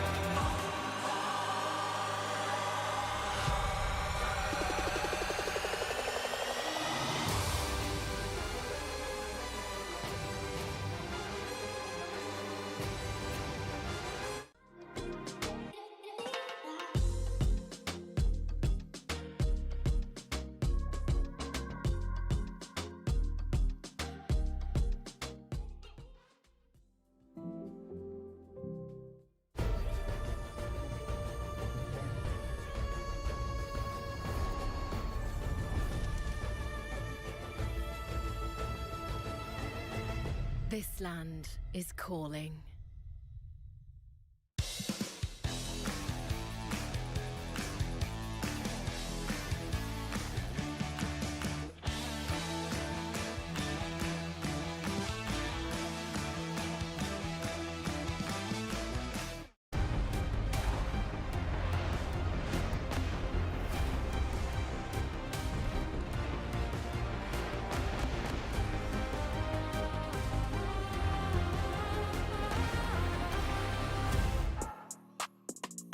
Dominator Esports, in a very dominating fashion, came in and took game 2 to make it a 1-1 right now. We're going to move into game 3.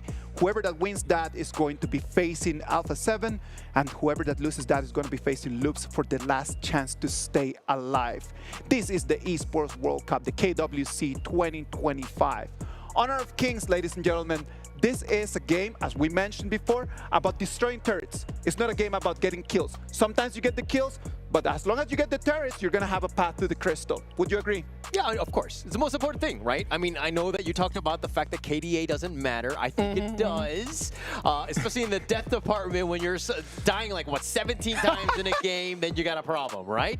But to Isaac's point, obviously getting those objectives, sticking it down. I think that that's the biggest thing, especially if you're talking about game 2, where Ahem on that fan was able to just like mow down turrets. Of course. Yes, the mowing down definitely was very quick. But also, we want to talk about TNX, right? Because he was definitely the game-changing factor here. His Ogren gameplay, the one person that has made Ogren work today so far. Of course, and I'm telling you, when I'm thinking about Ogren, I'm thinking like, okay, that's a meta pick. You must get that. In the previous games, it didn't work out that well. This was the first time that we actually saw an Ogren just being dominating, completely commanding of the Gorge. What was different with this one to the previous ones that we have seen today?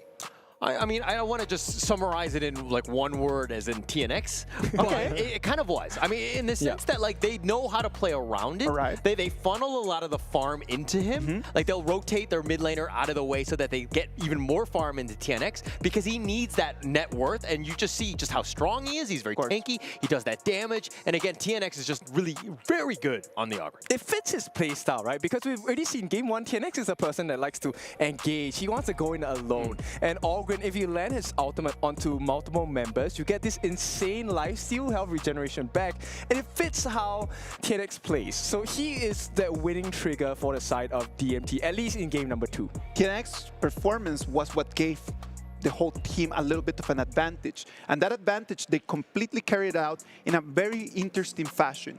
The other side had Jing as the jungler. And Jing is a very blue-dependent assassin. So what did they do? Of course, they took control of the turrets, and then after that, they took control of the jungle. Immediately, the timing of every single fight came down to that countdown that they had on the Azure Golem. Every single time that that golem was going to spawn, they were already there, not allowing Jing to take one of those back. And this is why the Azure Golem is so important, because it gives you mana regeneration, it gives you cooldown reduction as well. Something that Jing desperately needs. She needs a lot of mana to operate. And that's why they kept going for the Azure Golem. Not only did they get it, they also created situations where they kind of boxed up Vitality. Yeah, I mean, the way that they played around it, because again, they knew the cooldown, they knew the countdown for when it was going to happen. But then Zancu wants to be farming elsewhere, but he always needs to be like leashed towards that area because he needs to be back in time. And so he's not able to fully farm and do what he wants. He's very uncomfortable. Very uncomfortable indeed, man. Like, it's very important for us to understand how to put the opponents in the pace that you actually want them playing. So that is important for us to understand. Like, I want my opponents to follow me. I don't want to be following them. And that's for sure something that the coaches were talking to the players. So you want to box them in, which unfortunately Team Vitality could not, even though they had the Yixing as well. So is Yixing something that DMT will kind of consider in this game? I mean, why not? I think that it always has a lot of potential. I think Yixing plays... It's very flexible in that mid lane, and it can be like you have that control, you have some stuns, you have that damage. It has everything in the kitchen sink, right? It's a very good hero, doesn't really show anything. It's more about the lane matchup more than anything else in that mid lane. True. And Dominator Esports, they're going to keep it savvy at this point. They're going to pick up the Dolia and whoa, big burst potential, Lung and Nuwa. These are one of the most damaging farm laners and mid laners in the game. Yeah, just going Dominator, sticking to their MO of game 1 of just having that damage dealing potential. Look, I've already talked about Nuwa. I don't think it's great at times. You really need a lineup that really kind of sets yourself up for success, especially in the early game, so that you can kind of snowball, and she's very oppressive when she gets going like that. But when you're behind, man, this Nuwa is very, very limiting. True. I understand that, unfortunately, from experience, because you know what, I don't really do well in mid lane as a Nuwa. But Team Vitality, they pick up the Agudo and the Fatih. And look, if the game goes well in the early phases for Dominator, the Nuwa will be able to burst down this Fatih quite quickly. The question here is, what difference is this Agudo going to make for the team of Vitality? Agudo is just one of those junglers that, the truth is, depends a lot on the pacing, right? Being able to invade, being able to protect their own jungle, really full-on hero. But at the same time, if things don't turn his way, like, it's really hard for Agudo to really farm up. I mean, Agudo is actually one of the faster pacer junglers, right? Yeah. He has the extra skill. For those of you that are new to Agudo, you have the extra skill in the middle of your screen that allows you to take creeps that has like an 80-second cooldown. So it's actually, it gives you the timing of the buff as well. Yeah. And besides that, you also have Smite. So you're able to take camps much faster than your traditional jungler in comparison. So the pacing gotta be like on point. Yes. Timing is very important for Agudo. Agudo was great in the sense that, like, you could just able to kind of siege towers and just kind of, you know, at times, especially when the minion wave isn't even there, you can still get some more chip damage. It can be this really tough death ball to deal with, but you need the lineup that kind of works around that. If Dominator Esports have the wave clear, it kind of limits what Agudo brings to the table at times. Yeah. So again, I think Dominator Esports are probably going to look to just counterpick the Agudo more than anything else in the second phase. So looking like a DNWay maybe, true damage, just rush down, you don't care about CC. I think that's a brilliant answer to the Agudo, and it's not banned out by the side of Team Vitality. There were important bans here. Lam is also a known counter, so let's see how this goes. Yeah, and it looks like the Lady Jun being picked up here. Just kind of, what do you think about this lane matchup? Lady Jun versus Nuwa in the mid lane? Who do you get the edge to? I would give it to Nuwa if the Nuwa is a better player. Okay. If it is a better player, I would give it to Nuwa as well. But Lady Chen, we know that cleans wave very quickly. Like, Again, very level 4 dependent. Like Lady Trent needs to make it to level 4 to actually be able to roam around. Yeah, but of course, to make things difficult, you know what, Dominator, this lineup of burst potential is always complemented by a huge tank. And here we have a flow-born tank. If you haven't tried him yet, I implore you to give this guy a try because he is so fun to play. Yeah, it has a great opportunity. And look, the TNX Flowborn tank, this is special. We have not seen him on obviously the competitive scene because it was just recently released. But we're gonna be enlightened in that sense of how to play this one properly because I fully believe in TNX's skill on this hero. And I think it fits into him, right? Because there's a lot of control. Both the Flowborn tank as well as Mayin, they're able to catch multiple people in one skill set. And I think that's going to be very crucial for Dominator Esports because, look, Nuwa does AoE damage as well. Yeah, a lot of potential here. But like the Marco Polo, look, this is game 3, backs on the wall for the series. Are you going with the Marco Polo last pick here? I like the fact that you said Marco Pillow. And, Pillow, it could be a detriment to the side of Vitality. Look, I love a good Marco Polo any day. I have had the bad win rates, but I still win games. So yeah. Ken, I love how you just got him back, man. That was really good. I have to. You have to make all your shots count. Ladies and gentlemen, I know that we are right over here just having fun, but the players are ready, and this is a very intense match. Game 3, whoever that wins this is moving forward, and whoever that loses is going to have to still try to fight for their life at the lower bracket. I am Isaac Peña, Quinto, Buhaller. Take it, boys.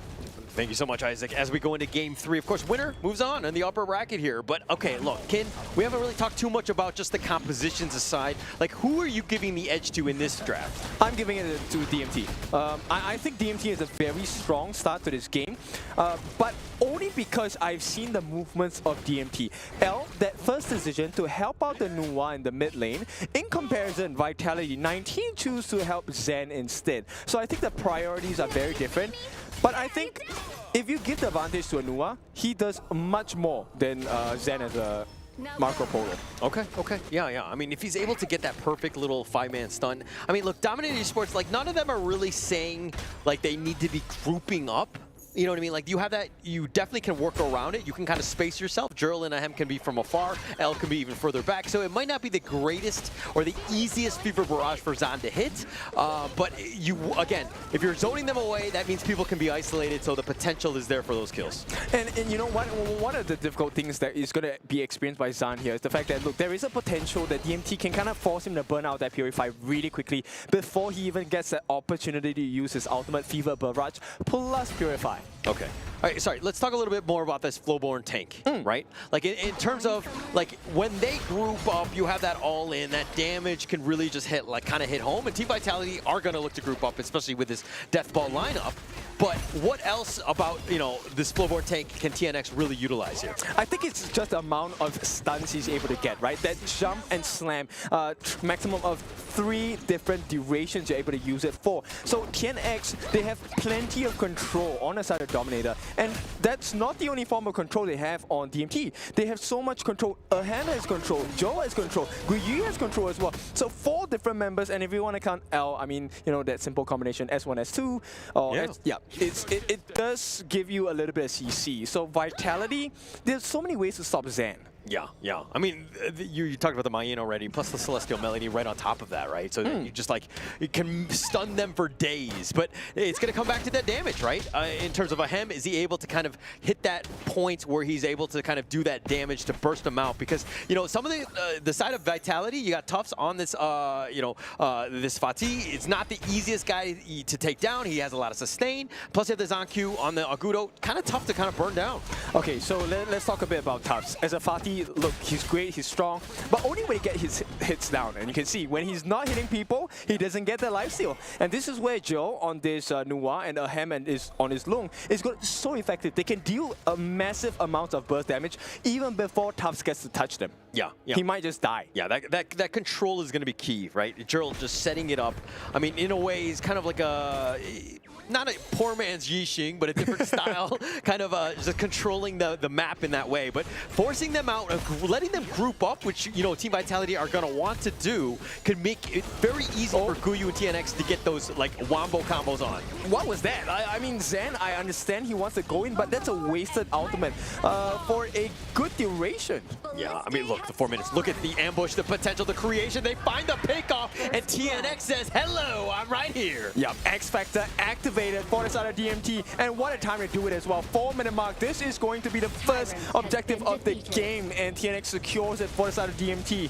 Yeah. First blood actually goes to Joe, though. Yeah, Jurl takes that away from TNX. But, I mean, they were both going in. They both set it up together. And it's just a matter of time. They have the lockdown. The furball is going to go in. Guyu, not enough. They will chase him down. But if anything, they didn't actually get the pickoff. They threw 2 big ultimates for the price of nothing at this point. Maybe a Zero Golem? Yeah, the Azure Golem is looking to be taken away there. I believe Zhang takes that one for good measure, smites it, and it looks like, you know, Dominator Esports making some quick moves, and they're putting pressure on this mid T1 already. Yep, and you know what, Zhang at this point doesn't really have a goal lead against 10X, and this is a bit concerning if you're a Vitality fan. Yeah, not the greatest, and looks like Dominator Esports have really woken up, you know? They had a slow game one. TNX looking to go in, all in, that is, and he hits 3 on this one, but 19 gets a little bit low. The Destiny encounter zoning them more than anything else. Zhang is still sticking around, the furball onto 2, and he gets back to safety, though. That could have been really beautiful, but Joe missed his annihilation. It could have been a really different story for the side of Vitality and DMT. But for now, right, Ahem, I think he's well-versed in playing safer with the experience on game number 1 as well. They're taking a T1 on the bottom side. So this is where DMT can start to put more pressure and open up the map. Yeah, opening it up. I mean, the bottom T2 is under siege. Team Vitality looking to rotate. They need space. Like, look, the net worth is tied, but you're losing map control, and that it turns into a net worth lead. So Dominator Esports playing well, especially in this early game. Yes, and the fact that Ahem is practically left untouched in this game, I think it's a cause of concern for Vitality. Yeah, cause of concern for sure, but you know, the Overlord's still up there. Zan might want to go, but he needs reinforcements. He finds it, and TNX just walks through it. A little tanky at this point, but level 10, slight advantage over Zhang at this point. Okay, so yes, he does have that 1 level advantage, but Zhang does have Blood Rage as well. So it's kind of balanced out to a certain extent, but once again, this comes down to positioning, right? Do you have the information to be able to make a good decision? Zhang, he knows to back off right now. Yeah, I mean, he's going to use the Wild Growth just to slow them down. But the Azure Golem, it looks like Dominator Esports are sticking to their MO of taking away buffs, being aggressive, making Zhang have to rotate around the movements of Dominator Esports, not trying to give up anything for free, and TNX smites it and gets on out. Yep, and Guyu just holding them, the 2 of them here. 19! Oh, Guyu with a solo. He's like, yeah, 1 versus 2. Yeah, I lose the tower, but I'm going to take you down, 19. And this is one of the strengths of having a Mayin, right? Because she's able to sidestep a lot of stuff. She's so mobile, escapes a little bit of damage, but she offers a lot of damage back as well. I mean, the burst is there, right? Just cycling those cooldowns. The skills are just way too much at this point. But now Team Vitality need to find ways to bounce back in this game. And look, we talked about this Agudo pick, and teams have definitely had success. Team Vitality is one of them, but they haven't really been able to utilize it. They haven't been able to really turn it into towers. This is where the range factor comes in, right? As a Lung, as a Nuwa, you're able to deal damage without even be close. And I think Zhang for now is kind of suffering from that. In fact, the entire Vitality is suffering from that. Yeah, they're, again, just kind of sticking around. I mean, yes, they're trying to protect this mid T1, but they're just, like, not really farming across the map. Nice the Fever Barrage, they find Guyu, they get the pick, but he's looking to turn this around, and Zan survives. Okay, hold your horses. The Annihilation a little off the mark as well. Woo! Yep, okay, so he proved me wrong. I was excited. I thought there was a turnaround at that point. But Guyu gives his life. There's a bit of information. But Ahem, he's still healthy. They need to protect this Crimson Golem. No, they need to keep it alive. Oh, TNX is looking to go all in on this one. Gets the pick off on the Zhang, and it's an all-out retreat. Team Vitality trying to run the roaming gun, and 19 hooks on for that Heartlink. He does get back to safety, and it looks like that's going to be the end of the assault. The Infinite Vast is keeping Ahem alive, though. Okay, beautiful play. I mean, Tufts, he has done a lot of work for the side of Team Vitality as well. Putting pressure, but hang on. He's actually looking to just go with this. I mean, he's taking a lot of damage. The Fever Barrage right onto TNX. He found out, and TNX stuck around, gets picked off. Zan making a pay, wants to go for L, but here comes Tufts, finds Ahem who just showed up, and he gets slaughtered. Yeah, don't be overconfident. That's the message coming in from the side of Vitality. You may have a lead, but you hang on, 19. Emergence shows up. Gerald says surprise, and the rest of Team Vitality are like, oh my god, that was scary. So is this overconfidence? I mean, look, they understood from game number 2. TNX likes to dive. We'll let him dive. And right now it's a 2,000 goal lead. A big swing going back to the side of Vitality. But it wasn't really a dive. He was just sticking around. Like, at some point, you're like, hey, you got what you wanted. Why are you sticking around? There's really no fight here, especially when you're outnumbered. TNX, a little bit of a misplay, in my opinion. True, I agree. And right now, the stats are not looking favorable to the side of DMT. Vitality have definitely come back. Zan, top of the table for top damage dealt. Yeah, just a lot of damage. He's been able to, again, he's making this Marco Polo work. I mean, he's not a Marco Pillow, and he's a Marco Polo, and he's doing the damage. Okay, you know, pillows hurt too if it's made from stone, but at this point, you know, the frigid charge coming in from Zan, this one is a big improvement. Wait. The pillow made of stone? Are you speaking from experience here? I watch a lot of shows. Is it the Flintstones? Because I'm pretty sure that they have a pillow made of stone there. Nonetheless, right, my point stays true, right? If you are hit with a pillow that's made of stone, it hurts. Okay. Well, obviously it would hurt. I'm not going to disagree with that one. But here's the Shadow Tyrant, first one of the game. Team Vitality, again, being aggressive. TNX does not want to give this up for free. He's going to go back into the lair. The Furball is on point, but TNX is getting aggressive, and he's going to be pushed back. But Guyu gets a little serious. He's got the whatever, but he dies first. Yep, and this one is the same story. The pacing, nobody was online with him at the same point. That was a great catch by Guyu onto the sidelines of Vitality, but nobody was there to back him up. Yeah, well, look, okay, you talk about the great catch, but he died. It's not really a great catch when you die and you didn't get anything in return. Well, I think it was a good position, but this time DMT get caught. Oh, 19, a little bit low. Tops, the Furball is going to be moving forward. Tops has to flash back. TNX needs to be careful. The Frigid Prison right on top of him. He's going to sidestep most of this. A head gets picked up. Neil finds the Annihilation on his IQ, and he just walks away. Yeah, even the emergence doesn't catch sight of him. This guy is just walking on thin ice at this point. I mean, that was so very close, the way he was able to get that pickoff. But Anahem finding him out and somehow just getting that pickoff, what a great play. Yeah, and Tufts now, because of his efforts, 8.9 thousand, the highest in gold. He has been making the waves for Vitality, coming in from the sides, getting the back lines. This is a performance worthy of winning the series, but can they do it? Yeah, look at TNX. Gerald looking for the potential steal here. L spotting it out. Oh, Zan.Q takes the Tyrant. And now TNX, the Furball on him. They've got the Fever Barrage. They find him and they have the damage. And TNX is down for the count. Beautiful teamwork. Neil stopping him with his ultimate, the freeze, making him unable to get the smite on time. TNX, not only was he delayed from the smite, he got caught out. And that combination coming from Zan, along with the help of Zan.Q, look, enough damage. You don't have to kill them alone. This is a team game. Yeah, team game here, but Zan doing a lot of heavy lifting, doing that damage, and ensuring that TNX is like, hey, you want to go? I'm going to bait you out, and I have that damage to burst you, so TNX cannot get away. Yeah, this is a upgrade in performance. Vitality, they have sprung to life in the middle of this game. Yeah, definitely, and this is the moment, the wild growth, the push in. This is going to be tough. It looks like they're going to back off on this point, but the top lane looks like Tufts wants to deal with Guyu. Yep, it's going to be a 1v1 ego battle. He's going to get a little serious. Guyu has to flash. He's going to be so fast, cartwheel, but the angle of retreat, they're not going to cut him off. They're going to go for the Azure Golem, play for the late game more than anything else, but TNX does smite it. Yep, objective gaming. And so right now, we are at the close to the 13-minute mark. Shadow Overlord available for the taking. Yeah, this is going to be a huge moment. If Team Vitality are able to pick this one up, I mean, they already have like almost a 5K net worth lead. Dominator Esports on the receiving end, very defensive and not able to kind of find ways to come back in. Yep, look, it's all about the belief for the side of Team Vitality, right? They have seen the opening, they've seen the chance, and you know, you have to make full use of it. TNX, once again, in the eyes of Vitality, and there's a lot of information that Vitality can work with. Yeah, it looks like they're going to start the Overlord here. TNX is still up in front, finds 19 if anything. Looks like the call to be made is going to be to retreat. They do not want to take this out. The 50-50 is too close at this stage, but they're going to put a little bit of pressure on the lanes before they do anything. They have to be careful, right? The T2 on the mid for the side of Dominator, it's looking a bit low. I think they can kind of steal and force their way in, actually. Yeah, but they don't need to force anything out. Guyu was putting pressure, he was split pushing in that top lane, and it looks like Tufts has kind of rotated to do a little housekeeping in that sense. But this is the big thing.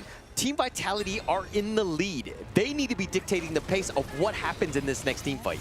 Yep. At the same time, he's working on the Crimson Golem, does have the Crimson buff now. Maybe that will change the fight for them against Vitality. But look at where they are. Dominator Esports, this is a tough area. Very tight corners. The alleyways are not going to be great. Perfectly for, placed for Zan if he wants to go with that Fever Barrage. Tough the serious damage. Finds Guyu, not able to get away. The Fever Barrage just on top just to secure it. But with one member down, there's no way Dominator Esports can contest. Oh, that was close. Did not make it. They actually delayed it. Zan, the double. Too late. And so Vitality, they secure what may be a crucial winning moment for themselves. Yeah, that was actually super smart, right? They had no vision of it. They tried to go for that annihilation play. They actually slowed the pace of taking it down. They actually had to make him use the secondary one. But look at that damage. Yep, Joe now at the top of the table. But like we said, so what if you can do so much damage? You need to finish the job.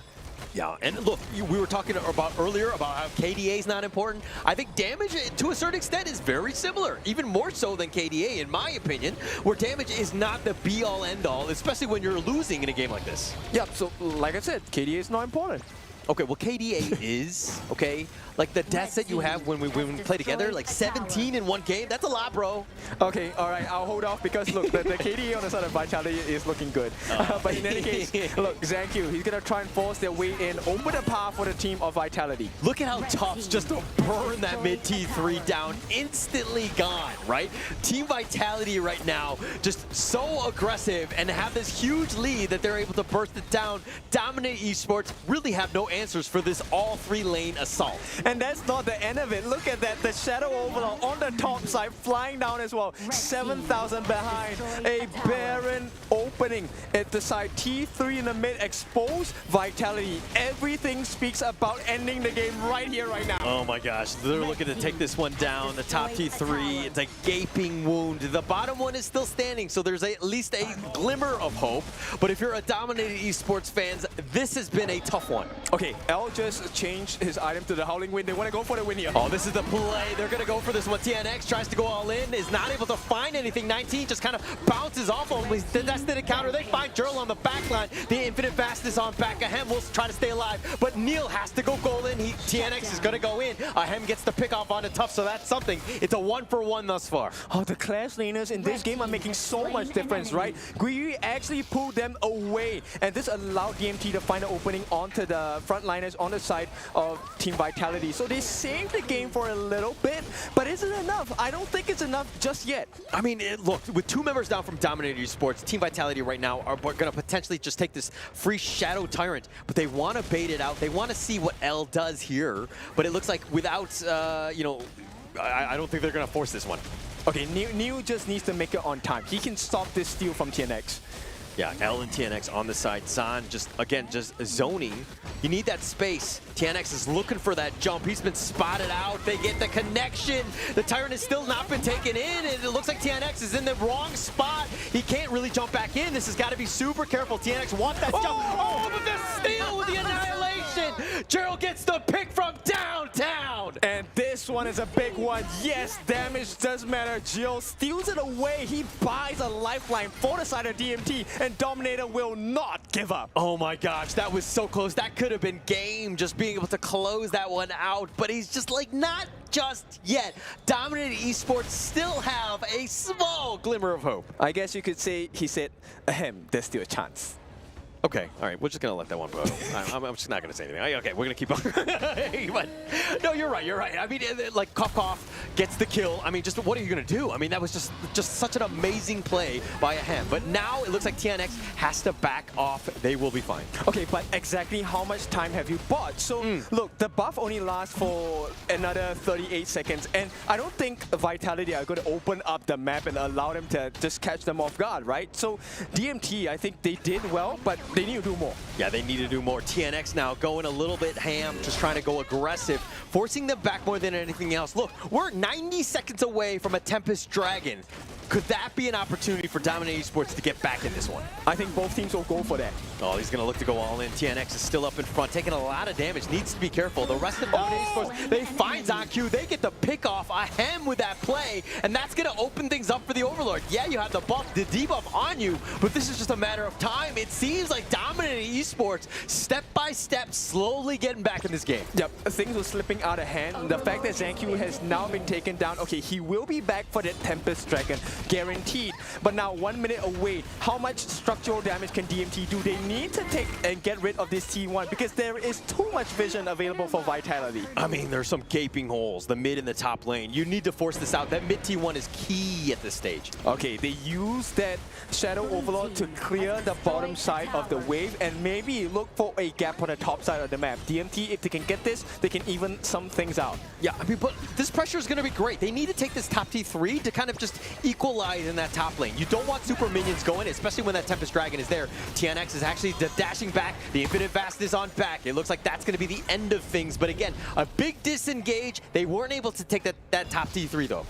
TNX is prepping for something. He's looking for an opening onto the side of Vitality. Now, VIT, they have to kind of settle this T2. Does not make it. It will fall. But here comes the Tempest Dragon. This is going to be the final showdown between the two teams. It couldn't have been any better at this stage, right? We knew that these two teams were going to go the extent, and they were going to go to a game 3. We were going to be here. But a Tempest Dragon, the second one of the day, excuse me, and the Tempest Dragon, this is going to be key because it's like, how does Dominator Esports, even with this somewhat, lackluster net worth, down about 3K, which is like awfully nothing at this point, but they can put pressure on elsewhere to take this Tempest. That's the thing. With a Tempest Dragon, there is no excuse. Exactly. No you win, you win. You lose, right? So at this point, Tempest Dragon is a monumental achievement for both teams. They need to play it safe. Need to play it safe, but Guyu is going to put pressure on that top T1, or the top T3. Over they're going, they find L. The pickoff has already been there. The TNX is going to have to Blood Rage. The Infinite Vast is on back, and they've been caught out. Guyu was not even in the fight. TNX gets picked. The Annihilation onto 3, but it doesn't really matter at this point. Guyu has to recall. They have to go back for the top T3 from Vitality's under siege. Yep, with L dead, there is no refresh coming in for the side of Joe. There is no potential steal unless, I don't know, what kind of miracle can you cook up? There is no way DMT are going to lose it. I mean, they're going to try. They're going to do what they can at this point. I think that they're not going to actually even contest. There's no way, right? TNX is down for the count. That's pretty much it for Team Vitality. With this Tempest Dragon buff, they're going to look to close out this game. Okay. All right, not this time. Churl, you're giving me a heart attack. I can't really help it, but that was super close yet again. But it got picked up by ZonQ. Woo! Okay, so there was no twist of fate here. There is no change in the storyline. It is going to be Vitality. They put the pressure. They have the Tempest Dragon. They have the Tempest buff. These are lightning charges that deal percentage damage. And when the Tempest Dragons touch your turrets, they will disable the crystal. They will disable your towers. It will not defend. All right, the moment is here. The final moments of this game. The potential way for Team Vitality to not only strike back in Game 3, but get revenge from the IKL, where they were the 3rd place team to the 2nd place Dominator here. Yep, reinvent themselves, and they are jumping in tubs. Oh, they're going in the furball. They find TNX, who's actually looking to kind of stick around a little bit low, but TNX, that Sage's Sanctuary, Guyu looking to make the play. The emergence on board. The Sage's Sanctuary even used in return by Tufts, but the Infinite Fastest, they need to go all in. He wants to go. Hem is going to be Sage's Sanctuary for him. Needless is going to be using his, and there's just so many at this point, and 19 so low, and Guyu gets picked off. They've got 3 members down, and Team Vitality are looking to go as they take down a Hem, and they take the base. Welcome to a new history. It is Vitality. They take this series 2-1 in a very convincing fashion. What a performance. What a performance indeed. Team Vitality coming back in that one and just really sticking it to Dominator Esports. They're like, oh yeah, you might come back in, we might have all these plays, but we are able to outclass you in the end. Yep, look, Gen.G this game, he did well. This was a team effort. And Zan as well, I have to say, okay, no more Marco Pillow, this guy, Polo all the way. What a performance. What a performance indeed. I mean, just the fact that Zan, man, that guy was on point. His damage was unreal. And we were talking about the fact that, like, hey, Marco Polo takes a little bit of time to kind of get online, but Zan was like, actually, I'm okay. You know, I know the limits of my hero. I'm able to go in and get the right pickoffs, and it just really snowballed from there. Yeah, I mean, to take it against a Lung of all people, right? Exactly. One of the biggest burst farm laners in the game. This was a big performance on the side of Vitality, and I love this confidence. This is what we want because we require the best out of the best at KWC 2025. Yeah, what a great game here. I mean, the bounce back, I mean, dare I say, I mean, this is probably the first true upset. I mean, if we're going into this one, especially with some of our predictions going into this one, all jokes aside, like, I don't think Team Vitality, anyone really had 2-1 over Dominator. If you've been watching IKL, you just saw the dominance of Dominator. But man, Team Vitality, they were prepared for this series. Yes, and I want to highlight Tufts for this game. He was a big game changer. This Fatih putting and changing the fate of Team Vitality. Yeah, just too much, right? I mean, he was just really annoying, tough to deal with. I mean, just really well played by Team Vitality. All right, so besides that, I mean, there was a couple of nail-biting moments, right, towards the later parts of the game. Joe, he was playing with our hearts. This guy, I mean, the annihilation coming in. But at the same time, on the corresponding side, Neo did some big plays to stop the stealings of neutral objectives coming in from the side of TNX. Yeah, Gerald had so many different plays. I mean, the potential, if they got that Tempest Dragon, I mean, I think that game changes, right? The dynamic of that one. The result changes, yeah, right? Yeah, I mean, this whole series would have been won for the side of DMT. And I like the fact that DMT, look, this is the mark of a champion team because, okay, yes, they may have lost the series, but they're confident enough to go and try again and again. It doesn't matter whether you fall, it's about do you rise above. Yeah, and stepping up to the task in order, right? Team Vitality, that's got to be a huge confidence boost. Taking the first series against Dominator Esports in the way that they did it, this is a great one. And they probably learned a lot more about themselves, you know, if 2-1 instead of the 2-0, right? I think that they would have learned a lot in this one. I mean, okay, let's be honest. It was meant to be in the other direction.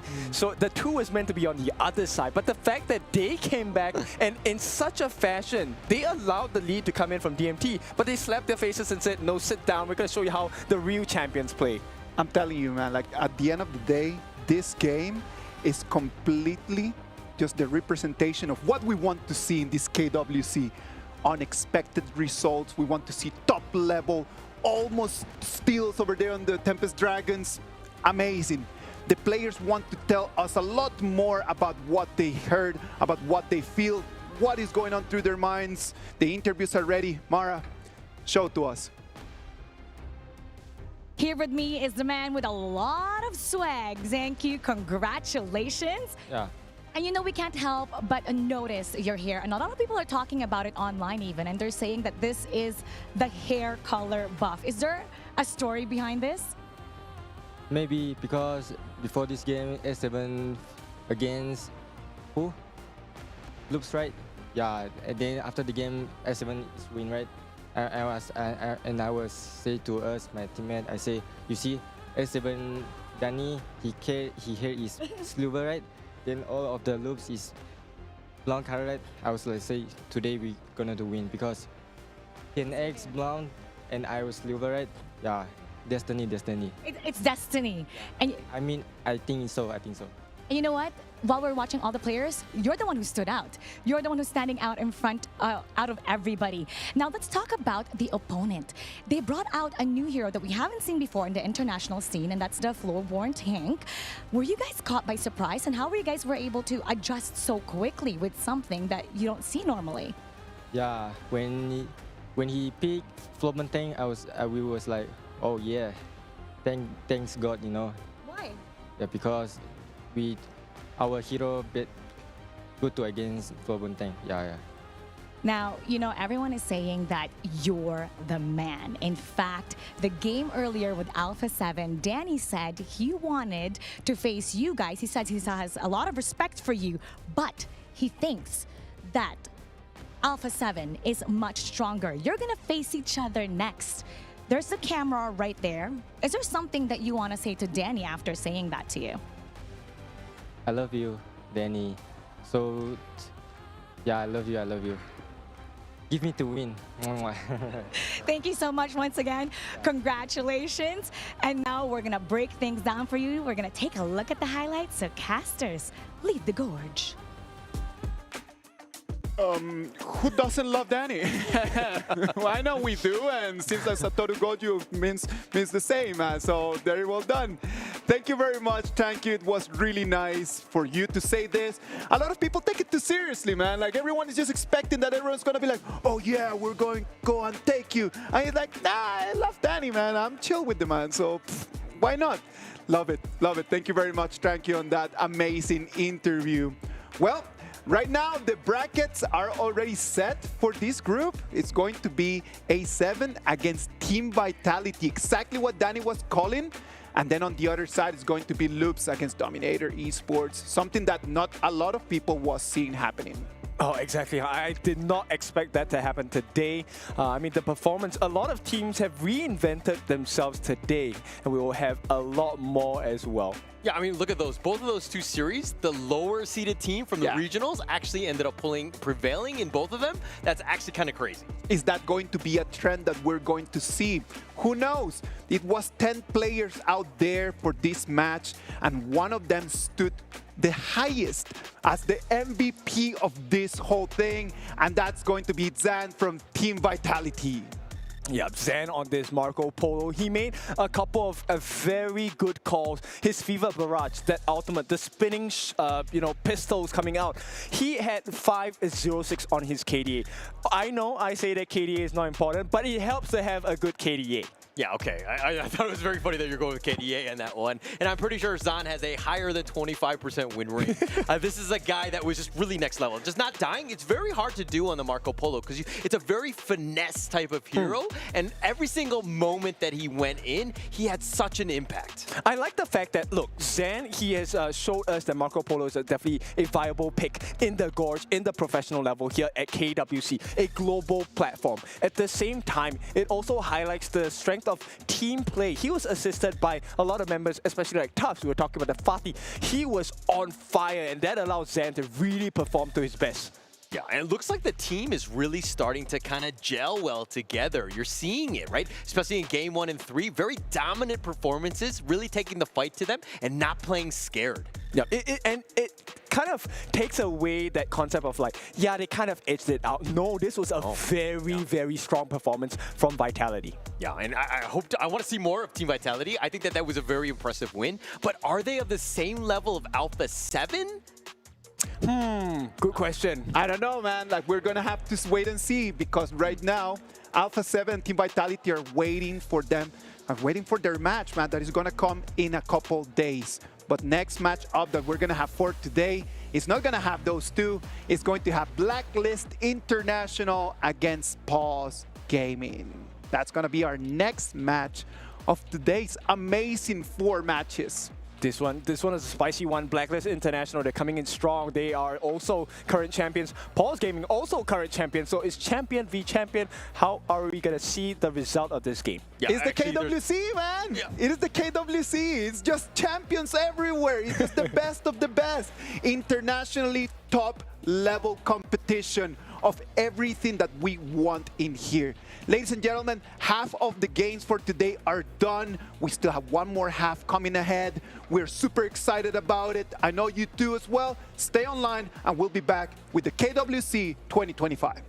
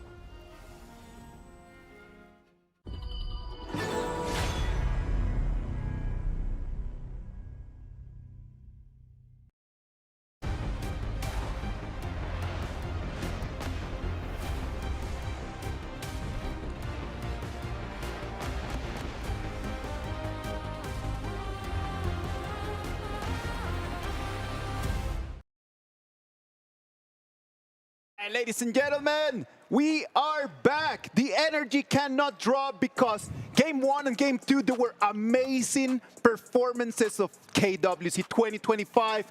And right now, we're going to move into the next game. The next game is going to have Blacklist against Paws, and that's going to be amazing. And since we know that you want to get the best information, you want to get the best casting, we decided just to give Holler and Kintof a little bit of a rest. And with me right now, we have Blam and Saggy. Blam, Saggy, you guys, welcome to the KWC 2025. I hope that you guys are going to enjoy it. But first of all, what do you think about the first two games? I mean, it was absolutely phenomenal, right? Like, that is a way we wanted to kick off KWC, is a full best of three, but they had to bring that kind of flavor, right? Because if they didn't bring their full, they don't really have that privilege to drop down and be like, it's only one best of three because it's only one best of three. We have to climb up and potentially get to the last chance qualifier. Exactly, and right now we've seen back-to-back full best of threes between the Brazil Chalk BR teams and the IKL teams. And right now, if you ask me right now, the situation is definitely full-blown right now. You get both of the lower tier, not the lower tier teams, the lower seeding teams advancing to a shot directly to the playoffs. Wow, the two teams that lost today, which happens to be Dominator and which happens to be Loops, right now they are fighting for a chance for survival at the lower bracket. If that's not a storyline, I don't know what is right now, Blam. The KWC is like that, Saggy. It is just the top competition of Honor of Kings in the whole year. You have the best teams from every single region coming in here, all the way here to Saudi Arabia to try their very best to be the winners, to be crowned the champions. Some of them are going to make it through the upper bracket. Some of them are going to have to go through the lower bracket, man. And I know that both teams in this match, they want to take the dub and they want to move forward. Let's start talking about Blacklist. Blacklist, such a strong team. It is made out of a lot of players that are a lot of fans. Very, very, very popular players. Very popular. I mean, Chami1, Joshi are definitely kind of like their core players. They have a lot of fans. Obviously, they both stream as well, but it is also with Dragon and Golden Kite and Chaz as their support. And obviously, as you can see, Dragon, Golden Kite are twins. They are twins. Maybe that's what's going to be the buff to get them and try and beat Paws Gaming, because, I mean, right now, Paws Gaming are undefeated since WKS.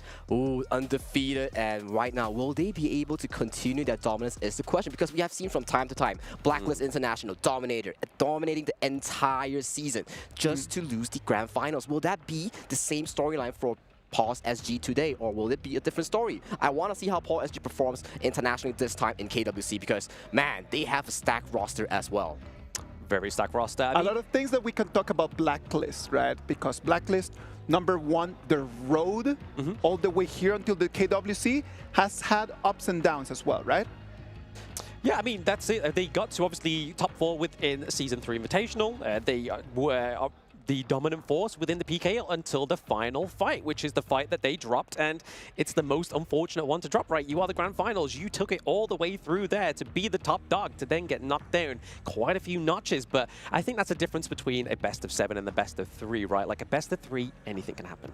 Exactly. Best of 3, it challenges your mental state. Clutch moments, because this best of 3 is not just another best of 3 that you play in your home region. It's a best of 3 that decides your fate directly to the playoffs or directly to the second chance, the last chance qualifiers here. So this best of 3, it is full of stakes at hand for these two teams. Blacklist is not going to have an easy job because they're going to be facing Paws Gaming. They are coming in top shape. It's just amazing just to watch Paws Gaming play right now, because when you think that someone is in the zone, they are in the zone right now. Yes, undefeated team, like we said, in the WKS. Snow, Myosotis, Xiaoyang, Feng Jie, and Xing Ling as well. It's going to be representing this team, Paws Gaming, as we're seeing them obviously walk into the studio. And any of those fans from the EWC last year will notice that 3 of these teammates were in the competition representing a different organization. So now they're looking to come back and try to put a further stamp on these players' names. Exactly. With the experience that they harnessed back in the last year's EWC, this year coming back with that experience, they're definitely going to be looking to strive even further towards the rankings. Looking for the playoff spot is their primary target right now. But hey, it's Blacklist International. They will definitely look for a way to break the code. Lads, Yes. do you think that that experience is really going to be fundamental for them to be able to take an advantage? Or is that experience just not something that important that we need to factor in? I think it's something we should factor in, but also factor in the fact that back in 2024, we didn't have the global ban pick, right? And that's been one of the things I've noticed this year that's really shaken up the whole of Honor of Kings Esports 2025, right? Like, there's been teams that were pretty much creme de la creme in 2024, and they've been brought all the way down. A little bit of a reality check for some of these teams, and that the hero pool needs to increase. Exactly. We talk about global ban pick, the GBP system that has been introduced, as you mentioned. It tests the hero pool that you mentioned. If you pick this hero, you cannot repeat the pick again in the second game. So this tests the depths, the mastery of all these hero picks that you have to practice in your practice matches. Because if you know only like 3 heroes, you're going to get banned out and you're going to be the weak spot, the weakling of your team. So definitely, GBP being introduced into this KWC, into our HOKS3 is definitely one of the most interesting systems you have so far in KWC. Let's talk a little bit about hero pools, because right now we have a very interesting topic with the global ban pick, right? Like, you choose a hero once, you cannot choose it again. That is going to test how deep your hero pool is, how many heroes you can actually master. In terms of that, Paws Gaming or Blacklist, which one of them has a deeper hero pool in your opinion?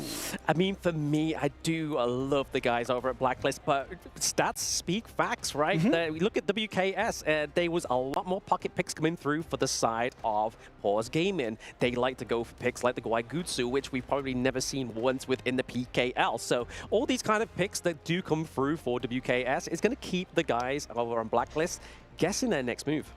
Exactly. When we talk about all these surprise pocket picks, it might factor into experience, and all these experience, they can bring it to today's stage against Blacklist in this tournament. Just like we saw just now, there was the final pick that came out for Dominators at him. So definitely all these pocket picks or all these secret strats, it can counter the meta. It's not always the picks of meta that will work, but sometimes these pocket picks, it will show superior effect if you put it into great use. That's interesting, because if you always pick meta, then it means that everyone knows what to counter. Everyone is just going to make all of the research on how do I counter the meta, how do I counter the Ogren, how do I counter the Arlie. Like, all of these picks are going to be very well studied. Being able to find ways around that is why we have coaches. Coaches are so important. We know that the two of you spend a lot of time just kind of like researching about this. If you were the coach for Paws or for the coach for Blacklist, what will be going in your mind? I think it's just kind of like judging where they're going to be going in these first little picks of the draft, right? Like, what's the first 2 bans going to be? Is it going to kind of follow the suit of the past 2 series, where we've seen a very heavy ban onto the likes of the Maya Shiranui, as well as the Ali as well? Or are they going to try and go for and allow these picks to go through, which we've seen once already? I mean, DMT was able to pick it up and still fumbled the bag with it. Exactly, fumbling the bag. But we don't want to see it in this series. And especially, I want to point out one thing. Luna has yet to be picked so far in this tournament. It has so much priority in terms of the ban phase right now. Whoever team between Myotosis or Gen.G, these 2 players are the core 2 players to pick out this pick. So definitely Luna, I want to see either of these teams utilize this pick and getting a point out of this series. Yeah, I mean, because if we break it down region by region, obviously Luna in the MKL, which is obviously a region that we both casted, Sagi, definitely had a high priority here. But we are getting into the draft of game number 1, and the Luna, like you said, Paws Gaming banning it out first pick. Exactly. If you fight against Gen.G, his signature pick, one of his signature picks has to be Luna right here. And Blacklist International, knowing for a fact that, hey, Dharma, Diadea, looking for the previous series, has shown results in their matches here. So definitely removing them is the staple bans coming in from Blacklist International. Yes, Blacklist International coming out, obviously huge bans. There it is, the Mai Shiranui, like we did say, but it does allow the Ali to be picked up here for Blacklist International. Will this be Golden Kite locking it in? I feel like they have to on blue side, right? Like, if they don't pick it up on blue side, and then you get the reactive red side, so you can get to pick the Ali and something else to counter whatever they go for the blue first pick. It's pretty detrimental here. But hey, it's Coach TD. We know from time to time Blacklist is capable of whipping out these surprise picks. But definitely, as you mentioned, Arlie is one of the best, if not the best marksman out there. Which, in fact, Blacklist proven to us it is true. Ali locked in for the side of Blacklist International for their first game here in KWC 2025. Oh, look at that red side. Pei and Byron coming through. This has been one of the most aggressive combos for the majority of all the leagues, right? The amount of aggression, the engage potential with these two picks. It doesn't get more meta than that, isn't it? Just like Pei and Byron, Pei, the pacing that he can have, and at the same Byron just being fully independent, just to take that clash lane and then just completely dominate. I agree with you exactly. Like Byron, this hero has such a strong lane into any of the picks, and Pei, superior tempo. When we talk about superior tempo, you cannot forget about the Ogren.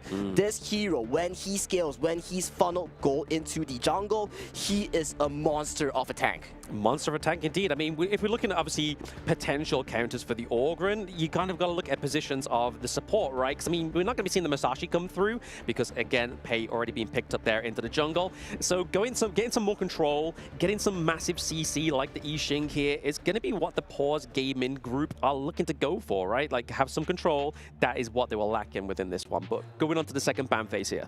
Going to the second ban phase, Fati, the hero that we've seen from the last two series that has almost 100% pick rate, has been banned out from the side of Paws Gaming. And furthermore, Sun Ce as well has been banned out. For these two heroes to be banned out, they are limiting Chammy's pull into the clash lane here. For the side of Blacklist International, they look to ban out two of the roamers pull right here, targeting Qingling in the roamer role. On the BO3s right now, we're seeing Fati just being a very strong pick, right?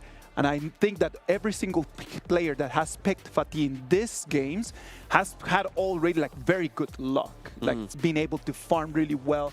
It's a hero that right now just farms really quickly.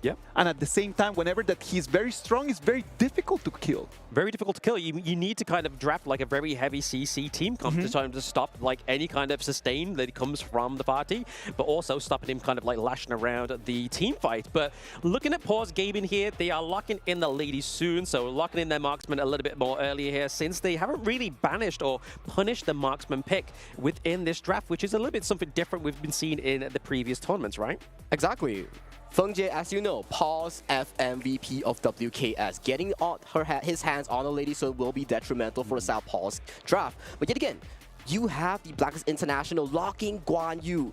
They want total lockdown on this Lady Sun. From time to time again, we see protected president team composition coming in from all these teams. But who's there to break it apart is the Guan Yu pick here being locked in by none other Chammy 1. Yeah, I mean, it's a lot of bullying, right? I mean, you've got the push away from the Ali ult. You've also got Motsu that's going to be able to pick you off from a range, get you locked down. But then you've got, obviously, Chammy on the Guan Yu, which we know, like you said there, Zagi, is one of his prio picks. So the bullying that could potentially come through here on the side of Blacklist International could be pretty huge. I mean, let's look at where Paws Gaming can kind of try and bring this down. Like, in terms of damage, if they start taking off the Nua, if they start taking out the Ali, damage is going to be a bit of an issue here for them.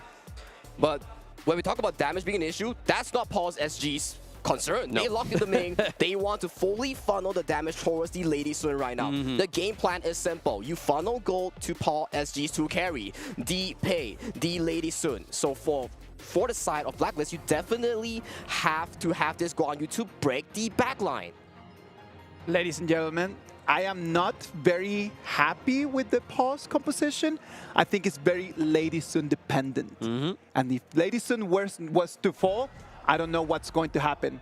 But well, we'll get to see as the Gorge is right now getting open for the second half of the games for today. On the blue side, Blacklist. On the right side, Paws. Paws, exactly. That's what I mean, right? Like, if they are very heavily dependent on the survival of Lady Sun, like Asagi rightly coined it, it is protect Madame President, right? So they've got to be doing that within these team fights right now. A little bit of tip attack going on into the mid lane, just trying to get that sort of longer range distance from Paws. But yet again, a short pause coming in for the side of the tournament. We might be having some technical difficulties, so do keep in check right now as we check on the issue real quick. Yeah, exactly. A pause coming through. I mean, we've had no pauses at this point. We get Paws Gaming going onto the stage. It's Paws. Paws Gaming, isn't it? So we're going for that one. A little bit of a dad joke there from me, so you can take that one on the chin. But yeah, again, the drafts here are looking to be very sort of different between both of these two teams, right? Like the front line onto the side of Paws Gaming, very heavily dependent on Byron, and onto the side of Blacklist, we're looking at the Orgrin. Exactly, and if you were to break down both these teams' priority and objective, we want to see Blacklist be able to push out using Chammy's Guan Yu, the Razor Cavalry, onto the backline to make sure that Feng Jie on this Lady Sun does not get to play a fun game. For the side of Paws Gaming, you want the same thing as well. You want to protect Feng Jie and pay on Myotosis to make sure that these two carries can have a safe environment to dish out DPS. So definitely both these two team comps, they clash in terms of their objective here. It depends on execution and whoever pulls the trigger first.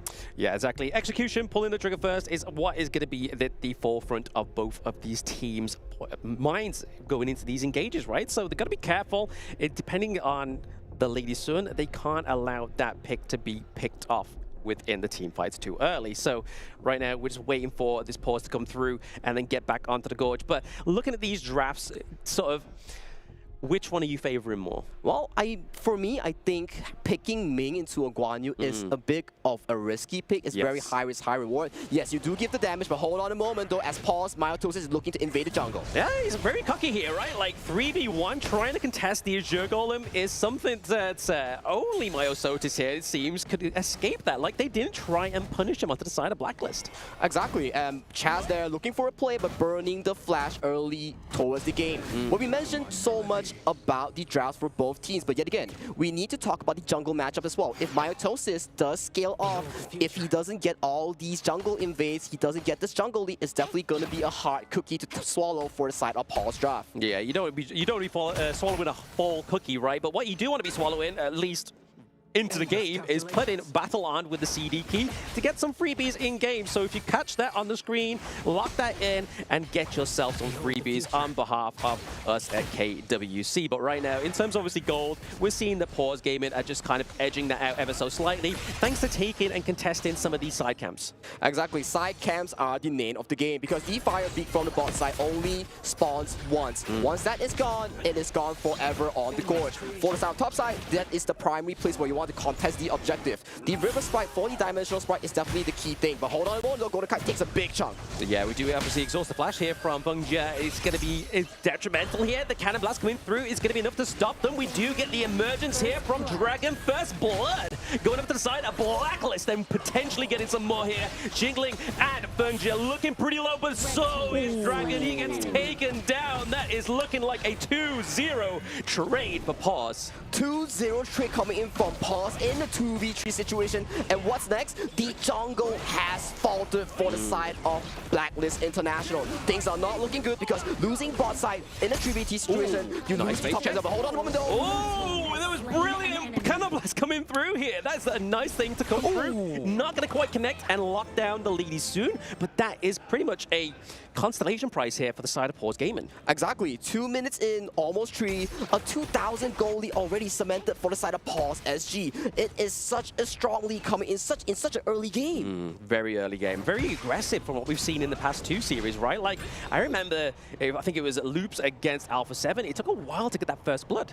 Exactly. Loops against Alpha 7 took a while for the first blood. Same goes to Dominator versus Vitality. But this game is looking hot and fire just 3 minutes in. Yeah, 3 minutes in. I mean, what we're looking at around about a 2k gold difference already for the side of Paws Gaming. So that's already something that Blacklist International have to stop. They need to make sure that that doesn't keep amassing. Exactly. And Paws SG, who do we coin? Feng Jie, the FMVP player of their team, the farming, the marksman on Lady Sun. He did that 2v3 alongside with Xingling. That was beautiful. Kiting away from the side of Dragon's emergence, immediately making it such an important win for them. Translating that towards the top side, getting more jungle caps, making sure that they have number advantage at the top side. Yeah, I mean, these side lanes are both where they're going to be looking at within both of these drafts, right? Like, we really need to put some very big emphasis on the potential of, if you don't focus enough or give enough resources over to the early, it's going to suffer going into the late game, especially against a pick like the Lady Sun. Exactly. When we talk about late game, Arlie, yes, a very strong early to mid-game tempo once you unlock the Doomsday, capable of dominating the side lane. But yet again, your DPS, your burst, does not equate to Lady Sun's late game. Lady Sun, once you get that rolling rate in, you get that 4 items, your burst is just insane. Let alone, you have that Ming as well. Yeah, I mean, there's many times I've faced that in ranked matches, right? Like, you think you're safe under that T1, and then those rolling raids come through. They give you that one tap, you know, oh, my life flashed before my eyes. So, for those obviously watching, you may want to kind of like look into Lady Sun. It's a great pick. One of the most, I would say, prioritize popular picks within the farm lane as well. Exactly. If you look to pick up the farm lane, definitely Arlie, one of the best in terms of micro mechanics. If you like flashy, mobile heroes, definitely Arlie is the go-to pick for you to pick up. But if you want those long-range bursts, high DPS sort of hero, definitely you can look at Lady Sun as well. The rolling rate, the shell damage coming in from all her spell set, a very high burst hero. Very high burst hero. And we can kind of break it down even further than that, right? I mean, Arlie compared to Lady Sun, there's definitely more of a gap in terms of the way that you play this hero, right? Like Arlie has a much more chance of getting out alive, whereas Lady Sun, she has to, the whole thing about a kit, she has to roll in, she does more damage rolling in. If she rolls out, it's kind of like you're losing that kind of edge. Your team, or your enemy team already knows that you're kind of rolling away with your tail between your legs.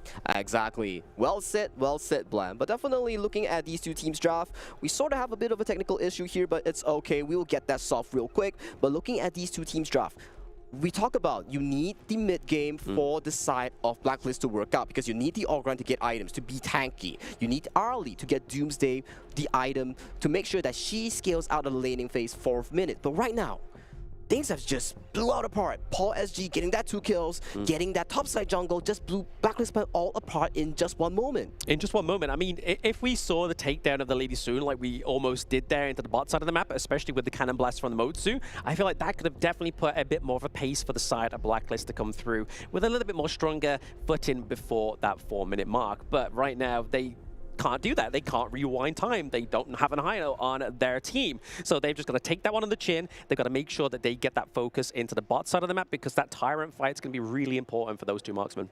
Exactly. But once again, when we talk about Blacklist, we always talk about potential comeback moments. That's why they tend to break the code. They're analyzing the code right now, and they're looking for opportunity to really come back, because one thing's for sure, we haven't seen Chammy been activated yet. His Razor Cavalry is still offline. Once it's activated, maybe the Tyrant fight, maybe the 10th minute mark, we might see an engage coming in from this important Guan Yu pick on Chammy, looking for these flanks on the side of Paul SG. Yeah, I mean, there's definitely that one kind of spectrum that we could look at, right? Like going for the Guan Yu, looking at obviously Chammy 1's potential on that pick into the later team fights, into the neutral objectives. But the thing is, if they get the focus into that top side of the map, onto the side of Paws Gaming, then Chammy 1 doesn't really have that safety net to go back to, right? He doesn't get to go back to ground zero. He has to kind of make sure he is roaming around a little bit more to make him seem a little bit more viable. But we are back up the Paws. We are back in on the action, and there is some ultimates being expended right now. Think inside the box.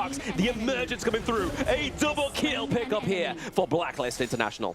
What did I say, Blam? Breaking the code. They analyzed the code, and they got such a beautiful engage on the duo of the side of Paul SG's farm lane. Right now, you gotta think more, because the goalie is still 2,000 healthy for side of Paul SG. You gotta find more of these opportunities to break this ball in apart.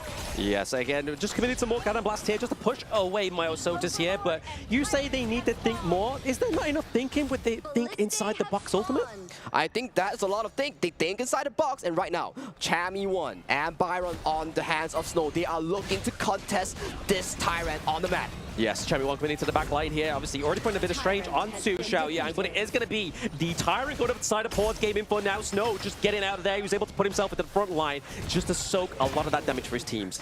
Well, the Tyrant buff goes over the hands of Paul SG. If you need more damage, the main D-Tyrant is now on the hands of Paul SG. That's a lot of damage for this Lady Sun. Yeah, a lot of damage, right? I mean, just getting that extra bit of damage, that movement speed as well, means she's going to be able to roam around the gorge and clear a little bit faster. Exactly, and right now we are looking at the form of jungle sharing, the camp sharing from the side of Paul SG to further elevate Feng Jie on this Lady Sun to a higher level, making sure that he gets the items he needs to really scale towards the mid-late stages of the game.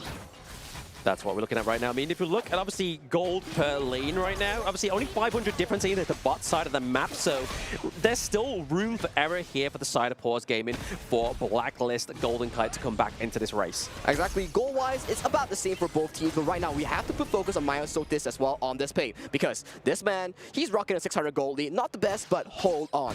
He is making sure these tempos are paying off, securing the tyrant and looking for all these jungle camps. One good thing about P in the jungle, he has so much mobility and his clear speed is insanely fast. A perfect tempo jungler for you at home out there for those players who like to enjoy fast tempo jungle. Yeah, if you're an aggressive player, you need to pick up that jungler, right? Either the Orgren or the Pei, they both play very aggressively into the jungle, picking up the jungle clear very fast, but they all have their different motives, right? Going into the late game, going into the mid game to late game, Orgren's going to be a lot more tankier, whereas Pei kind of falls off at that point.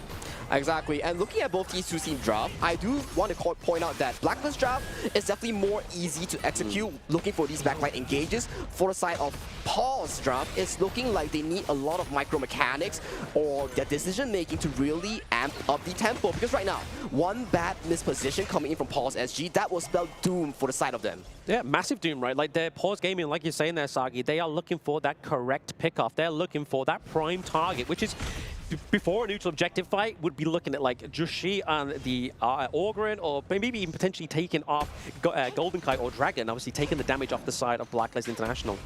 Exactly, and we look at the current tempo right now. The Crimson Golem goes over the side of Golden Kite on this early. It gives you true damage and gives you slow on your basic attack. So it's a perfect buff for a marksman here. But hold on a minute though, Paws Feng-Jie is looking to pressure down this tower. Yeah, Emerge coming through. Obviously, Cannibalist is not going to stop this T2 takedown into the bomb lane. That is Feng-Jie picking up another T2. So that's already putting a lot of pressure onto the marksman, onto the side of Blacklist International, which on an early is not the best case scenario you want to be in. I agree. Right now, the entire tempo is, as you mentioned, following the tempo of Paws SG. We need to find a way, if you're a Blacklist International fan, to really look into this. And look at the goal chart right now. The top two carries, one side of Paws is just rocking this goal lead. Yeah, I mean, that's exactly where you want Pei and Lady Soon to be, right? They need to be top two, especially within the overall goal chart. But if we look at top four, we've got 3 out of 4 of the side of Paws Gaming occupying that position within the goal chart. But right now, if we're looking at Blacklist International, what did they need to do to come back in here? We'll hold that thought for a second as the passive onto the side of Xiao Yang is actually going to be exhausted there. The Annihilation is not going to annihilate anybody today, but the T1 here in the mid lane may go down, as well as the T1 traded onto the side of Paws. This is what I'm talking about. One small mistake, that's going to cost you. Blacklist took the opportunity and they took one of the most important towers of the game, the mid tower. Right now, Myotosis here is looking to be caught out by Chami here, but he leaps away to safety. Yeah, I mean, he's done enough damage, that T2, into the clash lane to basically make Blacklist think, oh, we need to make sure we're giving some TLC to these side lanes now, because if they don't, that's where we see Paws Gaming start to create a backdoor. Exactly, and looking at the goal chart right now, the damage chart, Chaz on the roam, on the Moses dealt the most damage here, but both teams head on strong on this Tyrant. Yeah, pretty much going over the Tyrant there. The Conductor Soul's actually being conducted for the side of Blacklist. It's going to be enough to create some space. There is, we see Blacklist International picking up the Tyrant from the side of Paws, but is Chaz going to go down? He does get taken down. Golden Kite's able to slip out of there. The Razor Cavalry pushes Myosotis into the teammates of Blacklist. But still, that's a positive win coming from the side of Paws. 2 kills, losing a Tyrant, it's fine. They're preparing for the 10th minute mark right now.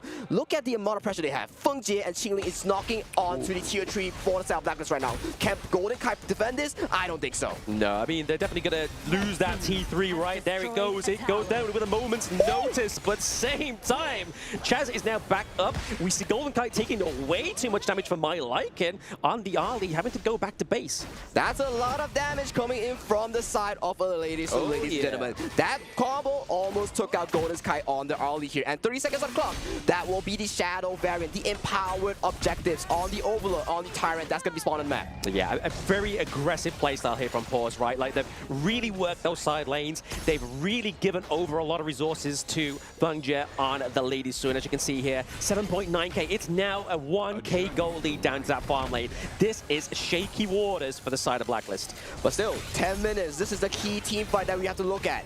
This team fight, whoever wins this will take the next 5 minutes tempo. You get the damage buff. You might be able to force team fights or force your enemy team to avoid you at all costs. They do need to avoid you at all costs here with the Shadow Tyrant and Shadow Overlord, and now onto the Gorge. This is the 10-minute mark, right? We are getting into that mid to late game territory, which is where the Lady Soon already with 2-to-1 kills here onto the side of Paws. Gaming is only going to get stronger. We do see a takedown of the story down to T1 here, so a bit of pressure onto the side of Paws into the farm lane, but we are getting a takedown onto Golden Kite. The damage is being taken off the side of Blacklist International as we see dismantled right now. Paws Gaming, they get the back door, like we said moments ago, rush it in the mid lane, farm lane. Feng.G, untouchable, immediately kiting his way out of Chammy 1, out of Golden Kite's flank. And right now, they are knocking on the crystal, and they are about to cement themselves as the first game winner of this best of 3 series. The quickest series, I think,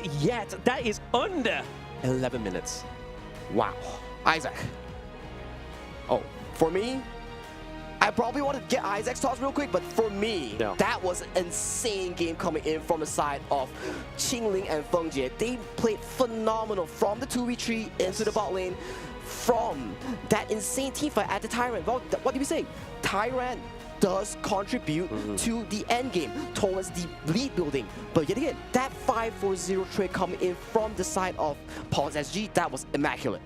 I'm telling you, this was the fastest game ever, man, that we have had in this whole day. It was quick, it was intense. We were thinking a little bit about the compositions. I did not believe at the beginning, but you know what? Feng.G came in and then he told me, you gotta start believing in me, you know? It made you a believer. It was like, hey, you aren't a believer right now. We're gonna make you believe. And even with those 2 pauses as well, right? Like, they were just like, 11-minute game? Sure, why not? Let's go for it. But the aggression, we saw it into before the mid-game mark, right? They really made a great effort of creating a backdoor into that farm lane. Yes. And that's exactly what they did. They were always thinking 2 steps ahead.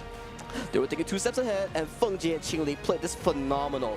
They were always positioned in the correct position to avoid these catches coming in from Chammy and Golden Kite. Look at this last fight. Golden Kite goes in, Feng.G immediately responds with a flash. Chammy 1 comes in, but it's all little too late. Golden Kite has already been liberated from the map, and all things, it's Chammy 1 alone. And Feng.G, even if he drops here, the game is still gonna be for the side of Paws.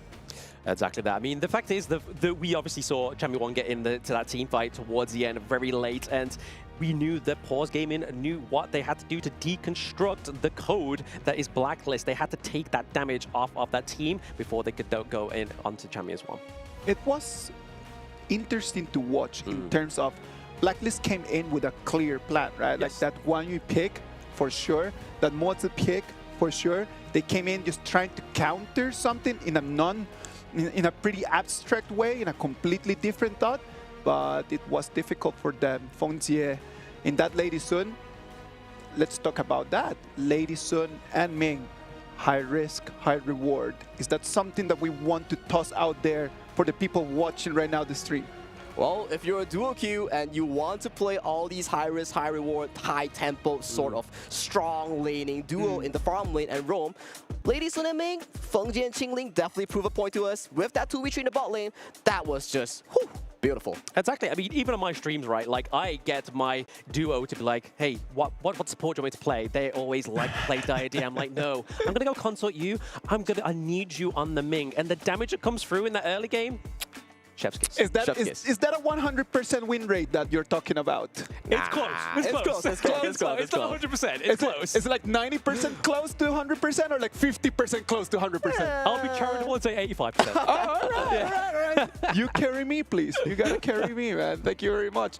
Well, you know, Lady Sun and Ming is one of those pairs that we can have right over there. Everyone at home, if you have a friend that is going online, go and give it a try. It's a super important thing to master.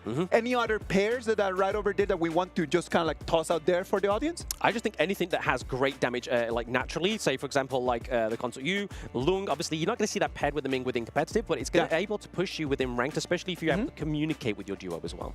But hold on. If we talk about all these marksman pick, like Lady Sun, like Long, like All In, we gotta give props to a certain someone, which is Feng Jie, right? He was a pretty immaculate Lady Sun in my case. I was thinking like, man, this guy was styling on the coders. He was just diving, dashing on the gorge, and he was doing everything he can to dish out all the DPS that he needed. He did. I mean, not only to the enemy heroes, but to those very crucial T1s, T2s, and T3s into that farm lane, because he was the actual moment that was able to create that backdoor effort. It is an important moment just for players inside of the game, just to stand up and then just to say like, okay, I want to be the person that carries the flag for our team in this game. And who carried the flag for the team in this game, man?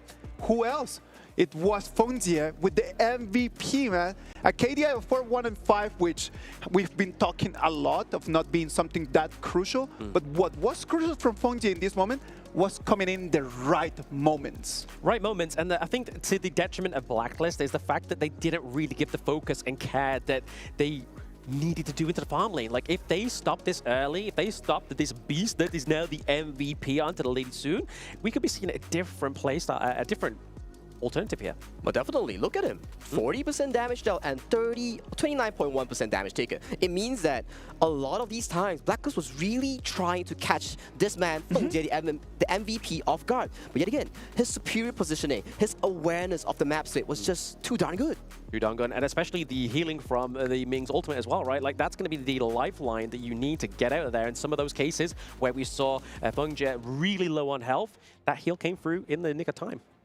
It was important for us to see. Now, let's imagine that we're going to move into the next game. Okay, we go into game 2. What does Blacklist need to do for them to keep a little bit of the hope of moving forward to the upper bracket? I mean, draft-wise, it wasn't really the problem wasn't the draft, it was the execution, right? Like, they were on a timer exactly like Paws Gaming, but Paws Gaming played to their timing perfectly. They were putting on the aggression, they was funneling all the resources into not only Feng Jie, but also Myosotis into the jungle. So that's exactly what they needed to do to get that early win, because if they didn't finish like 12 minutes, it would have been a different story for Blacklist. But indeed, the execution, the key playmaking, all these contribute to the victory. But yet again, we have to focus on one thing that really contributed to this mid to late game for the side of Paws SG. It was really due to the fact that Feng Jie and Qingling had such a dominant laning phase. They were schooling on Golden Kai and Chaz in the farm lane. So if you're a Blacklist fan, you gotta wonder, are we still gonna go head to head in the farm lane, or are we gonna play towards Chammy's tempo? Are we gonna play towards Gen.G's tempo? So maybe a fix, maybe a change of tempo will really breathe life into the game 2 of the series. Exactly. I mean, it's all going to be answered, obviously, within the game 2's draft, right? Obviously, we saw the likes of the Luna being Bandit, which is obviously what you coined is Gen.G's one of his favorite picks, right? Like, taking off the Luna is going to kind of revert him into that tank role within the jungle. And we already know for the side of Paws Gaming, they love to play these fast-paced and very aggressive junglers. Fast pace. So moving into something very aggressive, something more on the assassins kind to jungler. Yes. Is that what you believe that Blacklist needs to do, or that's something that is up there for both of them? It's up there for both of them. I mean, they could go for the Luna, obviously, if it gets through to the banning phase, which I probably think it's not going to. Yeah, I don't think Paws so Gaming's either, done their homework. Yeah. They're going to be like, we're not going to kind of allow you to get a win. We kind of want a 2-0 victory here. So maybe they go for something like the Agudo, right? Like, try and go for something that's going to give them a little bit more sustain within the team fights. Yep, exactly. I do agree for a fact that if playing towards farm lane doesn't work out, we can always look to play towards the other side. It's not always the roamer has to follow the marksman. The roamer is capable of enabling the mage, the mid lane, the jungle, or the clash lane. So these are all the potential that you can look for as a roamer here. So if you're a Blacklist International fan, you gotta wonder, what's the game plan next? What's the draft next? Who are we playing towards? Is it making Golden Kai play the safe side? Is it making sure that Chammy gets ahead? We have to figure out what's the game plan. They do have to figure out the game plan, but I mean, if we look at Blacklist drafting game number 1, it's not like they gave over, like, I don't know, like a B tier jungler. They've sacrificed the Orgrin here. They honestly believed 100% into the Orgrin, as well as obviously pairing that with the Modsu that's going to set up those great plays with the Cannon Blast, but it just didn't come through because it was just too aggressive. It was a very expensive formation, right? Because the Orgrin is already not there. They cannot use it anymore. Arlius it's cannot be used anymore. It's kind of like making Paws BP a little bit easier, I would say. Yeah, I would say that as well. I mean, Asagi, what do you think is going to be going on into this BP here for either of these teams? So you have the pressure on the side of Blacklist International to ban out their early because you have already expended early. And looking at Fengjie's form and performance, you do not want to give this top priority marksman pick towards the hands of Fengjie because this man is on fire right now. And looking at the draft, Dharma being banned out by South Blacklist International, removing that high setup gameplay coming in from the side of Paws. No. Yeah, I mean, that's it, exactly right. I mean, we do have obviously one ban left on the board, which means did they go for the Luna ban or did they go for the Mai Shiranui? But that means that they do have the Mai Shiranui available here for Blacklist, and they're forcing them to take a high prio pick again just to dismantle him in game number 2. Why is Mai Shiranui such a high priority pick? Because so much mobility. With the spell one, with the passive, with the ultimate, just making sure that she gets in and out of team fight with all these big sets. If you look at Dharma, yes, he does the same job, but Mai Shiranui, she is the tempo maker. She is the engine of the team. She's capable of making sure that your side lane is in a comfortable spot. Burst damage coming in from Mai Shiranui as well, right? She can just stumble in, just delete a player from the composition and then just immediately just stumble out. Oh, yes, exactly. I mean, what a way to shut her down as well. I mean, if one Unruly Blade isn't enough, boy, you get two with Dolia. It's like, there you go. You get an Unruly Blade, you get an Unruly Blade, we all get an Unruly Blade into these. You can make some great engages, disengages, and obviously, as we know, Dune is a fantastic pick to soak damage. Exactly, with the passive to really ramp up these healings by attacking damage, by doing damage to even anything. You get to heal rapidly up. So tanking for Dune, easy job. And coming with Dolia, definitely. And look at Blacklist International. They go for a faster tempo. Agudo and Zhangfei, they're looking to secure these early objectives. The side lane fire beat, the dimensional spread at the clash lane. So all these neutral objectives, Blacklist International is saying, hey, we are done playing the late mid-game fights. We want the early game. They want the early game. I mean, they're playing to my heart. I mean, I am an Agudo main. I love this hero so much. She's so fun to play. And the fact that you can detach away with Verbal and create some great CC is exactly what they're going to be needing for a great engage, right? But looking over to the side of Paws Gaming, it looks like they're going to lock into the Hino. That, I'm telling you, is the first time that we see Hino in this whole day. It's going to be the first performance in the KWC, man. Yeah. Okay, so Hino. A bit of a Easter egg. Level 15 Hino, level 15 Dolia definitely has a combo where it can freeze everybody in the Hino ultimate circle. So definitely, if we do go towards some Tempest Dragon sort of situation with Dolia from the side of Paul SG does get level 50, we might see that in action. But yet again, Hino, what is he known for? Anti-burst as well. If Mai Shiranui kicks him, if Mai Shiranui sets up the Hino, he can use the Fate Rewind, the ultimate to reset and regen back. So definitely, they are looking for all these alternatives to fend off this Mai Shiranui. Yes, and speaking of alternatives, obviously, we're going to have Blacklist looking for an alternative into the farm lane, right? I mean, we have obviously Flowborn being taken off here. We have the Lady Soon as well. So really, we're probably potentially looking at something like a little bit more burst here, potentially. Maybe like the Lung, or maybe even going for something like the D-Ranger.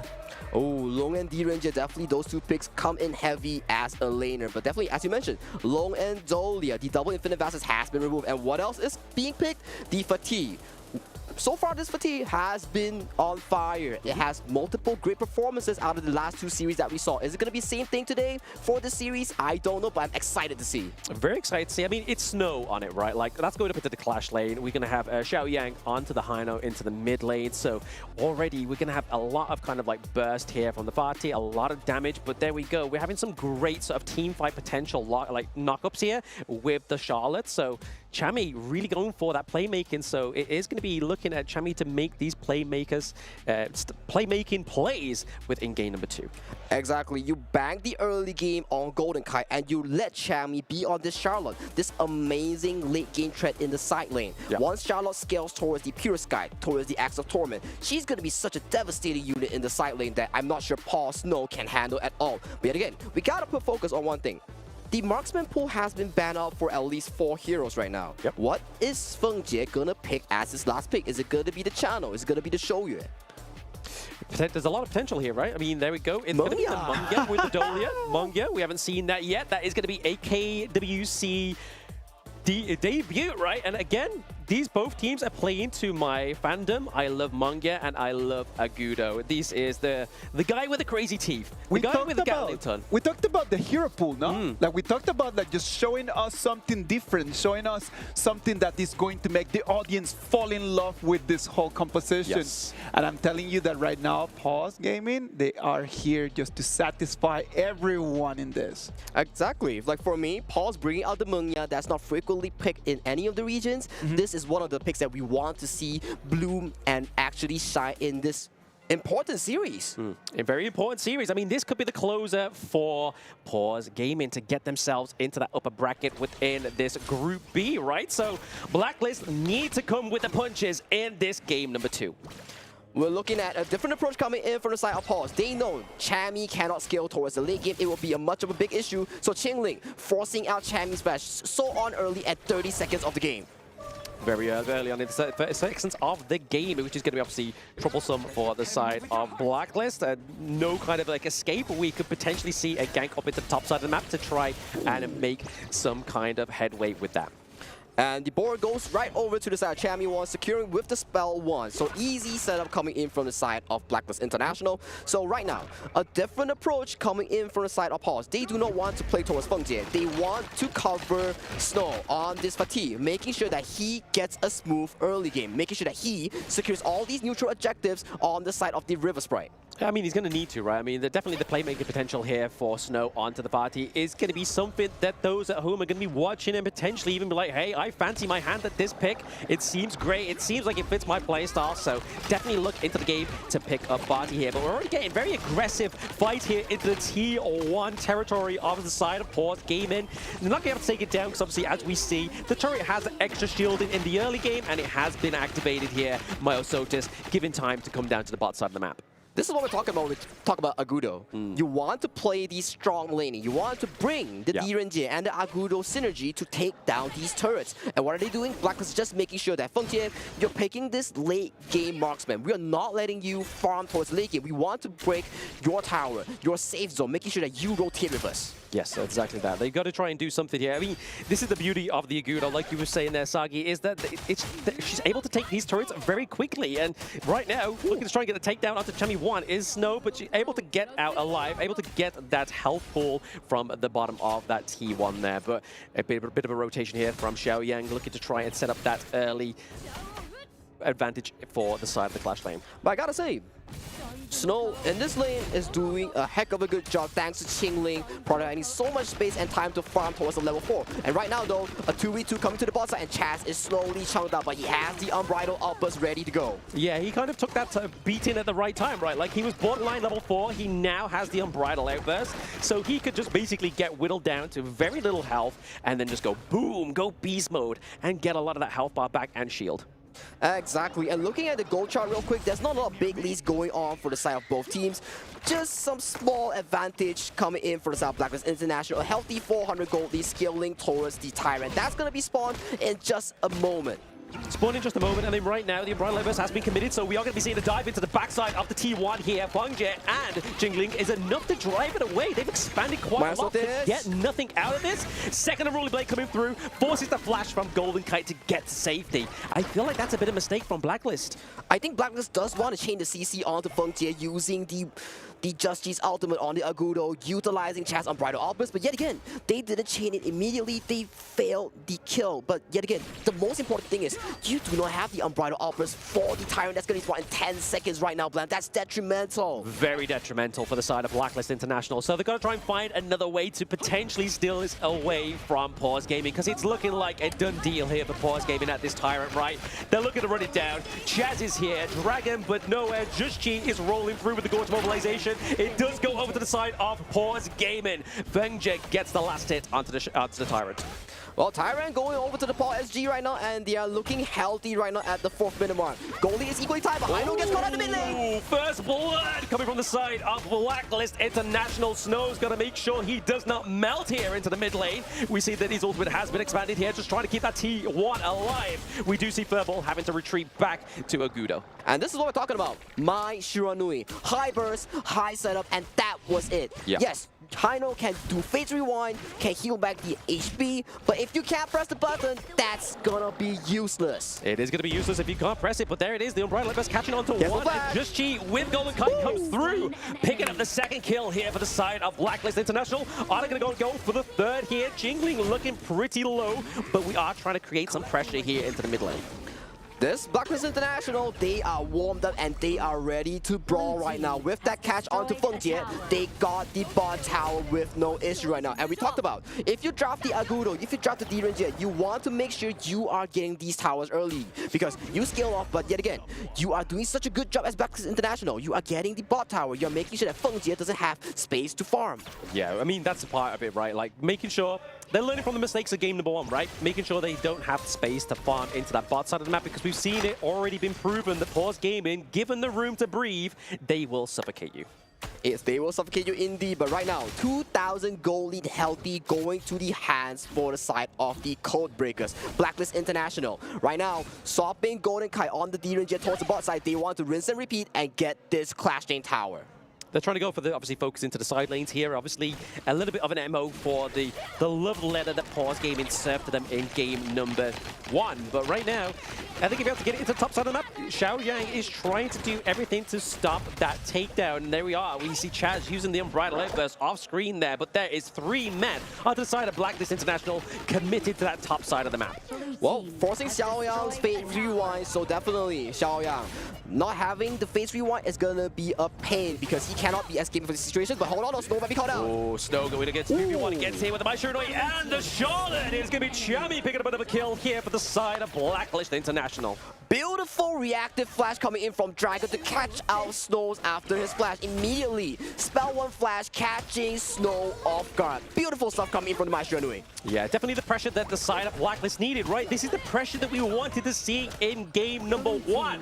But they have learned, they have brought the pain into the bot side of the map and bringing some more here over to Myosotis. He's had to retreat with the Unruly Blade. Right now, Fengjie looking to solo the Overlord. Overlord being going to the hands of Paul SG, a consolation prize. But right now, Blacklist International, they have activated, and looking at the gold charts real quick, is looking healthy for the side of Blacklist International. Looking healthy for the side of Blacklist International, but the side of Paws are looking very sort of like neutralized in where they are within that gold bracket, right? Around about the 4K mark for all sides of Paws Gaming. They're not written out just yet, but Chami is having a heck of a game. Exactly. That's what we mentioned. You gotta give space to Chami, making sure that he scales toward the mid-late stages of the game. He will be such a side lane monster, and he will be able to look for the flank. But hold on a minute, though, as they are going for the fight. Yes, big obviously Wind Slash being committed there, trying to get the knock, but the Chaz wasn't enough to actually take down the Beast. I mean, Wind Slash onto a Zhang Fei, is that really the target you want to go for? But yet again, nothing is going too crazy at this point. 3 kills solid for South Blacklist International. 2,000 gold lead healthy. Look at the gold chart right here. It is dominated by the Code Breakers for the top 4 spot. But yet again, we have to remember, Paul SG, they drafted the Mengya. You gotta bank on this Mengya stake game. So it's definitely down to Dragon finding these backline engages with Chami onto Fengjie, or Fengjie being to survive in these fights. Yeah, exactly. They've got to make sure they're protecting Fengjie within these team fights and making sure he's able to get to that late game potential, right? We've seen the barrage come through here with the missiles, but still they are trying to get this T1 into the mid lane as well. Blacklist are not pulling any punches.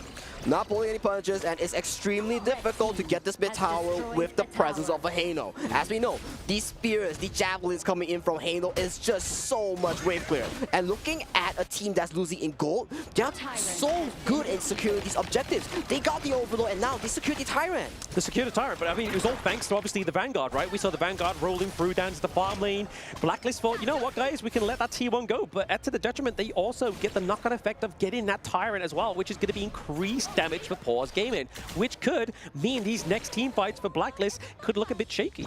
Exactly, and I want to comment Paws. Even though they had a shaky early game, they were caught out multiple times from Dragon's successive engages.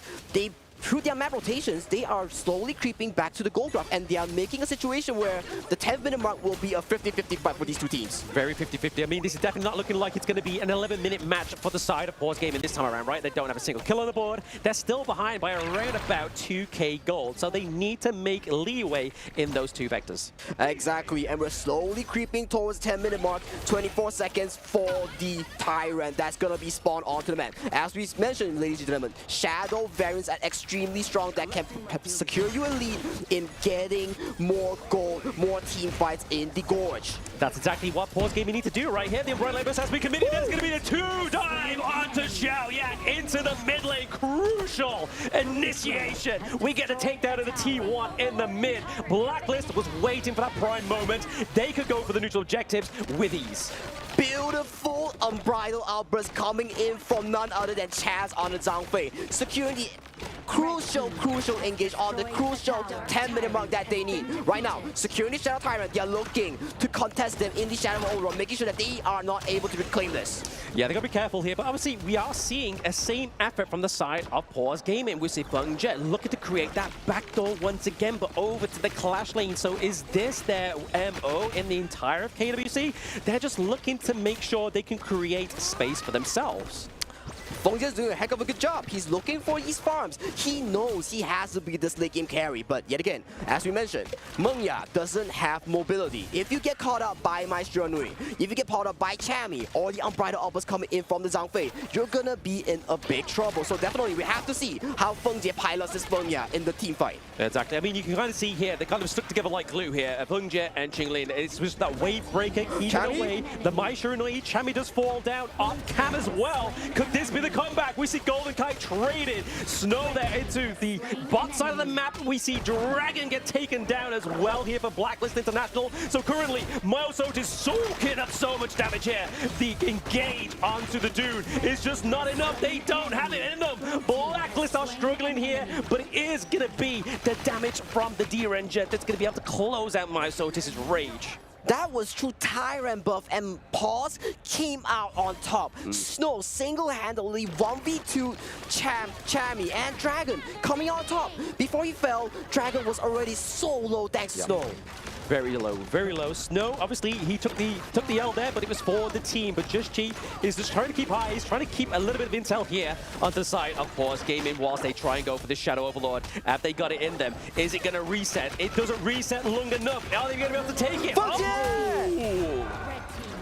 Feng Jie secures the steal, and although he falls, he takes down 2 with it. What a play coming in from Feng Jie in this crucial time. Yeah, 2-1 trade for Paws as well as the Overlord. This guy knows how to steal. I mean, it's a good job he's not a criminal, because he'd be good. Criminally good, but also Golden Kite sneaking a recall, making sure that he's safe from Xiaoyang's chase. But definitely, through such a good early game, Paws is slowly creeping back and catching up to Blacklist International, and they will get outscaled eventually here, Blam. Yeah, that's the problem, right? I mean, we were saying it in the early game. Obviously, they create the space into the top side of the map. They are able to take these team fights later on, thanks to obviously just allowing the room to breathe. And obviously, Feng Jie and as well, Xiaoyang obviously being almost into that 4th place within the gold bracket here as well now. But overall, it's looking shaky for Blacklist. They needed to run this one out early.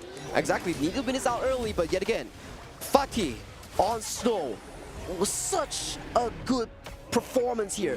Time and time again, when you need someone to stand up the most, he was there to really make it happen. Gotta give props to this man, but right now, Shadow Vanguard, the Overlord, has been spawned at the mid lane. They want to push. They want to secure more lead for Paws SG. Yeah, exactly. They were trying to pay back the dividends that they've already faced into the mid lane for themselves. Paws G here, looking to try and take it now, but we have the Unbridled Outburst. The Fate Rewind has been committed already, so nobody's going down just yet. Myosotis looked pretty low, but same with Dragon into the back line. Chami's had to go into the back line to try and protect him as well.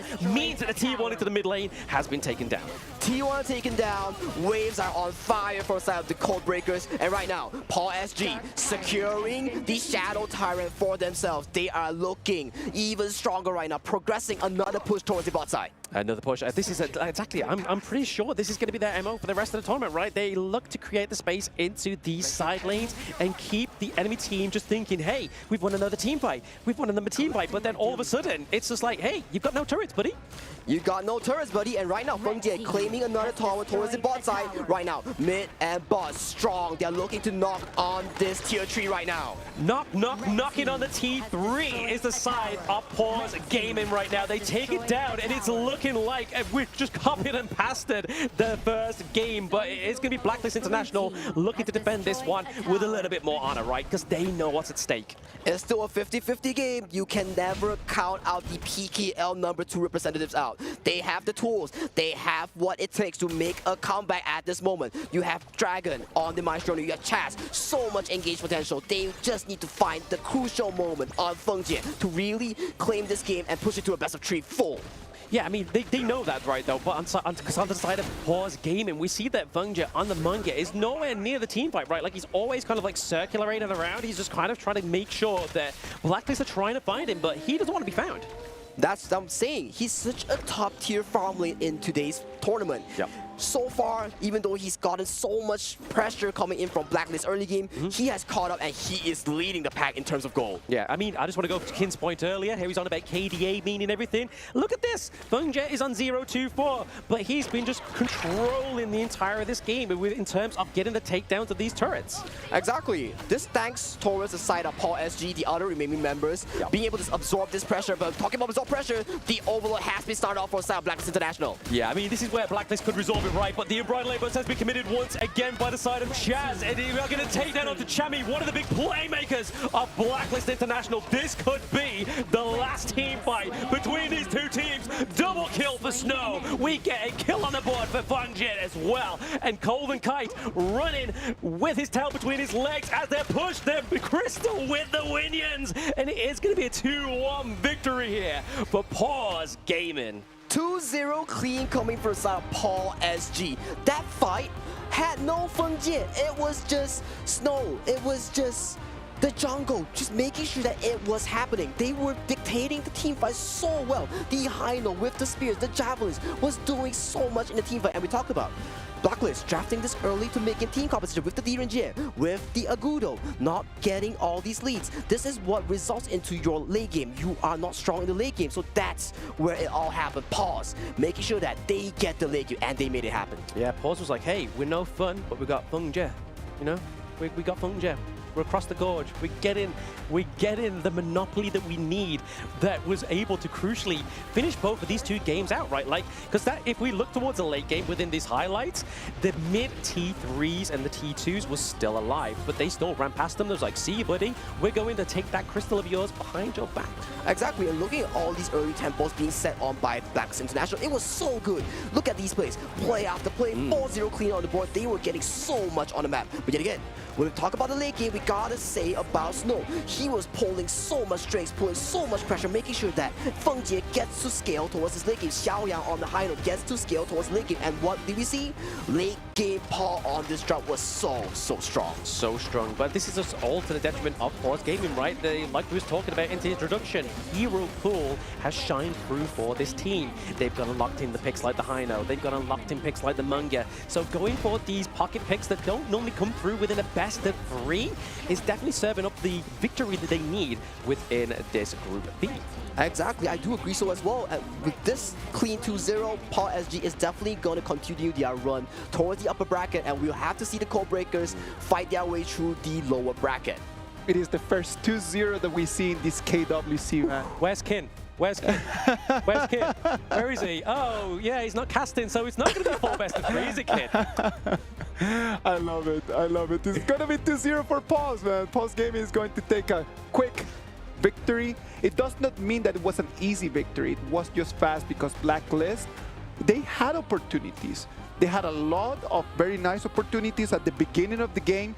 They had a very clear understanding of what they wanted to do. We're talking about just for them to be a little bit faster, to be a little bit more on the meta, have plays go on, And that's what they tried to do. The Gudo just a couple times tried, but they were not successful at just getting the kills. Yeah, well, it was like that play into the bot side of the map in the early game, right? They exhausted so much resources to try and get the I think it was like a 3v1 takedown, and they didn't even get that, and they didn't get the T1 turret because they still had that early game shielding. So Blacklist was really, at that point, a desperation. It was like, right, we've really committed a bit too much here, guys, and that was me already kind of like the boat was kind of shaken at that point. Even through that shaky point, I still want to give props to Blacklist. They did find a lot of these crucial engages thanks to the side of Chaz on the Zhang Fei, thanks to Dragon on the Maestro. But yet again, Snow on the Fatigue was so good. He was stalling so much space. He was stalling so much of these spaces and time for Feng Jie to really farm up, for Xiaoyang on the high note to actually farm up. And yet again, he was also the key difference maker, the engage, the follow-up, the damage dealer in all these team fights. Man, this man does it all. Let me add up to that, man, because Fatih at the beginning had a little bit of a rush start.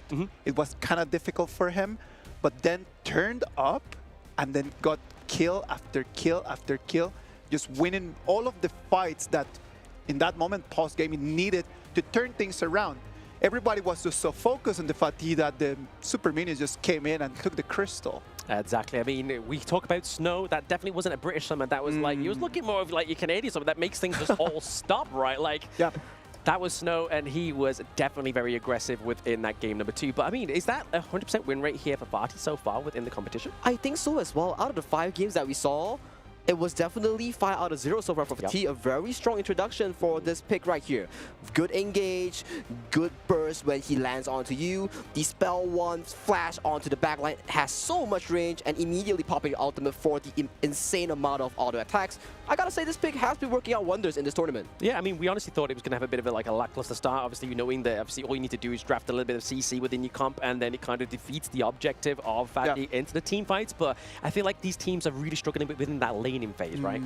It's gonna be one of the things that they need to fix, that's for sure. Yes. All of the 5 players from Paws Gaming had an amazing performance, and that's why they took the victory. But one of them stood up the most, and that was clearly Feng Jie with a KDA that is not worth mentioning right now because his job was just to keep the Paws Gaming hope alive. Yeah. In the moments that they were losing fights, he was taking turrets down. And in the moments that Blacklist thought that they had it in the hand, he was just quietly just going around, roaming, and then just taking objectives.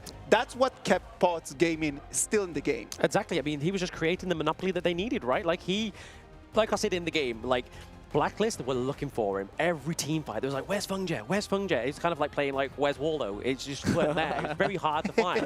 And then he just wasn't in the team fights. He was just always getting the monopoly. He was getting the T1s, getting the T2s, creating that backdoor pressure and potential for the side of Paws Gaming, and it paid off.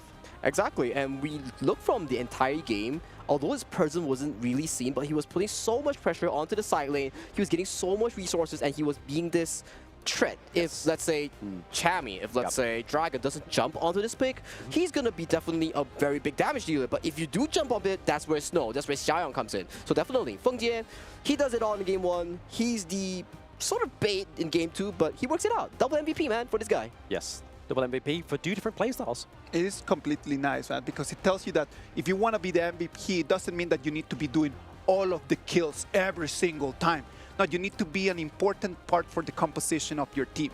Because at the end of the day, this is a 5v5. It's not a 1v1. If this would be a 1v1, it wouldn't be the amazing game that it is, man. Like, we need to be thinking about the team. Think about that. What can I do? What is going to be my sacrifice for the team? Sometimes the sacrifice is just to be around taking turrets. Sometimes the sacrifice, and the one that I find the most loyal to the team, is the one that jumps in, initiates, dies, but then it ends up in a 5-to-1 trade. Exactly. I mean, Honor of Kings is a 5v5 MOBA for everyone, not a 1v1, right? I agree with that. Let's see what the players have to say about this amazing performance from Paws Gaming. Let's see. Mara, take it. We're here with Chinlin. Congratulations. You dominated that game. Now, in game number 2, you guys ran into a little bit of trouble, down by 2,000 gold. How were you able to turn that game around and to have a dominating finish?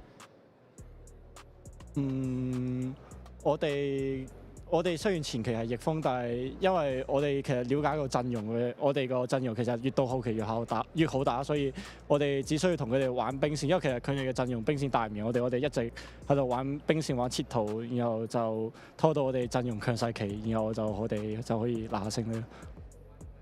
Because we are very familiar with the open the heroes and all of the pool, so we are really good at to do that. So we dominating the game. Yeah. And that was a very nice game for you. Now up next, you're waiting for the next opponent in the upper bracket, and it's going to be between Gen and Boom Esports.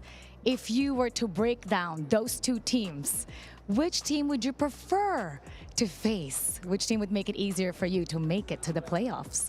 我哋更加想遇到 Boom Esports， 因為我哋覺得佢哋嘅打法其實我哋係幾克制佢嘅，因為我哋營運比佢哋好好多，然後佢哋只不過係打交隊，我哋有信心如果遇到佢哋應該可以好輕鬆拿下。咁 Gen.G 我哋唔想咁想遇到佢，因為佢哋嘅有少少小套路，即係我哋有啲難以去應付，所以我更加希望呢場即係我哋可以遇到 Boom Esports。He said he preferred to match the Boom Esports because they said the Paws may be more good at about the fighting in the games, but they don't want to match Gen.G soon faster because they think Gen.G have more tricky on their operation in this game. So, yeah, they want to Boom.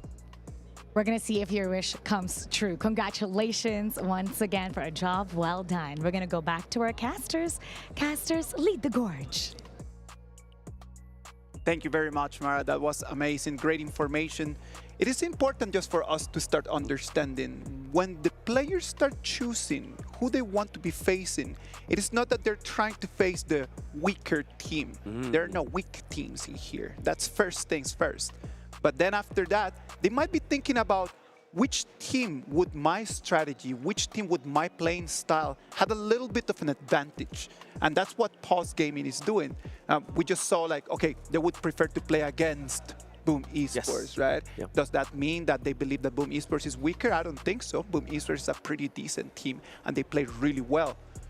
What is your take on that? Exactly. I mean, it's not only just in Honor of Kings normally where we respect, obviously, right? I mean, it's within the esports as well. Huge respect for every team because you're not going to be like, hey, guys, we just want to take the easiest team. It's like, we want to take this team because we feel like our skill set matches theirs and it will be a great fight.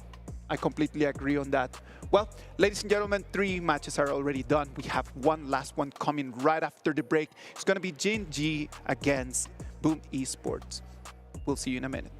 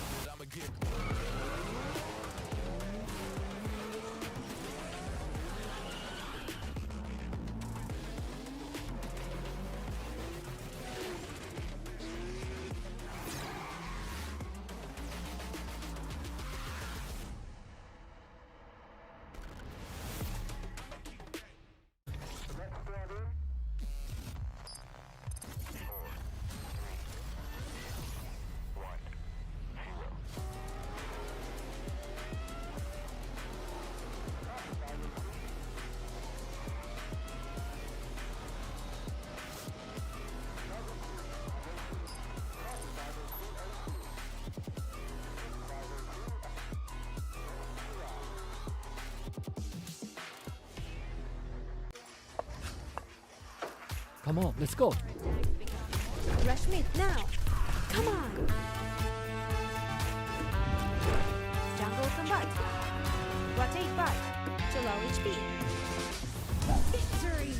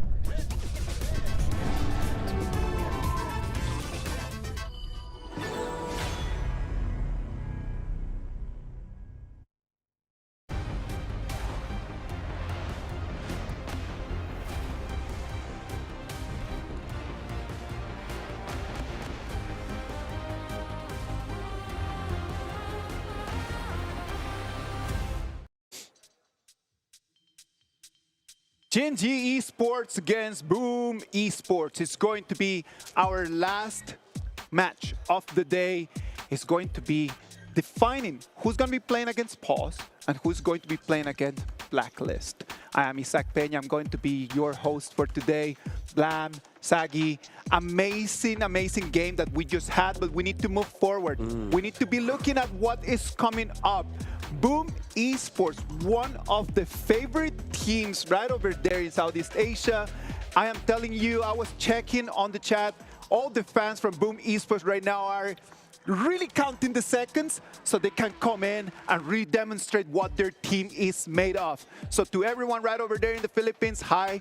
Everyone right over there, thank you very much for being online. I am hoping, really hoping that we're going to be having an amazing showdown. Oh, absolutely. I mean, all their fans are like a ticking time bomb, right? They're counting down, and what counts down? It's a bomb, and when it goes off, it goes boom. They're on stage. Oh my God. They're on stage. But a little bit of like a history between these two teams, though. Like, this is not the first time they've met, obviously, in this entirety. Yeah. Boom actually played against Gen.G when they were Falcons last year, and the majority of the players are still the same. So it's going to be really interesting to see how this actually pairs out overall.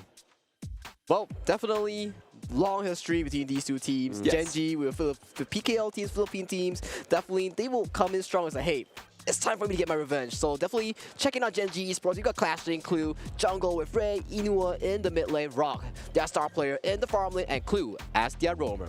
We talked about the experience that these players are bringing in, right? Like, we know a lot of these names. We know that some of them are going to come in and they're going to try their very best to try to be able to bring something different to the table. Yes. What do you think they're going to bring different, though? I mean, with Gen.G, naturally, what we've been seeing through, obviously, Season 3 Invitational and the KME, which is obviously the Kings Major East League, we see that, obviously, Ray, their jungler, likes to play the tanks, but when he can't quite go for his tank picks, we see that Rock picks up the pay. He likes to go for those really aggressive junglers, and then that really changes the whole composition of their team. So it's one of their really unique identities that they've got going for them. Well, from what you know from Gen.G, what can you add on top of this? Okay, so for Gen.G, they are known, like Qingling mentioned just now, right, in the interview. Like he mentioned, we want to meet Boom, not because Boom is more easy, it's because Gen.G has weird strats and quoted by him. It's because that Gen.G, they love to mention, as what Blam have said, they love to play the tank jungle. When tank jungle doesn't work out, Rock goes into the jungle from the farm lane. He picks up the pay, but that's not where it ends. The side lane becomes double fighters for Gen.G. But yet again, we have to check out their opponents as well. Do you think that they're very versatile and that's one of the advantages for them? Or do you think that that versatility actually could come and catch on them later? It might catch on them later though, but yet again, what can we not catch is definitely we have to catch Boom Esports, the Kuya, the day one of HOK in Philippines. Starting off Miggy in the clash lane, Carl in the jungle, their FMVP, Tatsuri in the mid lane, Toshi, fresh back into Philippines, PKL in the farm lane, and impressive in the roamer role. I love Boom Esports for one reason, man. Like a year ago when they came here to EWC, sadly for them, they came back home empty-handed. Yes. They came back home with no wins at all. It's been 12 months. Do you think that this is a completely different Boom Esports that could actually come and give us a big surprise? Yeah, I mean, well, Toshi had a holiday over into Indonesia, right? Like, he was playing for Dominator Esports last year and got to second place of KC 2024. So, given over the experience over into the Indonesian teams, he's now back into his home grounds. He's now back to prove himself. The Boom aren't going to be out within that 16th place. They want to get higher.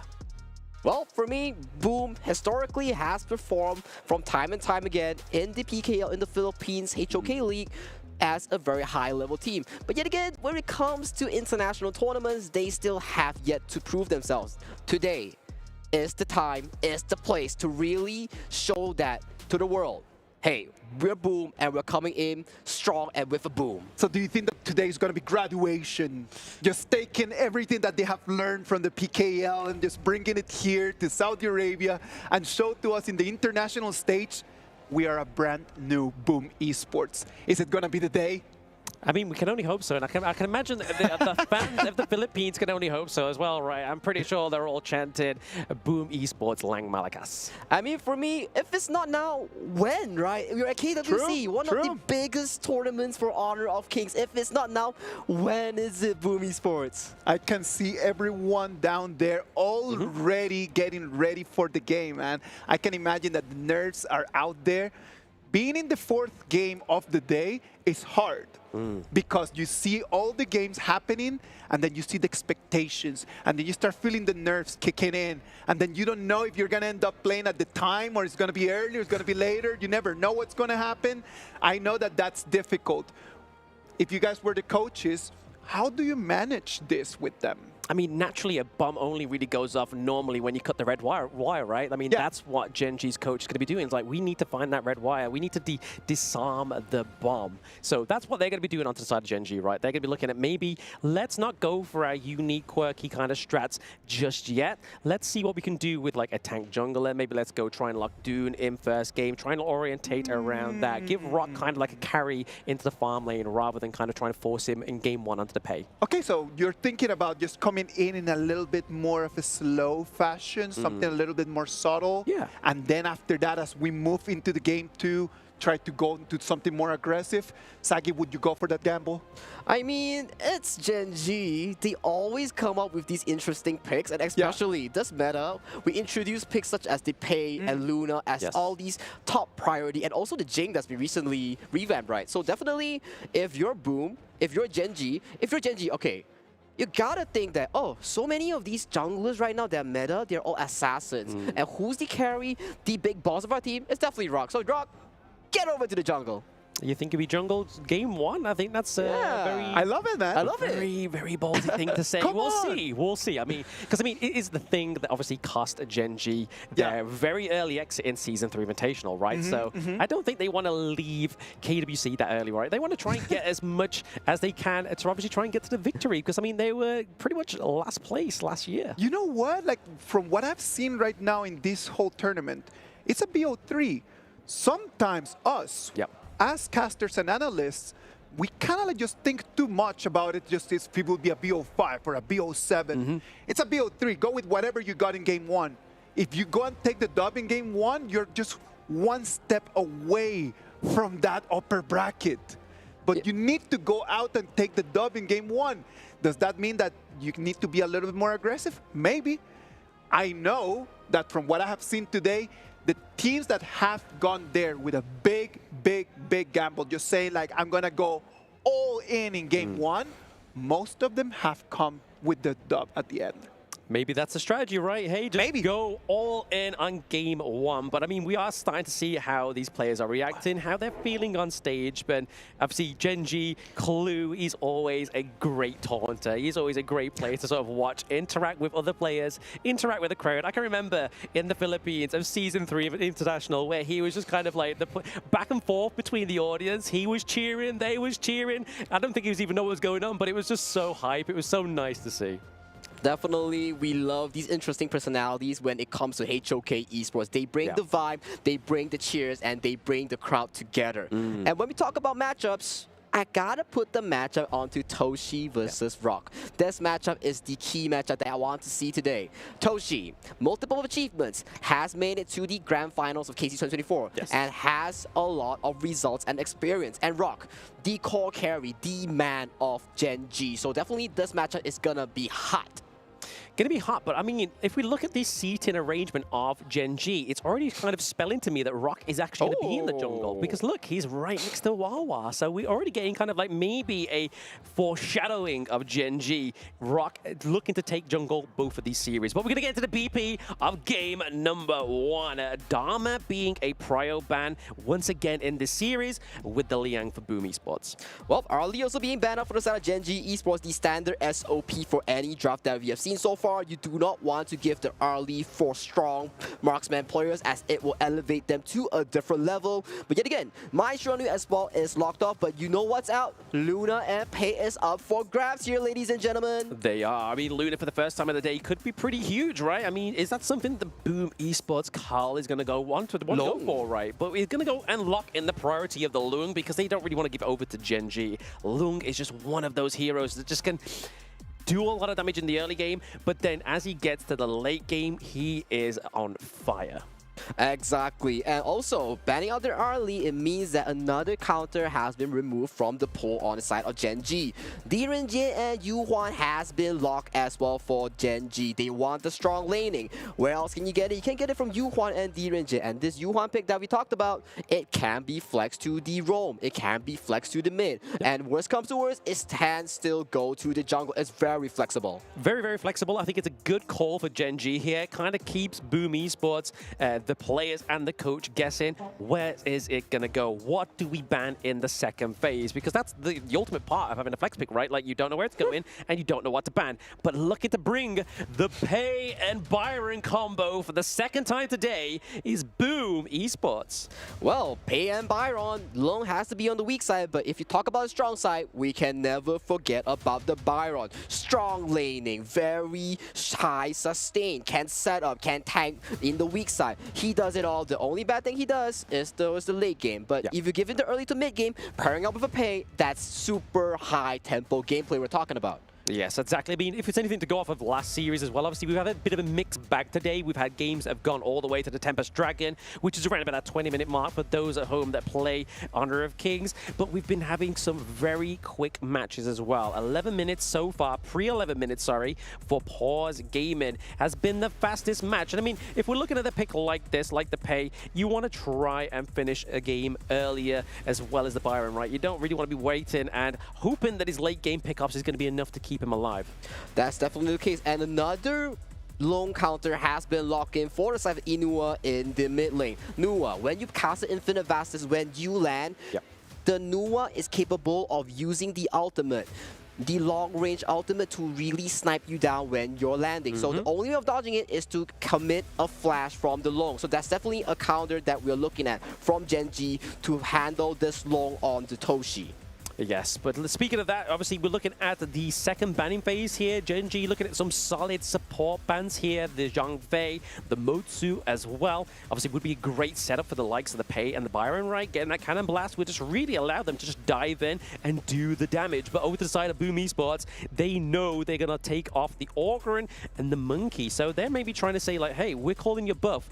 Q1 is maybe the jungle here. Yuhuan is maybe the jungle here. It can still go to the roamer. There are still several picks here like the Luna, but Luna into Pei, that's kind of a tough cookie that you don't want to buy. Mayin here being locked in for the side of Gen.G Esports. Like you mentioned, the potential of Yuhuan going to the jungle still remains. Is it high? Maybe not so high, but there's still a possibility. For the side of Boom Esports here, that's a lot of roamers being banned out from the side of Gen.G here. So is it going to be the Lian Po? Is it going to be the Diadea? So what is the cost? What is the pick here coming in from Boom Esports? Yeah, they definitely need some kind of control, right? Like into the mid lane, maybe go for something like the Yixing, maybe pair it out with something like the Lady Chen as well. Obviously have that Destructive Deluge that's going to really kind of create control, but also do a lot of damage here for the side of Boom Esports, because we're really Only the Maisha and Nui has been taken off, but they're going full aggressive here, Sagi. They're going for the Kung Ming. They're going for the Liampo. Impressive on this Liampo is something that I love to see. Impressive on Liampo is definitely gonna be impressive, as you mentioned. So this Kongming being locked in for Tatsuri, they are just making sure that they have a secondary carry that can back up Pei, that can back up Long, that's being piloted up by Toshi and Carl, making sure that even these two, they are getting outranged by Nuwa, by the Yuhuan. You still have Kongming to back out the firepower with the decisive strategy. Yeah, I mean, for those obviously tuning in first time, I mean, Carl is one of the young prodigies within the Philippine scene as well, so he is one of the guys we are keeping an eye on within this tournament. But the Nutsa is going to be an interesting pick here for Gen.G and a debut for this hero. Exactly. We've seen from time to time, Nutsa has the global ultimate, has the healing reduction that you can apply on the enemy here. So definitely this hero, when you land onto the backline, you get damage reduction as well. So lots of things that can be funneled to this Nutsa to be this late game monster, to apply all these damage reduction towards himself. So definitely, we gotta see who comes out on top in this game one. Interesting compositions. The coaches are gonna shake hands. They're gonna go back to their rooms, and the players are set, man. This is going to be our first game in between Gen.G and Boom Esports. Whoever that takes the dub here is going to have the upper hand in order to make it to that lovely upper bracket. Lam, Sagi, the Gorge is ready, and I'm really hoping that you guys are going to enjoy this match, because I'm certain that I will take it from here. Absolutely. It's going to be a banger of a match because we have at least a boom involved. So whether it's a boom for Gen.G or a boom for Boom Esports, it's all going to be played out here in this game number one. But you were speaking there, Isaac, there, about the lovely higher bracket of Group B. I mean, is it so lovely after what we've seen from Paws Gaming? Oh,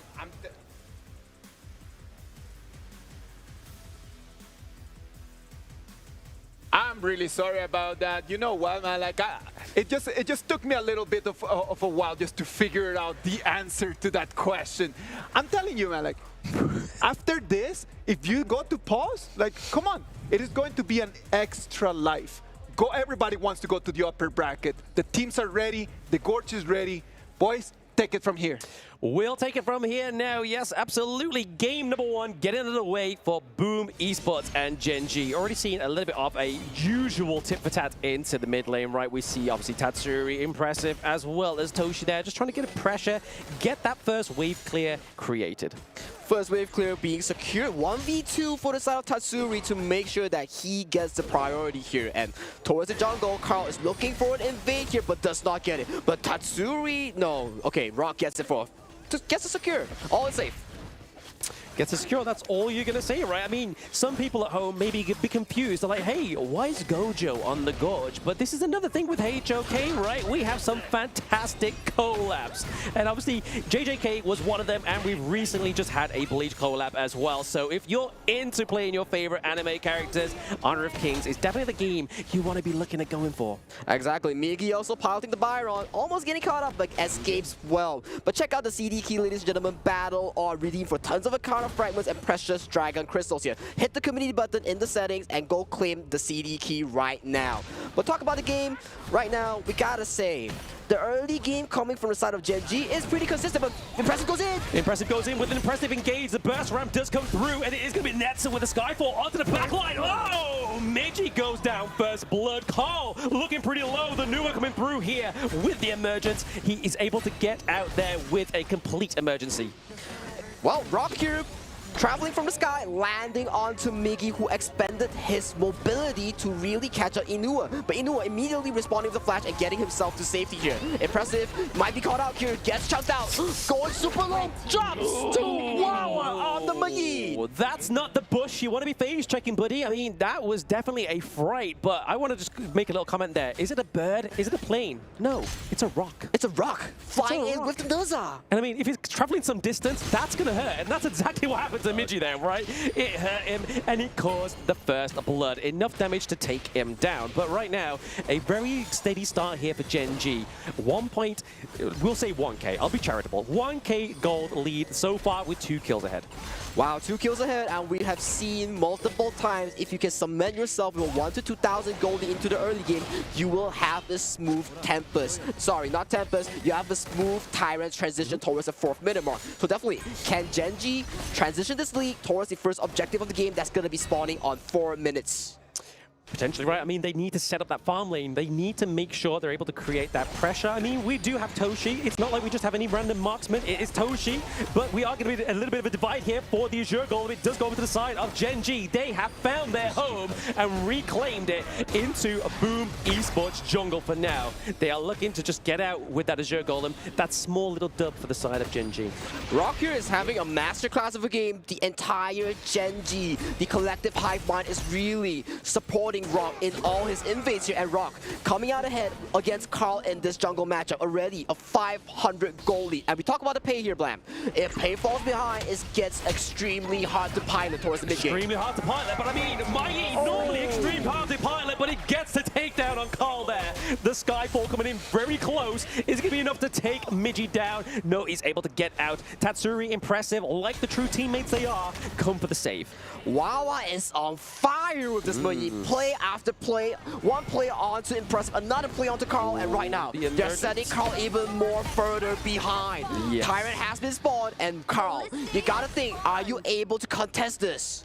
Exactly. I mean, putting the pressure into the mid lane there was pretty good. Obviously, clearing out the minion wave as well was enough for them to try and take this neutral objective with a little bit more ease, a little bit more control for the side of Gen.G, and they get it.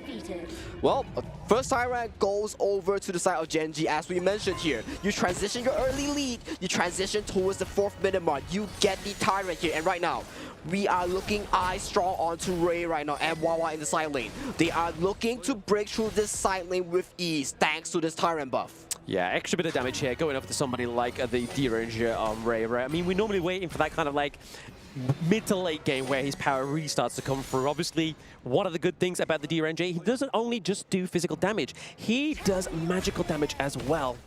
Exactly. Hybrid damage, but looking at mid lane though, they are looking to secure this mid lane priority. Whoever secures the mid priority gets to move first right now.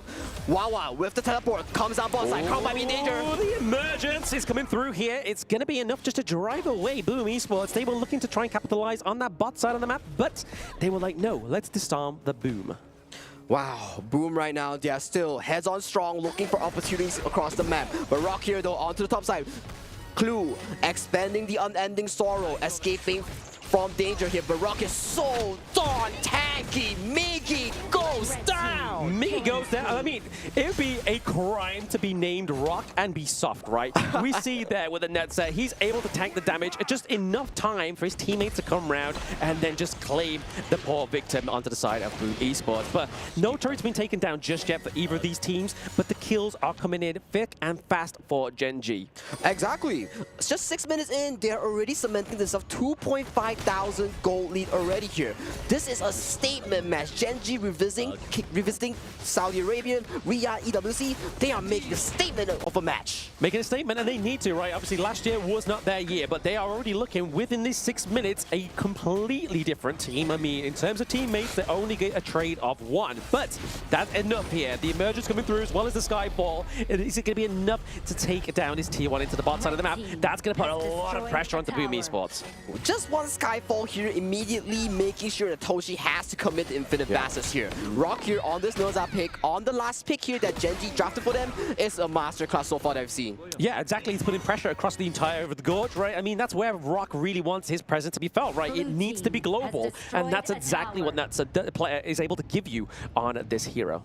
But still, if you're a Boom fan, don't be discouraged yet, because Tatsuri on the Kongming, the JJK Kongming, is still ramping up. This pick, if he gets to the late game, he is going to be a monster here. So definitely, we can never count Boom Esports out right now.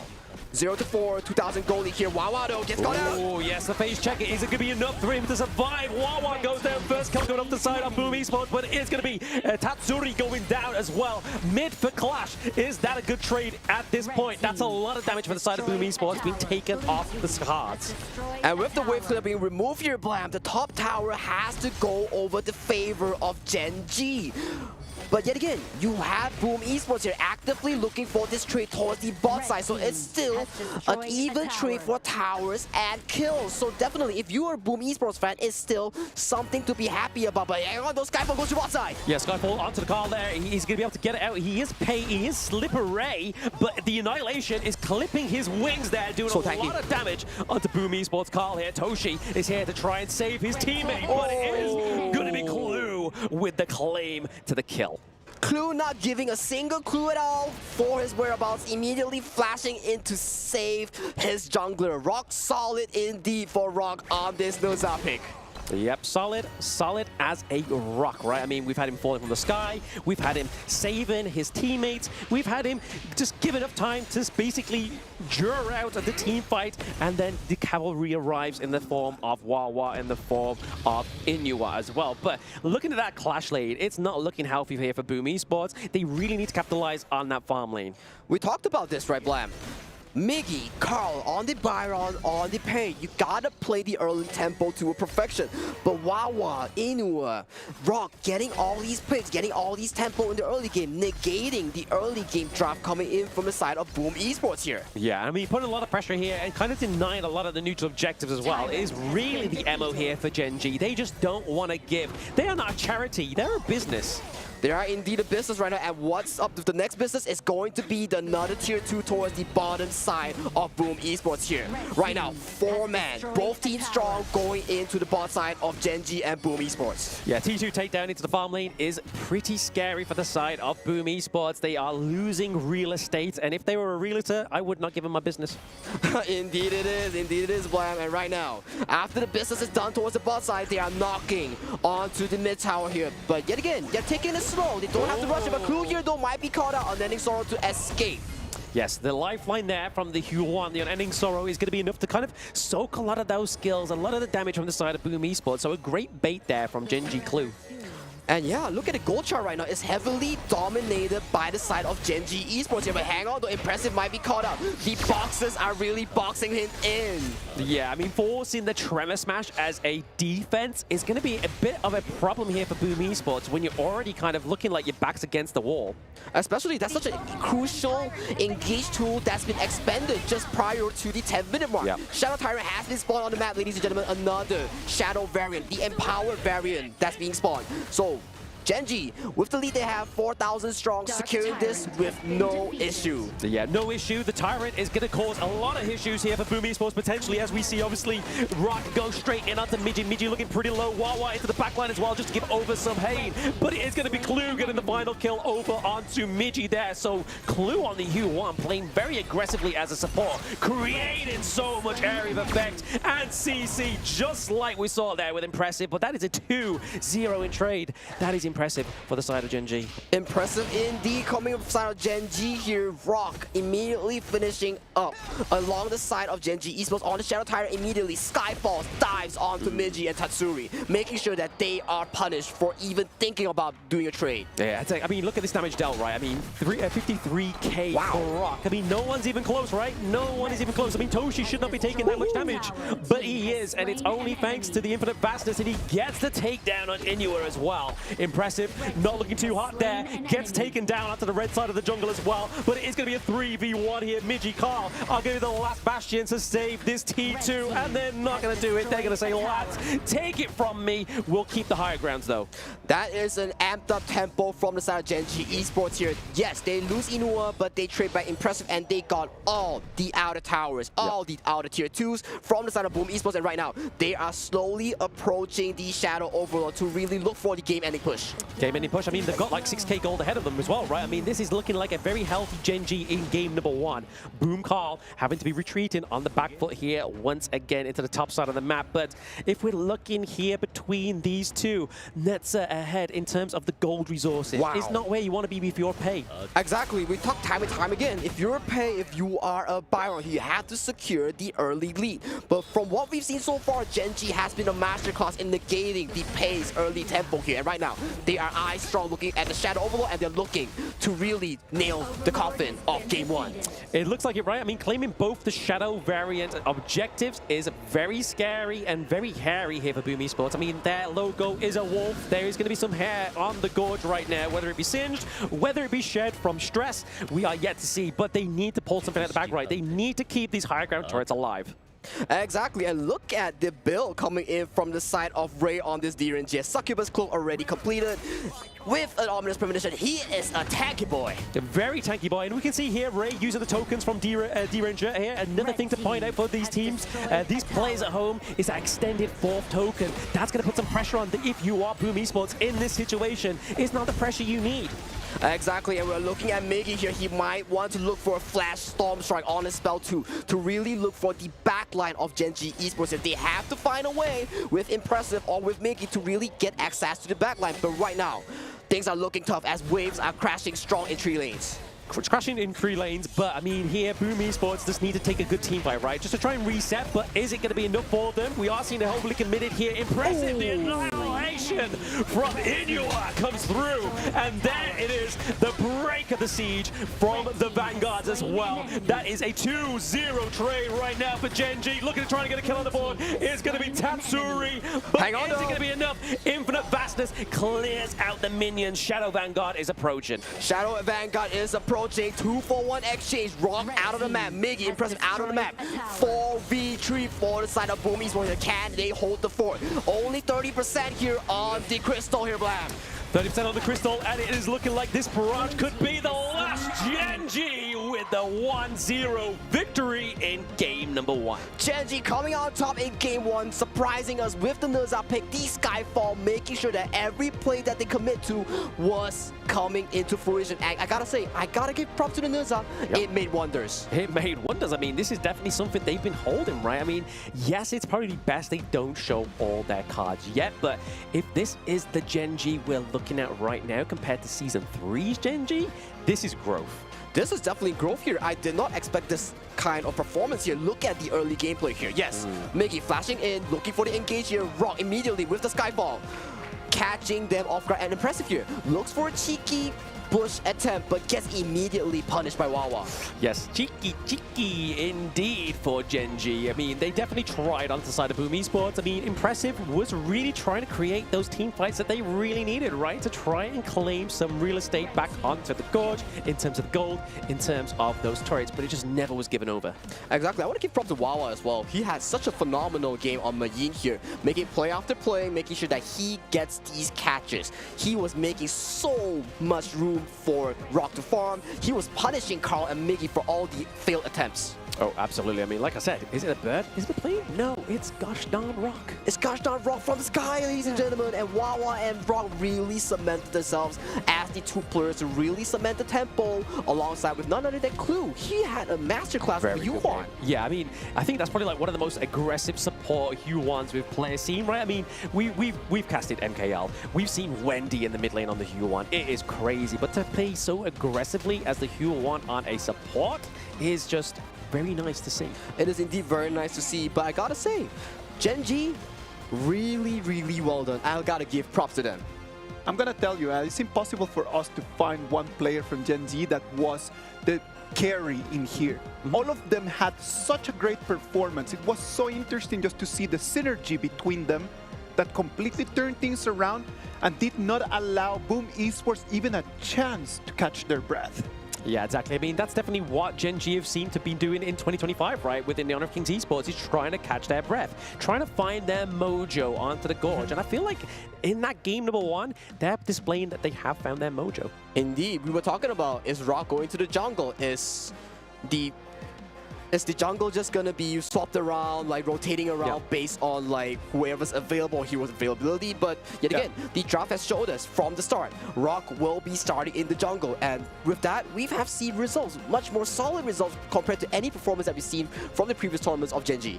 Something very interesting to analyze right now was the different picks that we got to see in this game, right? Like we got to see Nutra. What about if we talk a little bit about that Nutra? Because no one got a chance to actually play with it before. It comes in here. Is this Nutra really available for everyone? It's available for everybody, but I mean, like we've been seeing already within day number 1 of KWC, we've been seeing picks that notoriously and traditionally come through within the best of 5 or best of 7. So we see teams already pulling out those kind of stops and those interesting team comps or interesting picks, to say the least, in these best of 3. So it already makes you very excited for the longevity of how these teams can perform in a best of 5. Gen.G, a great performance. All of them had amazing performances, but one of them stood up the tallest among them. And that person is going to be sent as home with the MVP for this game. And who else, man? Rock, you said it. Like he came in that Nutra. I remember it was like very early in the game. He made it straight to 4. Got his ult, immediately just proc that. TP'd, completely vanished Boom Esports on the Clash lane. Exactly. I mean, that's what you need onto the Netza, right? Like, you need to be level 4 for you to have any presence onto the Gorge. But when you do get to level 4, your presence, your aura that you have now farmed to get to that point, you are going to be able to be here, there, and everywhere. He was here, there, everywhere. He was always in the front line dishing out damage. Just look at the damage now. 22.7% with a 35% damage taking That was impressive, man. That was impressive. Just taking so much damage coming in from Boom Esports. He did not die. He stood there, and at the same time, he was still just throwing punches. Imagine, that's such a cool hero to play. So everyone at home, if you have a chance, go online, get in there, practice your Nutra. It's such a cool option available for everyone at home. Available for everyone at home. And I mean, if you keep playing him enough, you may be just as good as Rock on the Netza one day, right? I mean, that is definitely going to be, if you are obviously a solo player, it's definitely something you're going to want to try and perfect, because if you don't have comms, you need to know where that presence needs to be felt, right? Like, but in a 5v5, it's very crucial to make sure you're communicating. Like, guys, I really feel like this is where we need to be with this Skyfall. I do agree so as well. Communicating, making sure that your Skyfall is not a 1v5 dive. It's always Rock flying into the enemy team of Boom Esports, and then the cavalry arrives with the Gen.G bunch, making sure that they support their jungle's choices and actions. So definitely a very good display of teamwork and gameplay here coming from the side of Gen.G in this draft. Right before we move into the BP, let's analyze a little bit of those meta picks. Pei and Byron, they were chosen by Boom Esports. They're supposed to be meta picks. They're supposed to have an advantage in this patch. It did not work out. We talked a lot about they need to have a gold advantage at the beginning of the game, but if it doesn't happen, what to do? What is out there? Like, what are the probabilities? What are the possibilities for people to turn things around, Sagi? Oh, for me, I do think in terms of draft, when we talk about gold distribution, there is so limited resource in Heroes Gorge in Honor of Kings. So when we talk about locking in that Kong Ming as the last pick coming in from Boom Esports, maybe that's the detrimental part. Maybe they need a control mage, someone at a sacrificial lamp to really provide the gold towards who? Pei, towards who? Long, on players such as Carl and Toshi. So definitely making a tricore, yes, it works as a tricore, but being punished such an early tempo, drafting Byron, drafting Pei, and falling behind, that's not what you want. Wanting too many things at the same time. Do you think that that was the problem with Boom Esports strat?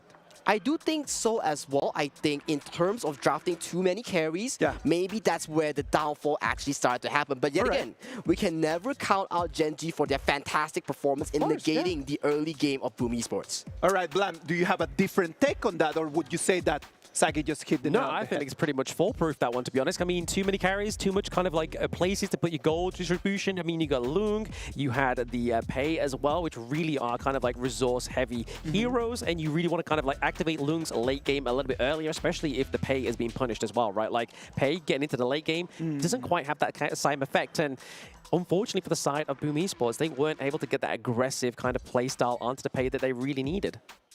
Well, on the other hand, I would say that it was a very difficult game for Impressive. Yes. It was just so tough. Like every single time that he wanted to just go and trying to gain vision, it was just caught by 2 or 3 people, making that Liampo actually look pretty squishy, which is not one of the factors that we want to have. It's not one of the easiest things to do as well either. I mean, Liampo is not a squishy hero, but of course, if you are walking into a brush where there is 3 people waiting for you, the odds are against you, buddy. I mean, I wouldn't walk down a dark alley expecting to survive a 3v1, right? I mean, that's definitely the case, right? So definitely, if we talk about the overall team play here, Boom Esports, maybe it's the first game jitters here, maybe it's a jet lag. They have to accommodate that, and they have to quickly tackle it and make sure that they adapt quickly, because this is not a best of 5, and this is not just any regular best of 3. You lose this series, you're straight down towards the lower bracket, and you have no direct access to the playoffs. So it's a very important game that they have to step up. If not now, it's never. I think that we need to underline that just to emphasize and make everyone at home understand why we just keep talking about that. Making it into the upper bracket not only gives you a chance to be able to make it with one more win straight to the next round. That's it. You don't have to worry about anything else. Losing the first game sends you not only to the lower bracket, then you need to win again in the lower bracket, and then you need to win one more time against the winners of the lower brackets. It is just so many more games that, again, you do not want to put that in yourself in that position. And take yourself one step further, right? You get into the last chance qualifiers, you then get to the lower part of it, and then you potentially fight one of the KPL teams in the first round of the playoffs. If I'm already down 1 kill and that's my end goal, I'm like, hey, buddy, I mean, let's try for it, but it's going to be a mountain to climb for some of these teams. Exactly, and you talk about all these losses, right? It also have to factor in one thing. While the other teams that have qualified are resting, they are looking at your games while you're grinding for the last slot, the last 2 slots. You go down to the lower bracket, as mentioned by Isaac. You go down. You gotta win all the way. But you don't go to the playoffs. You still gotta battle the other last chance survivors. And that only contributes to yourself winning, to advance to the playoffs. And better yet, at that time, you might fight a KPL team. And that is a very big mountain to cross over. Of course, and it is such a beautiful format. We gotta admit it, man. Like, it's such a beautiful format. It is amazing for us just to be able to have such an interesting way of playing the game. It is not just only just coming in and then just winning and moving forward. No, you lose, there's still like a pretty interesting matchup that could happen in there, allowing not only us, but everyone at home just to be able to watch a lot more of this amazing international tournament. It's not every day that we get to see all the regions of Honor of Kings gather all together, battling it out. It is, for us, a great opportunity to learn. Oh, very great opportunity. I mean, not just for us, I mean, the players as well, right? I mean, the differences between some of these regions really allows you to kind of like try and take it back to your own region. Like, yes, scrimming against teams in your own region is cool and all, but if you then go to an international composition and you don't know what their meta is and how their playstyle is, you're going to get hit with the half-truth. The half-truth, it's an eye-opener. It's also something like you mentioned, something you will learn and progress as we go. So definitely, coming to KWC, we are witnessing more and more meta coming from Chalk BR, PKL, IKL, MKL. So it's definitely what I want to see right now. And Isaac, we have a Group A bracket right here. Look at that. Paws already there, right? Yep. They're just waiting for Gen.G Esports or for Boom Esports. Whoever that makes it here faces them for one ticket to the direct to the finals, man. Direct over there to the next level. If you do not win right now, then they need to go and battle it out against Blacklist International. And then the winner of that moves in to one big pot of winners of the lower bracket. That's not a great place to be put in. Not a great place to be put in. And I don't want to be the nightmare creator for the Philippines region, right? Like, there's a potential that Boom Esports can drop down to the lower bracket. No, and then we're going to have Philippines, that we're going to have PKL against PKL. Leave it a little bit too early for my liking and their liking, clearly. Oh, no, man. That wouldn't be cool. I'm going to wake up cold sweats tonight thinking about that one. That wouldn't be cool indeed. So that is one of the few worries you have to think if you're a Boom Esports fan right now. Yes, Blacklist International, they have went to the lower bracket, but they still have a shot towards the last chance qualifiers. But if you're a Filipino fan, if you're a PKL fan, you gotta worry about Boom Esports right now. They have to activate, they have to adapt right now. I'm telling you, man, everyone right now is just thinking about that. Right now, the players are getting ready you can see them just kind of like being all fired up to walk in and just walk into the gorge and fight their way to get that last ticket. They want to start this, we all want this to start, but they still need to keep prepping so they can take this as what it is, a last ticket for survival. I mean, we don't want the kind of like the first 2 series of the day to be the full best of 3s, right? I mean, we're hoping for as many matches as possible. We get as much action onto the gorge. I mean, it's been so enjoyable today, and to finish this one with the 2-0, we want to see more. We want to see more. It is a good showdown, man. Come on, like everybody wants to come here. We're already right over here, all the way to the other side of the world. We're in Saudi Arabia, man. It is such an amazing place. Give us more. What about if we just take this all the way to the last game? Wouldn't that be nice? Wouldn't that be nice? A full BO3 for us, for the viewers, and for Boom versus Gen.G will be an absolute banger here, Blam. It would be. It'd be a great way to finish off the day, right? Like, we get a full best of 3. We get a potential for the first seed of the PKL to kind of prove themselves against Gen.G. But I've got a bone to pick with you here, Sagi. We did our prediction video. You wanted to put Gen.G into the D tier. Ooh. How are you feeling about that one there, buddy? Receipts, I want to hear this. Come on, go for it, Sagi. I still trust in Boom Esports here, ladies and gentlemen. From Philippines, from PKL as the first seed, they gotta prove me wrong right now. They gotta make sure that they secure this in the back here. But definitely, let's head on to the pick and bans here as Gen.G Esports. Banning out the Yuhuan and Diadia, with Boom Esports responding with both of the jungle carries, locking away the Luna, D-Pay from the back pick. All right, I want to just highlight something. That Diadia right over there. Yes. Why is it being banned so much right now, and before it was being picked so much? I want the people at home just to have a clear idea, a clear picture of why that hero right now is so important. All right, ladies and gentlemen, and casters, so Diadia, why is it so strong? She has an innate knockback. She has super solid early game towards late game. Early game, she can set up, she can steal money, she can gain money, she can provide healing, and she is so strong in the lane. And all the gold that she stole from the enemy, or she heals and gets from your teammate, she can convert that towards her healing and damage in her ultimate. So she's an infinite scaling hero in the Hero's Gorge of Honor of Kings. It's just like the max snowball that you could have in the composition.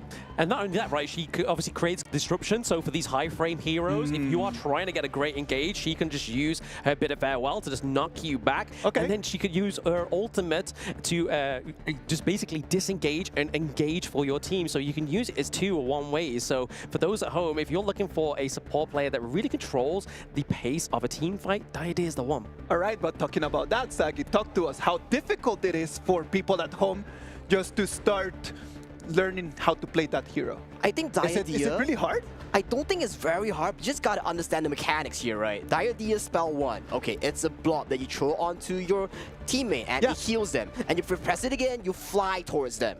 All right? Spell 2, if you land onto the enemy. It takes down for about 2 to 3 seconds, and at the very end, it does a chunk of damage, and you steal gold from them. Now, the advanced part. If both teammates nearby gets spell 1 each and they come together, they get a lot of healing. Same goes for your spell 2, the bit of farewell. If you land onto 2 team enemies, you get more gold being stolen. Now, all the gold being stolen from your enemy and you earn from your ally. You don't steal from your ally, you earn gold from them. That converts to more healing, more damage on your ultimate. That's such a cool mechanic, man. Come on. Whoever that designed that hero was completely cooking, I would say. They were completely cooking, but there is a little bit of a caveat, right? Like, if you are a new player to this hero, watch out for your enhanced basic attack, because if you go in by accident with your advanced basic attack into, you may be swooping into a team fight that you didn't want to be there, buddy. You going into a T1, you're taking damage. You've got to try and get out of there. Oh my gosh, that sounds horrible. That sounds like a situation I do not want to be put in. Right now, we're having a little bit of difficulties. Right now, we're having technical difficulties. Everyone at home, hold in with us. We're going to try our very best just to get back into it really quickly. Talking about this, we're back. We're back. That's lovely. That idea right over there, banned. Let's talk a little bit about the picks that we already have, as we are already halfway through the BP.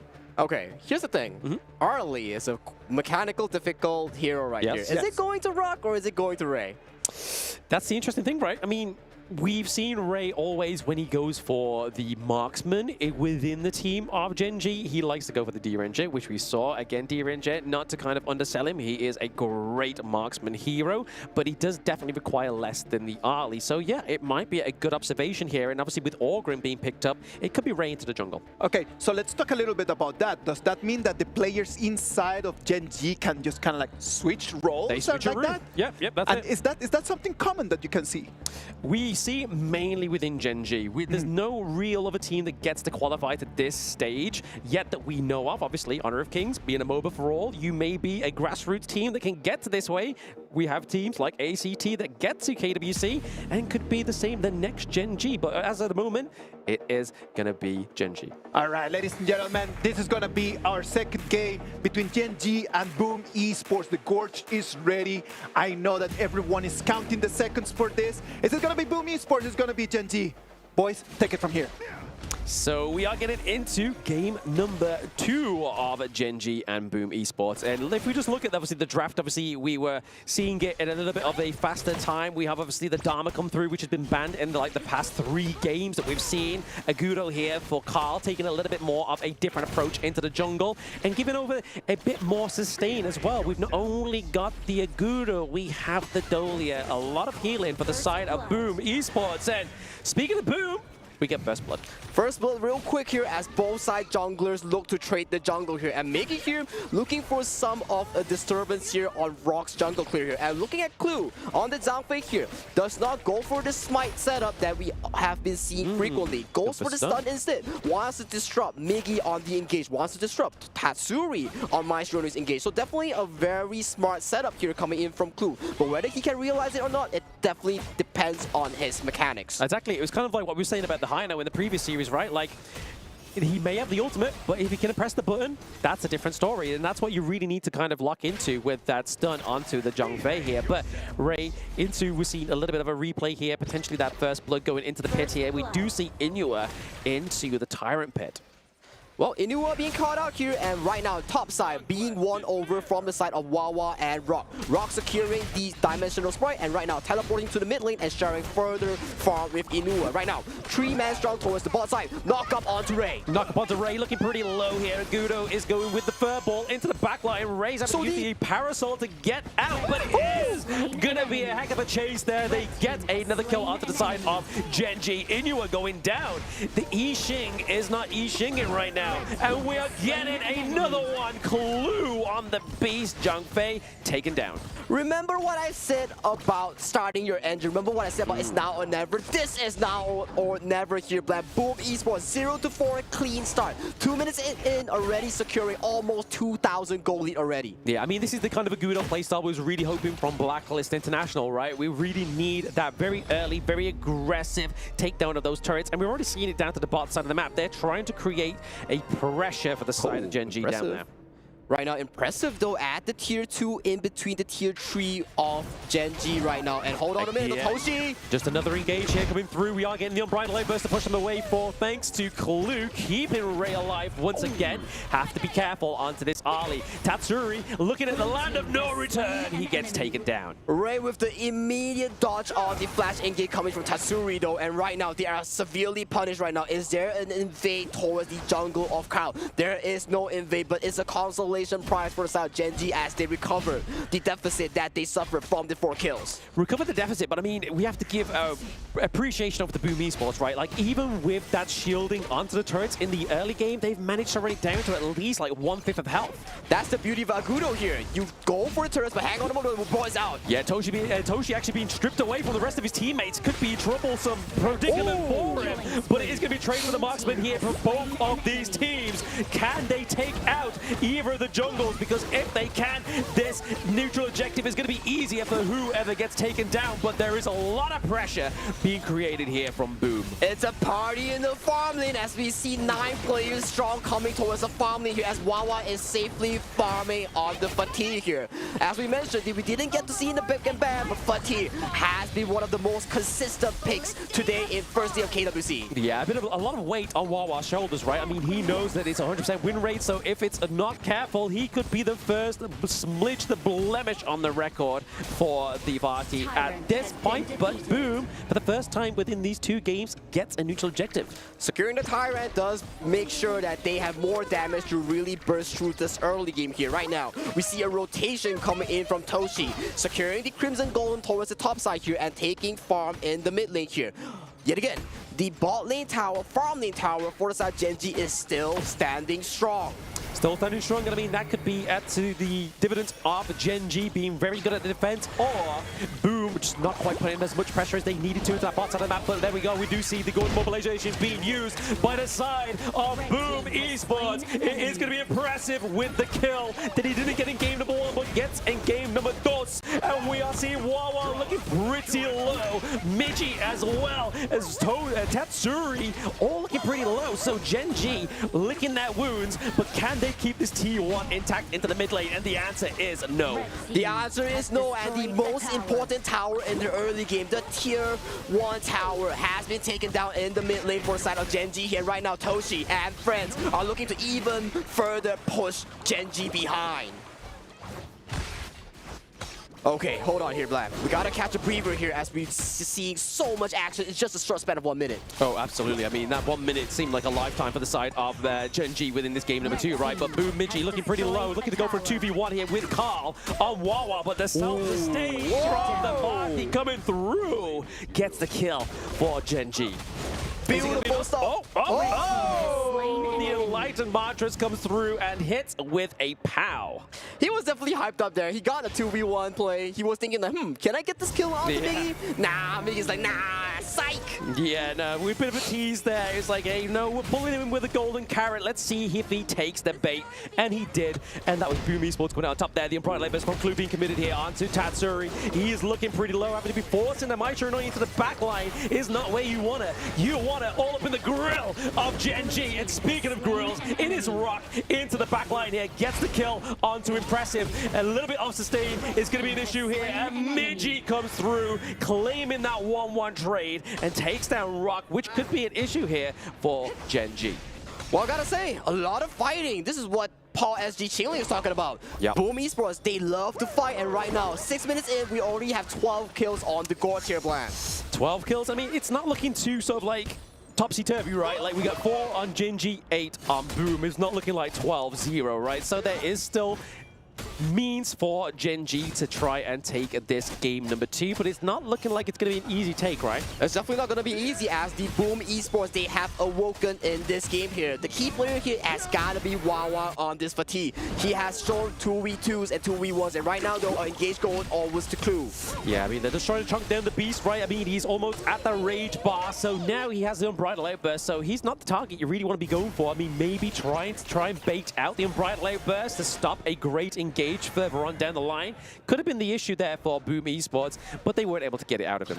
Exactly, and right now, 3-man strong coming from Boom Esports. Look to take down the top turret here, right on the bot side, no! Wawa! Oh, okay, he's still alive. He's able to flash out of there. Now his teammates come through. Unbridled Outburst catches none, but forces Tatsuri away from Miji, keeping him and locking him down. He's taken down by Gen.G as well as a T1. But that's so much resources expended just for the 1 kill onto Miggy here. The top lane tower, the tier 3, has been punished from the side of Boom Esports. They take the Boom Esports tower, but right now they're knocking onto the crystal. Are you serious here? Yeah, a bit of a base race between both of these teams. A little bit of a defensive measure is needed here from Gen.G, but Clue taking too much damage here. This is crazy stuff coming in from Boom. I was thinking that, okay, tier 3 done, but they went for more. They wanted the crystal. That is nuts. But right now, we look at damage taken here. Clue and Rock definitely doing a lot of damage taking from the side of Gen.G. They are the punching bags. The stone wall for the side of Gen.G. They are banking on Ray and Wawa to carry. They are trying to bank on them, right? I mean, this is the thing. Like, Boom Esports from game number 1 know that the team fights are going to be hard for them, so they have to try and get pressure elsewhere, which is why we saw such a great, clear takedown of that top side of the map. But right now, a little bit of a reset. We're looking to go for the neutral objectives, not quite a shadow variant. The Unbridled, but it's actually successful, catching 2, one being Verbal, one being Dolia, but that is not going to be enough to keep away Boom Esports. They're into the enemy jungle. Rock is on the run. Ray Wawa looking to stay here, but get base checked by Tatsuri. Nice, clean intel for the side of Boom Esports. Nice, clean intel. HP bars are looking low for the side of Gen.G. For the side of Boom Esports, they take it, the fight, they win, they take the tower. It's all about objectives, ladies and gentlemen. Sometimes you don't have to get the kills, but once you get the HP bars down, you get the turret. Yeah, again, another aggressive kind of approach here with the minion wave. They have to try and take this T3. Now, if they don't, they may be pushing the game a little bit further for their liking, because Agudo kind of starts to fall off into that mid to late game. But right now, we are seeing the R leaders trying to clear out the minion waves. It's going to be enough. The critters aren't going to be enough there to allow Boom Esports to get the T3, but they get the T2 instead. Wow, that's all the turrets, outer turrets down for the side of Gen.G here. And right now, Tatsuri dancing in the enemy base of Gen.G here. Tyrant has been spotted on the map, but boom, they want more turrets. They want more turrets. Verbals into the thick of it, trying to get that last one there into the mid lane. The high ground turret does fall for the side of Gen.G, which is looking like a shaky game number 2 compared to what we just saw in game number 1, right? This is looking like they've been caught on the back foot. They are caught in the back foot right now. Gen.G, they need some form of engage here. Wawa or Clue finding these crucial engages onto the back line, such as Toshi, such as Tatsuri here. So right now, 10 minutes, 30 seconds here. Tyrant is the name of the game. I mean, looking at Gen.G here, they've got to make sure the minions is obviously crashing in there with the minions at base. But one stun was enough for Clue. He's gone for the frigid charge as well. He's going to go for the 2 stuns. But Tatsuri into the back line takes down Ray. A lot of damage already been taken off the side of Gen.G. Inua is looking like he has to be saved here. It is the president. They have to make sure they calm around him to keep him safe. But Toshi doing a lot of damage right now. Boom Esports here, they do not want the objective, they want the game-winning push right here. 15 seconds on the clock for Ray until his respawn here. Do you have enough time here, Boom Esports? I mean, they got to wait for the minion wave in the top side of the map to come through, because they are able to take down the minion wave into the mid lane. But Boom are looking not to take the pressure off here, and they decide, you know what, guys? Shadow Tyrant, Shadow Overlord is now up. Let's go and get one of those. Let's get that final nail in the coffin. They play it smart, they play it clean. 3 tier 3s down, empty towers coming in from Gen.G here. So right now, Boom Esports, they're looking for a fight. They're looking for a fight. The kick up there. The Kachusan's coming through. It's going to be enough damage onto Clue. Not quite. He looks like he's barely been scratched. But Miji, on the other hand, he's trying to get a kill. Wawa goes down. Rock pays back that favor. 2-1 trade right now. The crucial crowd control from the side of Gen.G is not going to be enough here for Boom Esports to stay away. They are looking to make sure they meet these minions right now, because it's currently looking like a 4v3. Hellfires are blinking low coming in from Carl and Toshi here. Are they seriously going for this push, or are they looking for the objectives here? Shadow Variance has still not been touched. Tatsuri goes in! Yep, Tatsuri has to get in, get out, but Ray goes down again. This is looking very hairy for both Inua and Clue, but they're going to try their darndest to keep the minions from that crystal, but crashing in is going to be the minions. But we are seeing some L's being taken here by the side of Boom Esports. Impressive, going down, and we're seeing Wawa, he's diving a little bit too much, lost into the sauce, is going to be Gen.G Wawa. They are still fighting. It has been 2 solid minutes here. Boom Esports bringing in their style from the PKL, and they're looking to knock on the crystal of Gen.G, bring it to game 3. They say 3 is the magic number. This is the 3rd minion wave to come through, but it's not looking like they're going down without a fight. Rock is trying to keep them away, but they are going to take down the crystal. Boom, not out with a clean 2-0. They are back in the race. They are bringing the PKL playstyle. They love the fight. They love the brawl. That is Boom Esports playstyle. They are back online after game 2. Back online after game 2. Great game 2, that one. I mean, definitely the performance that they needed, right? Definitely indeed. Boom Esports here, we were talking, if it's not now, when will they show up? Right now, game 2, they come in with a different style. They were not playing tempo, they were just playing fights after fights after fights, playing with the Agudo tempo, playing for turrets, playing for these crucial engages. Tatsuri on the Maestro lane were definitely the key difference maker in all these engages. I mean, not only the players is going to be the thing that's changed the whole interaction here, but maybe the reality check that we gave them on the desk, right? Going to that lower bracket, maybe it was enough to scare them. I mean, definitely going to lower bracket, losing out the direct access to the playoffs is definitely a shocker or a nightmare here. So definitely, the coach probably head on to the back and say, hey guys, this is not you. Brush up, freshen up, drink some water, and let's go again. Exactly, that's it. Get your fruit in, lads. We've seen quite a few of the players eating some bananas before this game number 2, and then the potassium is clearly what they needed to get that game 2 victory, because they were thinking smart, they were thinking fast, and with the likes of the Agudo and the Mai Shiranui, they needed to operate this one fast. Indeed, and look at all these plays coming in. This is one of those games where we have zero focus on the objectives. It's just fight, fight, fight, fight. And look at this. This one, they got Ray, and right now, they were knocking onto the crystal. They just kept fighting. Look at this. Fights after fights after fights. Gen.G respawns, we fight again. Wawa comes out, looks for Tatsuri, looks for Toshi, flashes away, and look at this. Miki was getting a big engage onto the backline, and they were looking for the turret. Look at Toshi. He's still fighting. He's just sat there at the back of the fight. He's like, you know what, guys? Just let me get rocked. Let me get a bit more of the kills. Let me just get some more gold on there. But like you were saying there, though, Sagi, is the fact that they played a little bit more different into that game number 2. Obviously, we saw that big crashing wave into the top side of the map when we saw a bit of a team fight happening. I feel like Boom just kind of acknowledged in game number 1, they can't really take Gen.G in a team fight when they don't have the advantage. Like, yes, they can try and be as mechanically as possible and outplay, but it just wasn't paying off in game number 1. But game number 2, they changed their strategy and the win came through. This game just looked like ranked. I loved it. I loved it. It just gave me that feeling of like, all right, I'm with my friends just at home playing a ranked game, and because it was just fighting after fighting after fighting, and then the super minions are here in the crystal, but we cannot actually push on the crystal, and then it's 3 waves for us to be able to finish the deal. It felt a little bit like that, and I loved it. I was totally in love with this second game, and we're gonna have to be able to play one more game. I mean, we gave them the reality check. We gave them what we wanted. We wanted a full best of 3. So, I mean, we've basically cosmically ordered this, I guess. Wow. Well, you were asking, Sagi, about the prediction here. Are you looking down on Gen.G? Right now, it's a 1-2-1 here, Flam. So I can't prove you wrong. You can't prove me wrong. They can't prove us wrong. If you drop a group down to a tier list of grade D, you mean that they're going to take a 2-0 stomp, right? So we'll put you under the table for that one. We'll put you on a leash until we see who the victor is of this best of 3. But no, definitely Boom Esports played a lot better in that one in terms they knew they didn't know how to take a team fight. It was very scrappy towards the end, but they needed to play the macro a lot better, and that's exactly what they did. I'm telling you, Boom Esports had an amazing performance because, again, like, it was impossible to say like who carried the team. Like, nobody can say who carried the team, but one person needs to come up with the MVP. It's just how the game goes, and that MVP for this part is going to be Carl. Yes, the young prodigy himself onto the Agudo. A little bit of a love letter to Blam, as I've already stated. I am an Agudo main. I love this hero. But 519 KDA, damage dealt 22.5%. I'm going to round that up to 23 because, I mean, he played Agudo. And then, obviously, damage taken. He did what he needed to do, was soak that damage.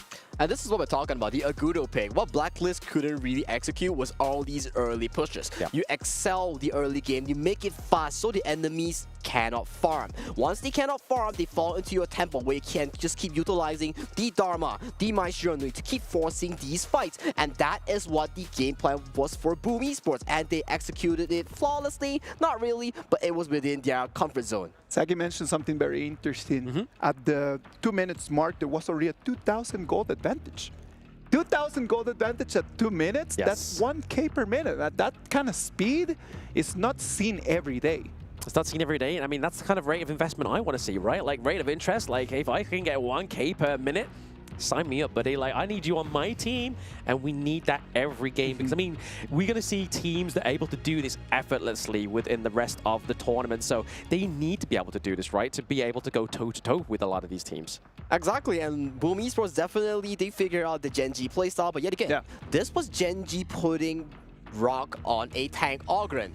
It wasn't because that they put did marksman onto the jungle. They didn't swap around. Rock was once again in the jungle. He wasn't playing the carry picks like he was back in game 1. So is this another code that means that you have to put Rock in the carry? Has things changed for Gen.G? A lot of questions are being posted right now, and I know that everybody wants answers. We're going to talk among us a little bit to research, to try to find those answers, and we're going to bring you those answers back right after this short break.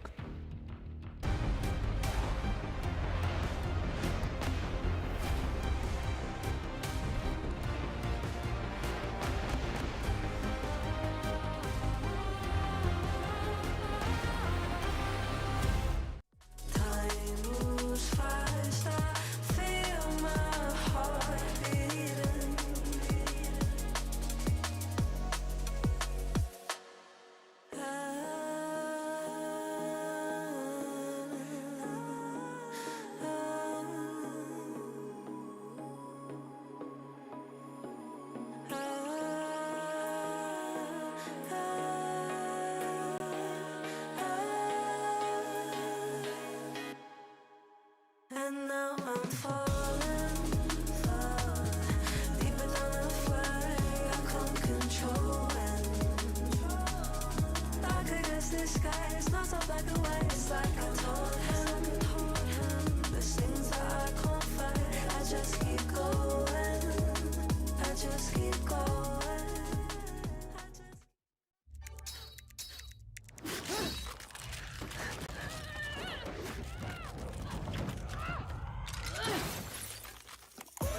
Reach your impossible, Lenovo Legion.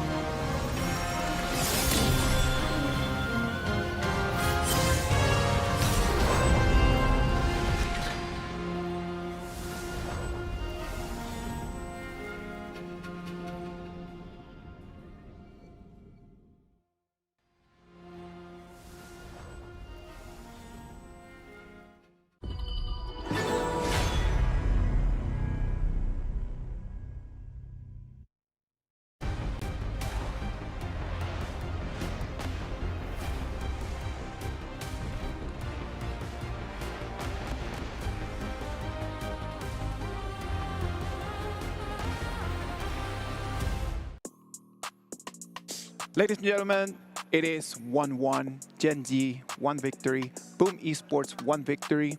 We're gonna come into all or nothing. Whoever that wins the next one is going to have a smoother path to the championship, and whoever that loses it is going to just go down the rocks. A smoother path, but a smoother sleep will be definitely questionable for this team, right? I mean, knowing that they weren't able to take that 2-0 victory, I mean, if you are Gen.G after such a sort of decisive game number 1, that would make me kind of like shake in my sleep, you know? Well, you gotta think about it. Is it Boom Esports tackling the issue? Are they warming up? It's all these small things that contribute to such a banger of a series here. And right now, we are seeing 1-1. Not just any regular best of 3. Winner goes to their continuance of the upper bracket. Loser, they fall down to the lower bracket, and they have a big route to go for if they want to find a way to achieve their route to the playoffs here. Let's talk a little bit about the style of the game. The game was actually pretty different to what we have been seeing. We've seen a lot of games of management, trying to manage waves, trying to manage turrets. This one was a lot more about the fighting. Which of these two is your favorite style? Do you want more fights, or do you want a little bit more of the tactical approach to it? Well, I mean, I'd rather get the tactical approach down first and then take the fights. That would be my kind of like optimal thing, so then you know you're playing at an advantage. Whereas we saw Gen.G was still taking at fights when they didn't have a clear advantage. They didn't have a wave clear. They didn't have the waves pushed for them as well. So it was kind of just like they was taking it at the invitation. It was just like, you know what, they want to fight, let's give them a fight. And to me, that's very risky. Exactly. And looking at all these players right here, they're all geared up and ready.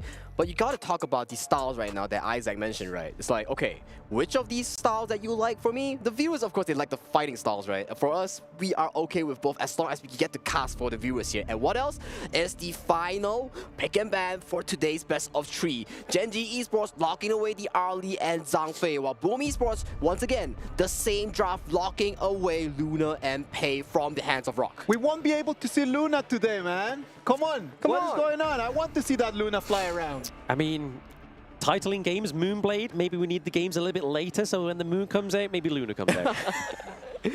True. All right, so Byron being picked up for the side Gen.G Esports here, making sure that they have a solid class lane here. For those who don't know in home, Byron is a solid class lane due to the fact that he has amazing laning, amazing sustain, but he somewhat falls off towards the late game here. For that Boom Esports here, they repeat Gen.G's success in game 1. They pick up the Yuhuan and Mayin as their offer for the counter pick. Exactly. I mean, they're definitely playing them at their own game, right? Obviously, Yuhuan second pick. They are looking to just go like lock that in with the flex, but we're going to get another bit of the power coupling, right? The Liang and the Princess Frost. Not quite the Byron and Pei approach, but it is going to give Gen.G a lot more control into these team fights. And I'm loving the fact that Boom Esports is actually swapping our Tatsuri and Toshi here. Toshi, he's taking on the role of having to win the laning phase. Once he cracks Ray in the lane, it gives so much space for Carl and friends to really move around Hero's Gorge and get these objectives that Boom Esports really need to facilitate these team fights. Exactly. I mean, we've seen it actually. I think this is the first ban of the day for Fade. Yeah. So maybe they were hinting at the Fade come through. Obviously, Fade has been reworked recently. I mean, he now basically has a second execute with his ultimate, right? Like, no longer are you just slowed, you are literally statused and then crushed. Status and crush, and what's better than that in the objective game like Honor of Kings, that can secure you multiple objectives like the Tyrant, like the Overlord, Shadow variants, and even Tempest Striker. The crucial objectives that you need to do. But looking at Boom Esports, they definitely put heavy focus to target Bad Rock, their star player of Gen.G Esports. Yeah, they just wanted to take away those kind of like high-framed, very flashy heroes into the jungle, because we saw him on the Ogryn only really started to kind of like pop off towards the latter part of the game, but it was a little bit too late for Rock to solo carry the game. So definitely taking him and kind of forcing him onto these tankier jungles is something that Boom Esports is trying to do here. Exactly, and Gen.G Esports as well, looking to ban out all these mages from Tatsuri, who had a beautiful game coming in from the Maestro that he had just now. So right now, mid lane pool, you still can flex the Yuhuan towards Tatsuri if it's needed here. So that's definitely a flex. So Monkey here being locked in for the hands of Carl here, remaining the potential of Yuhuan being flexed towards the mid or the roam here for Boom Esports draft. Exactly. I mean, the good thing about the monkeys here, right? Like, even if Liang gets the suppression onto the monkey, he's still going to have to soak a lot of damage. So if you try and drop both the suppression and the winter is here on it, you've expanded those two big, great kind of like control that both the Princess Frost and the Liang give over to you. So again, just filling out Boom Esports, the front line is looking Omega here onto the side of Boom Esports. Exactly, it also facilitates a path for Miggy. Once the power control is expanded, they have an access to go in, but hang on though, Jing has been locked in. I've seen this draft before. MKLBSE love this draft. The Princess Frost and Liang with the Jing here, so definitely Gen.G here, they are trying to repeat that success that I have seen so far. Definitely an interesting draft for both teams. Yes, the Mirror Blade herself, having the Mirror Domain as well as her ultimate and recently being reworked, that obviously she can obviously trade with her clone a little bit further than she used to. So now, obviously, it's going to be be about catching off Gen.G's Rock on this Jing. Because, I mean, it's not a pick that Wawa is going to go for, right? It's definitely going to be locked onto the Rock here. Rock, once again, wants to be the disrupting force for the side of Gen.G. So definitely, we talk about Rock, we talk about the face of Gen.G, the star player of Gen.G here. So if you think about it, if you're Boom Esports, your game plan is to lock him down. They have to lock him down if they want to keep their dreams of moving forward alive. Gen.G against Boom Esports, boys. Let's go into the Gorge. Let's go into the Gorge for the last time of the day. I mean, I feel like a little tear just fell from my eye after that. So we get into the last time we visit the Gorge for today. But obviously, we will be back with more action tomorrow. But we are going to be looking and holding it in right now. Clue! Who secured Deep Crimson from Grok's hands? Okay, it's still okay because the EXP does go over to Rock fully because of the roaming item, but still, that's so crazy coming into the first minute of the game here, Black. I mean, they were one game up, right? So these kind of mistakes are going to be made, unfortunately, for the side of Gen.G. So that is just a unfortunate consequence of popping down your little AoE, little book zapping away. But a very interesting strat coming out from Gen.G here is that they do a double roam style. Yes, the Princess Frost is babysitting Wawa in this lane, while Clue here is making sure that his jungle gets the fast clear, and the mid lane, the core role, the 4 minions that we have is all funneled to the 1 carry Rock. Yes, exactly. I mean, they're definitely making sure they make it ends meet with those 4 minions, right? They need to make sure that the rest of those resources do go over to Rock on the Jing here, but like you said, the loss of the red buff here, the crimson buff, that means extra damage in the early game, and the faster wave clear is not going to come through for Rock. Well, as long as they are not fighting and there's someone to actually help Rock clear out this minion wave, I think that's still fine. Gladly, the EXP still goes over to Rock, so it's still a-okay in this situation. But hang on though, Boom Esports, they're looking for a certain attempt. They're looking for a certain attempt to try and take that Crimson Golden from him then maybe next time, but Tatsuri looking pretty low there. Dream Roam having to be used defensively there, trying to get him out so they don't lose Carl too early. It's still pretty okay coming from the side of both teams here, but a gold card being landed onto Ray's face right here, and he gets poked down. Gets poked down, but I mean, he does have Inua here as well to aid him. Obviously, the Frigid Prison isn't quite going to lock down on Satoshi. He has, obviously, a very high move speed, especially with the passive of the D-Ranger as well, right? Like, if you stack up those 5 stacks, he gets that movement speed increase, which is going to make it a little bit more slippery to lock down with the Princess Frost. Exactly, and every 3 hits coming in from D-Ranger's tokens, it's an Empower token where it has advanced range and applies slow as well. A small freeze coming in from Toshi here, making sure that if Ray wants to farm these minions, he will have to overextend himself, and Tatsuri and Impressive are there to lock him down. But hang on though, top side though, Clue is level 4. Clue is level 4. He has the ultimate, so the suppression could come through. But they're looking to go for this T1, looking to try and just do a little bit of damage to it. But obviously, as you see there on the screen, it gets the shield back because it is still pre-4 minutes. But this is rare. They need to kind of set up these side lanes for the side of Gen.G if they really want to try and take some really easy neutral objectives. I want to give props to Miggy here. He smelled that play miles away, and he is so disciplined in making sure he does not get caught here. And Tatsuri here notices this fact, and he's here to help. Oh, the flash and the suppression. He's not going to manage, but he gets knocked out of the suppression. Miggy now coming in with the board from Tatsuri as well. It means that he's able to stay alive, so the flash suppression wasn't as impressive as it should be. We keep saying that Boom is a heavy fighting team, but that reactive play coming from Tatsuri was beautiful. They read that so well, making sure that Miggy came out alive, and they expended so many spells on Miggy. Yeah, so many spells for Miggy, and I mean, it's what you kind of really want to do here, especially with Gen.G's draft, right? You want to make sure that you're getting all those skills off before you take the next team fight.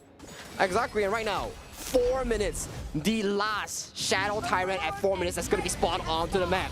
Right now, both teams here, they are looking strong and wanting to contest for this objective. Looking to test for the objective, I mean, no clear priority into the bot side of the map as well, right? Like, there's 2 minion waves crashing in equally, but now we're seeing Boone is just taking it effortlessly. They're like, you know what, guys, if you're not going to go for it, we're going to take the Tyrant from you. Well, free Tyrant goes over to the hands of Boom Esports here. For the side of Gen.G, they want to maintain the farm on Rock here as he's level 9 going strong right now. Right now, for the side of Boom Esports, they are looking for an opportunity to really crush down these towers, unlocking Toshi, making sure that he can push the sideways here. So hang on, the Wawa might be caught out. Yeah, 4 minutes up, so that means that Detroit's assists are going to be taken off from it as well, but he's able to keep himself alive. We do get the takedown of the T1 as well. The passive for Tatsuri is not going to be enough. We see Rock claims the first blood for the side of Gen.G. This is definitely the pacing they want to go for. Maybe not go for objectives, go for the monopoly. And that's the beautiful part about Mirror Blade, which is Jing, right? So much mobility, so much access to the backline after the revamp. That was such a clean execution here coming in from Rock. With that kill, they secured themselves the buff, the Crimson Golem from the side of Boom Esports. That's a net positive win for Gen.G. Net positive, but I mean, we did see that Toshi's able to take the T1 down to the bot side as well, so they've just basically paid a trade across the gorge. And really, in terms of getting the priority into the bot side of the map, is something that we're going to really want to be seeing here from Toshi, so he can kind of free himself up to go for these team fights as well as his rest of the team. And Toshi here chunking down the mid tower of Gen.G here, throwing out those tokens here, slowly chipping it down here. 50-50, goalie is dead even from both sides here. Just look at the goal difference real quick. Wawa, Rock being the solid 2 carries that holds all the gold for the side of Gen.G. Yeah, exactly. That's why they want to be funneling the gold, right? I mean, we need to see it going onto the lady soon. We need to be seeing it going onto the Jing. And right now, we are seeing that 5.3k ahead of that one. A bit of a team fight going on in mid here. Getting caught inside the box is Lonely Ray. And the suppression coming through. Is it going to be enough to lock down? Impressive. So that is a lot of sustain being taken off the side here of Boom Esports. And that, ladies and gentlemen, is the first role and first lesson of marksman. Do not face check a bush if you are on a scripty carry. Exactly. You don't want to be kind of going in there and then taking your life for nothing. And there it is again. Oh! Having to expend the flash to get out, but it is going to be Tatsuri falling down to Rock once more. Carl looking very low, trying to do the dream roll out, but he was like, no, you're in my domain, and I will take you down. Beautiful mirror domain coming from Rock, securing 3 man with that mirror domain, instantly executing Tatsuri and Carl. I'm telling you, Rock is playing a masterclass of a Jing in this crucial game that decides their fate towards the playoff. I mean, just look at the banning draft, right? I mean, they banned out a lot of the assassin junglers. I mean, they clearly forgot about Jing, which is a little bit of a trouble there. But I mean, they do lock in here with some control. Ray going down once more. We see Kalu going down, so already not going to be able to set up those team fights that we've seen from Gen.G so far in game number 3. And it is going to be a place to breathe for Boom Esports. Me, the player of Boom Esports, with the Mayi secures a double kill, breathing more life into their team composition. Looking at the damage dealt, Rock definitely is at the peak of the damage dealt with that 27,000 damage right here. And right now, if you're a Boom Esports fan, once again, your team composition does not scale towards the late game. You gotta find a way to break through this early to mid stage. You gotta win the 10th minute Shadow Tyrant fight. You've got to win that one, and then obviously your expiry date is no much further away from that, right? But they're just trying to catch out Rock here, but he goes straight in onto Toshi. Wow. Takes down the damage of the D-Ranger. Tatsuri's on the run. He doesn't have the passive. He gets taken down by Inua. Into the mid lane is Ray. Actually doing a very good, nice job there, keeping that T1 alive as well, because that could have been a good trade for Boo if they're able to get that. Once again, Rock again on the Mirror Blade, on the Jing with the Mirror Domain CC onto multiple targets of Boom Esports. It was Tatsuri on Toshi this time, the 2 core carries of Boom Esports here, Blam. Yeah, exactly. You don't want those 2 going down too early within the team fights, especially if you're kind of playing on the back foot, which is what's unfortunately happening here for Boom Esports. They still have the T2s for now, but we can see up to the top side of the map that the Clash Lane 1 may fall here thanks to Ray. Looking to help themselves and try and contest this Crimson Golem for Rock. He does use it as a bait. He uses the Mirror Domain into the backline. Already chunking a lot of damage onto Midgie. He goes down. Impressive. Not looking too hot in terms of that health bar, but that is the pickups they need because there is no pickup potential here for the side of Boom Esports. This is one of those key moments that you gotta ask Boom Esports. You love to fight, but you have to understand that some fights you cannot be taking here. With all these fights that's happening, just look at the gold chart on Rock right now. He's 9,000 gold. 9 minutes, that's 1,000 gold per minute we're talking about here, Blam. Yeah, we're seeing a familiar kind of tradition, right? I mean, that 1k gold per minute has been the story of this best of 3. But right now, Boom are definitely behind by around about 3k in total. So they've got to try and make ends meet, right? They've got to try and find some way to get in. And what is that way in? In my opinion, this team, if Boom Esports wants to look for any form of comeback, it has to be from Miggy or Carl, looking for these big engages with their skill sets. Mayin looking for the 3-man knockup. Carl looking for the big dream roll here. If you're a Boom Esports fan, that's definitely the only way they have back to this game. For Gen.G, Rock is doing us a masterclass with all these engages here, and you have Lick Insurance here. Ray is just farming even though he's 0-2 on the scoreboard. Yeah, I think that's where Boom Esports is kind of faulting here, is the fact that they're not taking the engages on their own terms. It's actually Gen.G that are forcing the engages, but right now, could be a change of story here. Clue actually is able to flash out of the world is my board, used mainly for a zone and kind of got Boom retreated, but is this the golden carrot here for the side of Boom Esports to bring in Gen.G? Wow, that's a 4,000 goalie with a Shadow Tyrant here for the side of Gen.G. Goes in. The golden carrot is more than likely going to be that monkey, so Carl going down, so front line does not exist here for Boom Esports. That is going to be a 2-1 trade, Toshi going down, so a lot of damage already been taken off the side of Boom once again. Top side, not looking too hot. Not looking too hot indeed, and once again, it's another fight at this Crimson Golem. How many times does it take for you to learn a lesson here? Because Boom Esports is getting severely punished for how they love to fight in these team compositions. They want to fight their way to success, but right now, Gen.G is pulling so many good team fights and engage with their team composition. So many good team fights, and obviously they had the early game lead as well, right, into the lanes. Like, we only really see for the side of Boom Esports that they're able to get that farm lane knocked down to the T2, very much half health. But other than that, there is no pressure being put onto the side of Gen.G, and that's where I feel like Boom is lacking. So that's what they need to do, I feel like, to get back into this game number 3. Exactly, and Siegebreaker already complete by Jing, the highest physical damage item in Honor of Kings here. Once the enemy falls down below a certain percentage mark, you do extra damage to them. A very strong fighter and assassin item right now being completed by Jing. So right now, if Rock so happens to touch Tatsuri, Tatsuri will explode like a bubble. Yeah, I mean, we're talking about, obviously, Rock at this moment in terms of itemization. She has just built the Starbreaker as well. We see Rock is now 6 slotted in his itemization. He is going to be able to shred any member of Boom Esports if he's not contested. Man, 8,000 gold lead for the side of Gen.G right now, and they are knocking onto the Shadow Overlord and Vanguard right now. Ray secures it, 3 waves go strong for the side of Gen.G here. Time is ticking, Blam. Yep, Gen.G with the minion waves in 2 lanes for now. Are they able to get a higher ground turret at this point, or just looking to keep Boom locked and restricted into their base? It seems like the case, right? I mean, Rock is like, hey, you can't have your jungle. I'm going to take it from you. I'm going to take it from you, and right now they're slowly progressing towards the end stage of the game right now. 12 minutes, 30 seconds on the clock. The Overlord Vanguard has been spawned towards the mid lane here. The final 2 tier 3s for the side of Boom Esports. Yeah, I think if Boom can hold this off, then there's a chance they could come back, right? But right now, it's not looking too hot for them. Rock already taken a lot of damage from Carl. He's already down to half health, able to gain a little bit more health from the Hue 1. So impressive. Being a great teammate, giving over some healing to the side of Boom Esports. And right now, 1 more tier 2 goes down. The Overlord marches towards the crystal here. Impressive goes in for the engage. With the Boom, yes, impressive. Does get the CC. The Dream Roll comes through, but it gets met with the suppression. Tatsuri goes down. Impressive is going down next. Rock finally gets taken down, but it's a little bit too late for Boom Esports. And click, click, boom, it is going down once again at EWC. But this time, Gen.G takes the Boom.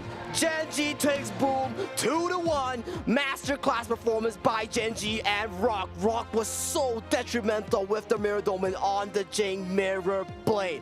That was such a hero performance that Gen.G needed to seal the deal and advance further to the upper bracket. Exactly that. I mean, this has been a year in the waiting, right? We said this into the introduction. These players are not strangers. They played each other at last year's EWC, but it was a different tale.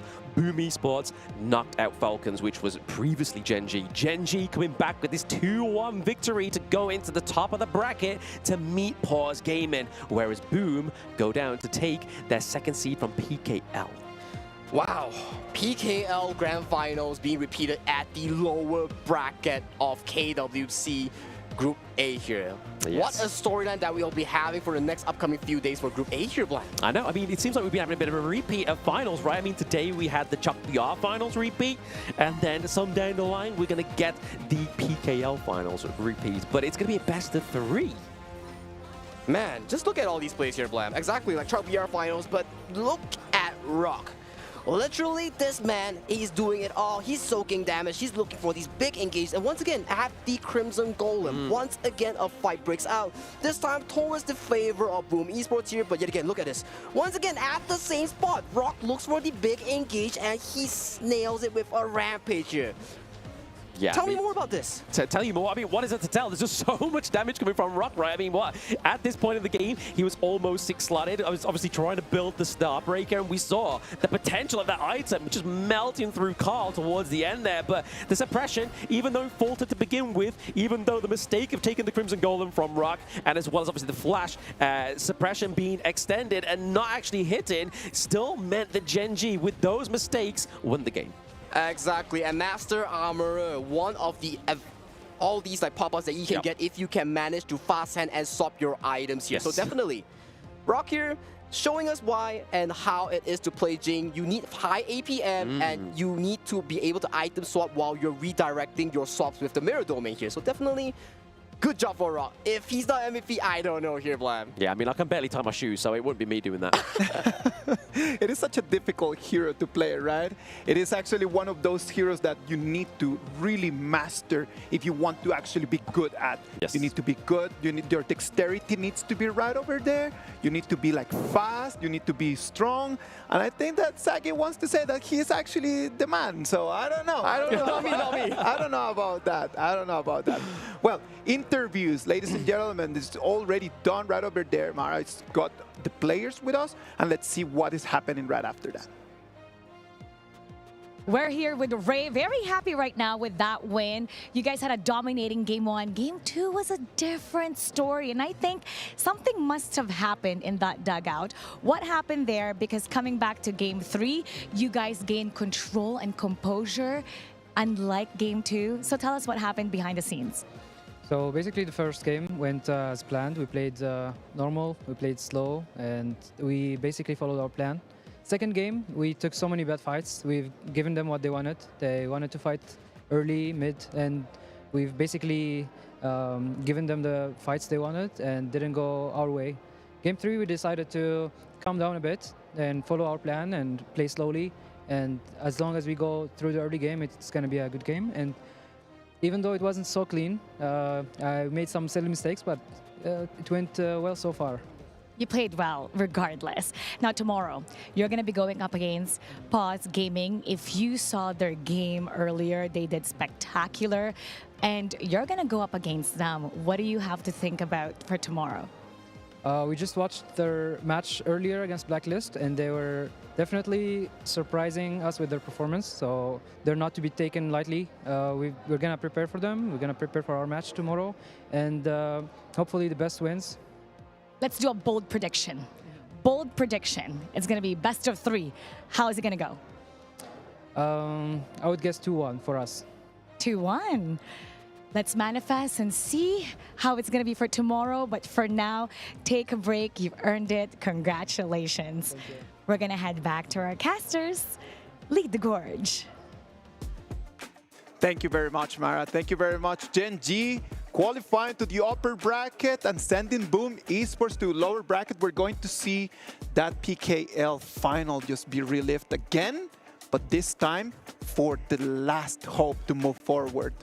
We saw an amazing game right over here. Gen.G, all the 5 players were amazing. The MVP can be only one of them, and that is going to be Rock. On that Jing, it is gonna be him, man. Like, it was amazing. It was an amazing performance. Amazing indeed. But solid as a Rock was Rock with MVP back-to-back. Obviously, both of those games that he did have, it is going over to Rock with the 7-1 for KDA.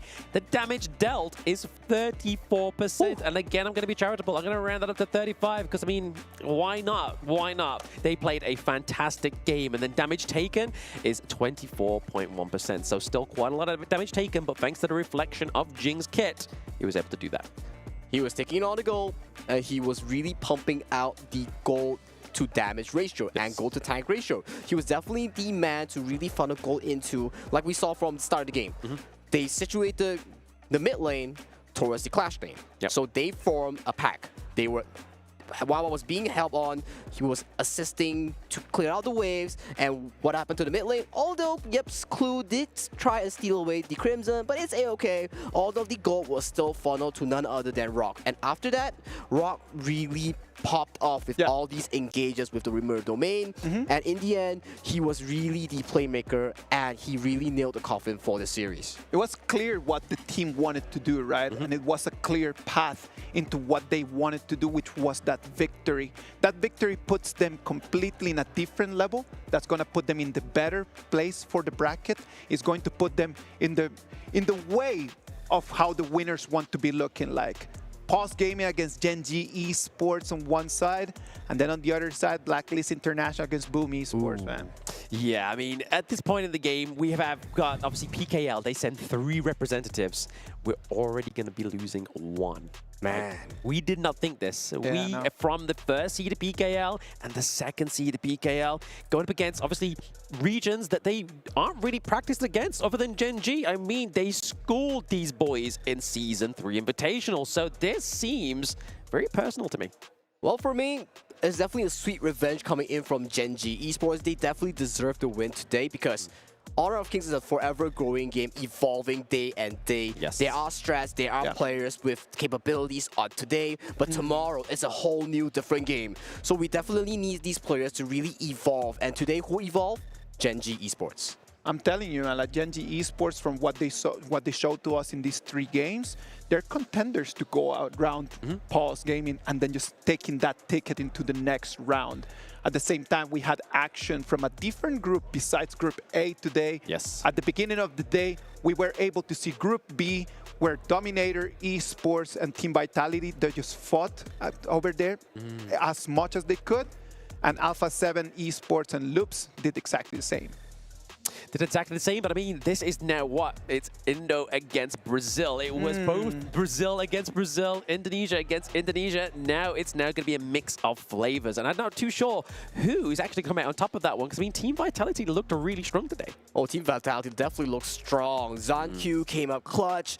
Zan with the Marco Polo came out extremely consistent towards the end of the game, and I gotta say, it's definitely gonna be an absolute banger if we do see them play, but we have other groups as well, right? Oh, come on. We have action from Group C and Group D coming in tomorrow, man. Like, and that's going to be amazing. It's going to be at the same time as today, and I hope that everyone at home is still going to be online, right? We're going to have amazing matches for tomorrow. As you can see on your screens, we're going to have Group D and then Group C. Yeah, I mean, starting off the day, it's going to be APG from the MKL region going up against the community team from the PKL. This is a team that made it all the way from the Open Series to KWC, so keep that in mind, people at home. You could be here next year, but the match that I'm looking forward to the most is KME against KMW, and I can't wait to rub it in Haller's face when KMW win. OG versus Nongshim, the 2 titans that have a lot of experience and gameplay and achievements backtracked towards HOKS 3. And following Group C match, Kagendra once again with another MKL team, this time being Black Shrew Esports here. At the top of the day, in Group C, we have Twisted Mind versus Nova Esports here, Black. I'm getting 2 flavors of KMW tomorrow. I am in for a treat. It is going to be an amazing day, man. Like, today has been already pretty good, right? Yes, amazing. What was your favorite moment from today's matches? Favorite moment from today's matches? Oh, I mean, I feel like the Gen.G, seeing them revitalized to actually be back on the stage and be contenders, that's probably my favorite part. 'Cause, I mean, it's been a very... It's scary story for them, right? Like, 2025's not been friendly. But now, it's changing. Sagi, what about you, mate? For me, I do love the gameplay coming in from Vitality against Dominator. Zan-Q and Zan really show me the consistency and gameplay here when they have to clutch it up. And definitely, they were the 2 star players coming in for the Vitality series to really beat their rival, which is Dominator. I'm telling you, man, it's been an amazing day. For me, it was the moment when we got the opener, Alpha 7 against Loops. For me, that was an amazing, amazing game. Well, ladies and gentlemen, we've got an amazing day with electrifying competition. We'll see you tomorrow at the same place, at the same time, for some more Honor of Kings action. But first, before we let you go, enjoy the Qiddiya top place of the day. Rest well, and until then, goodbye.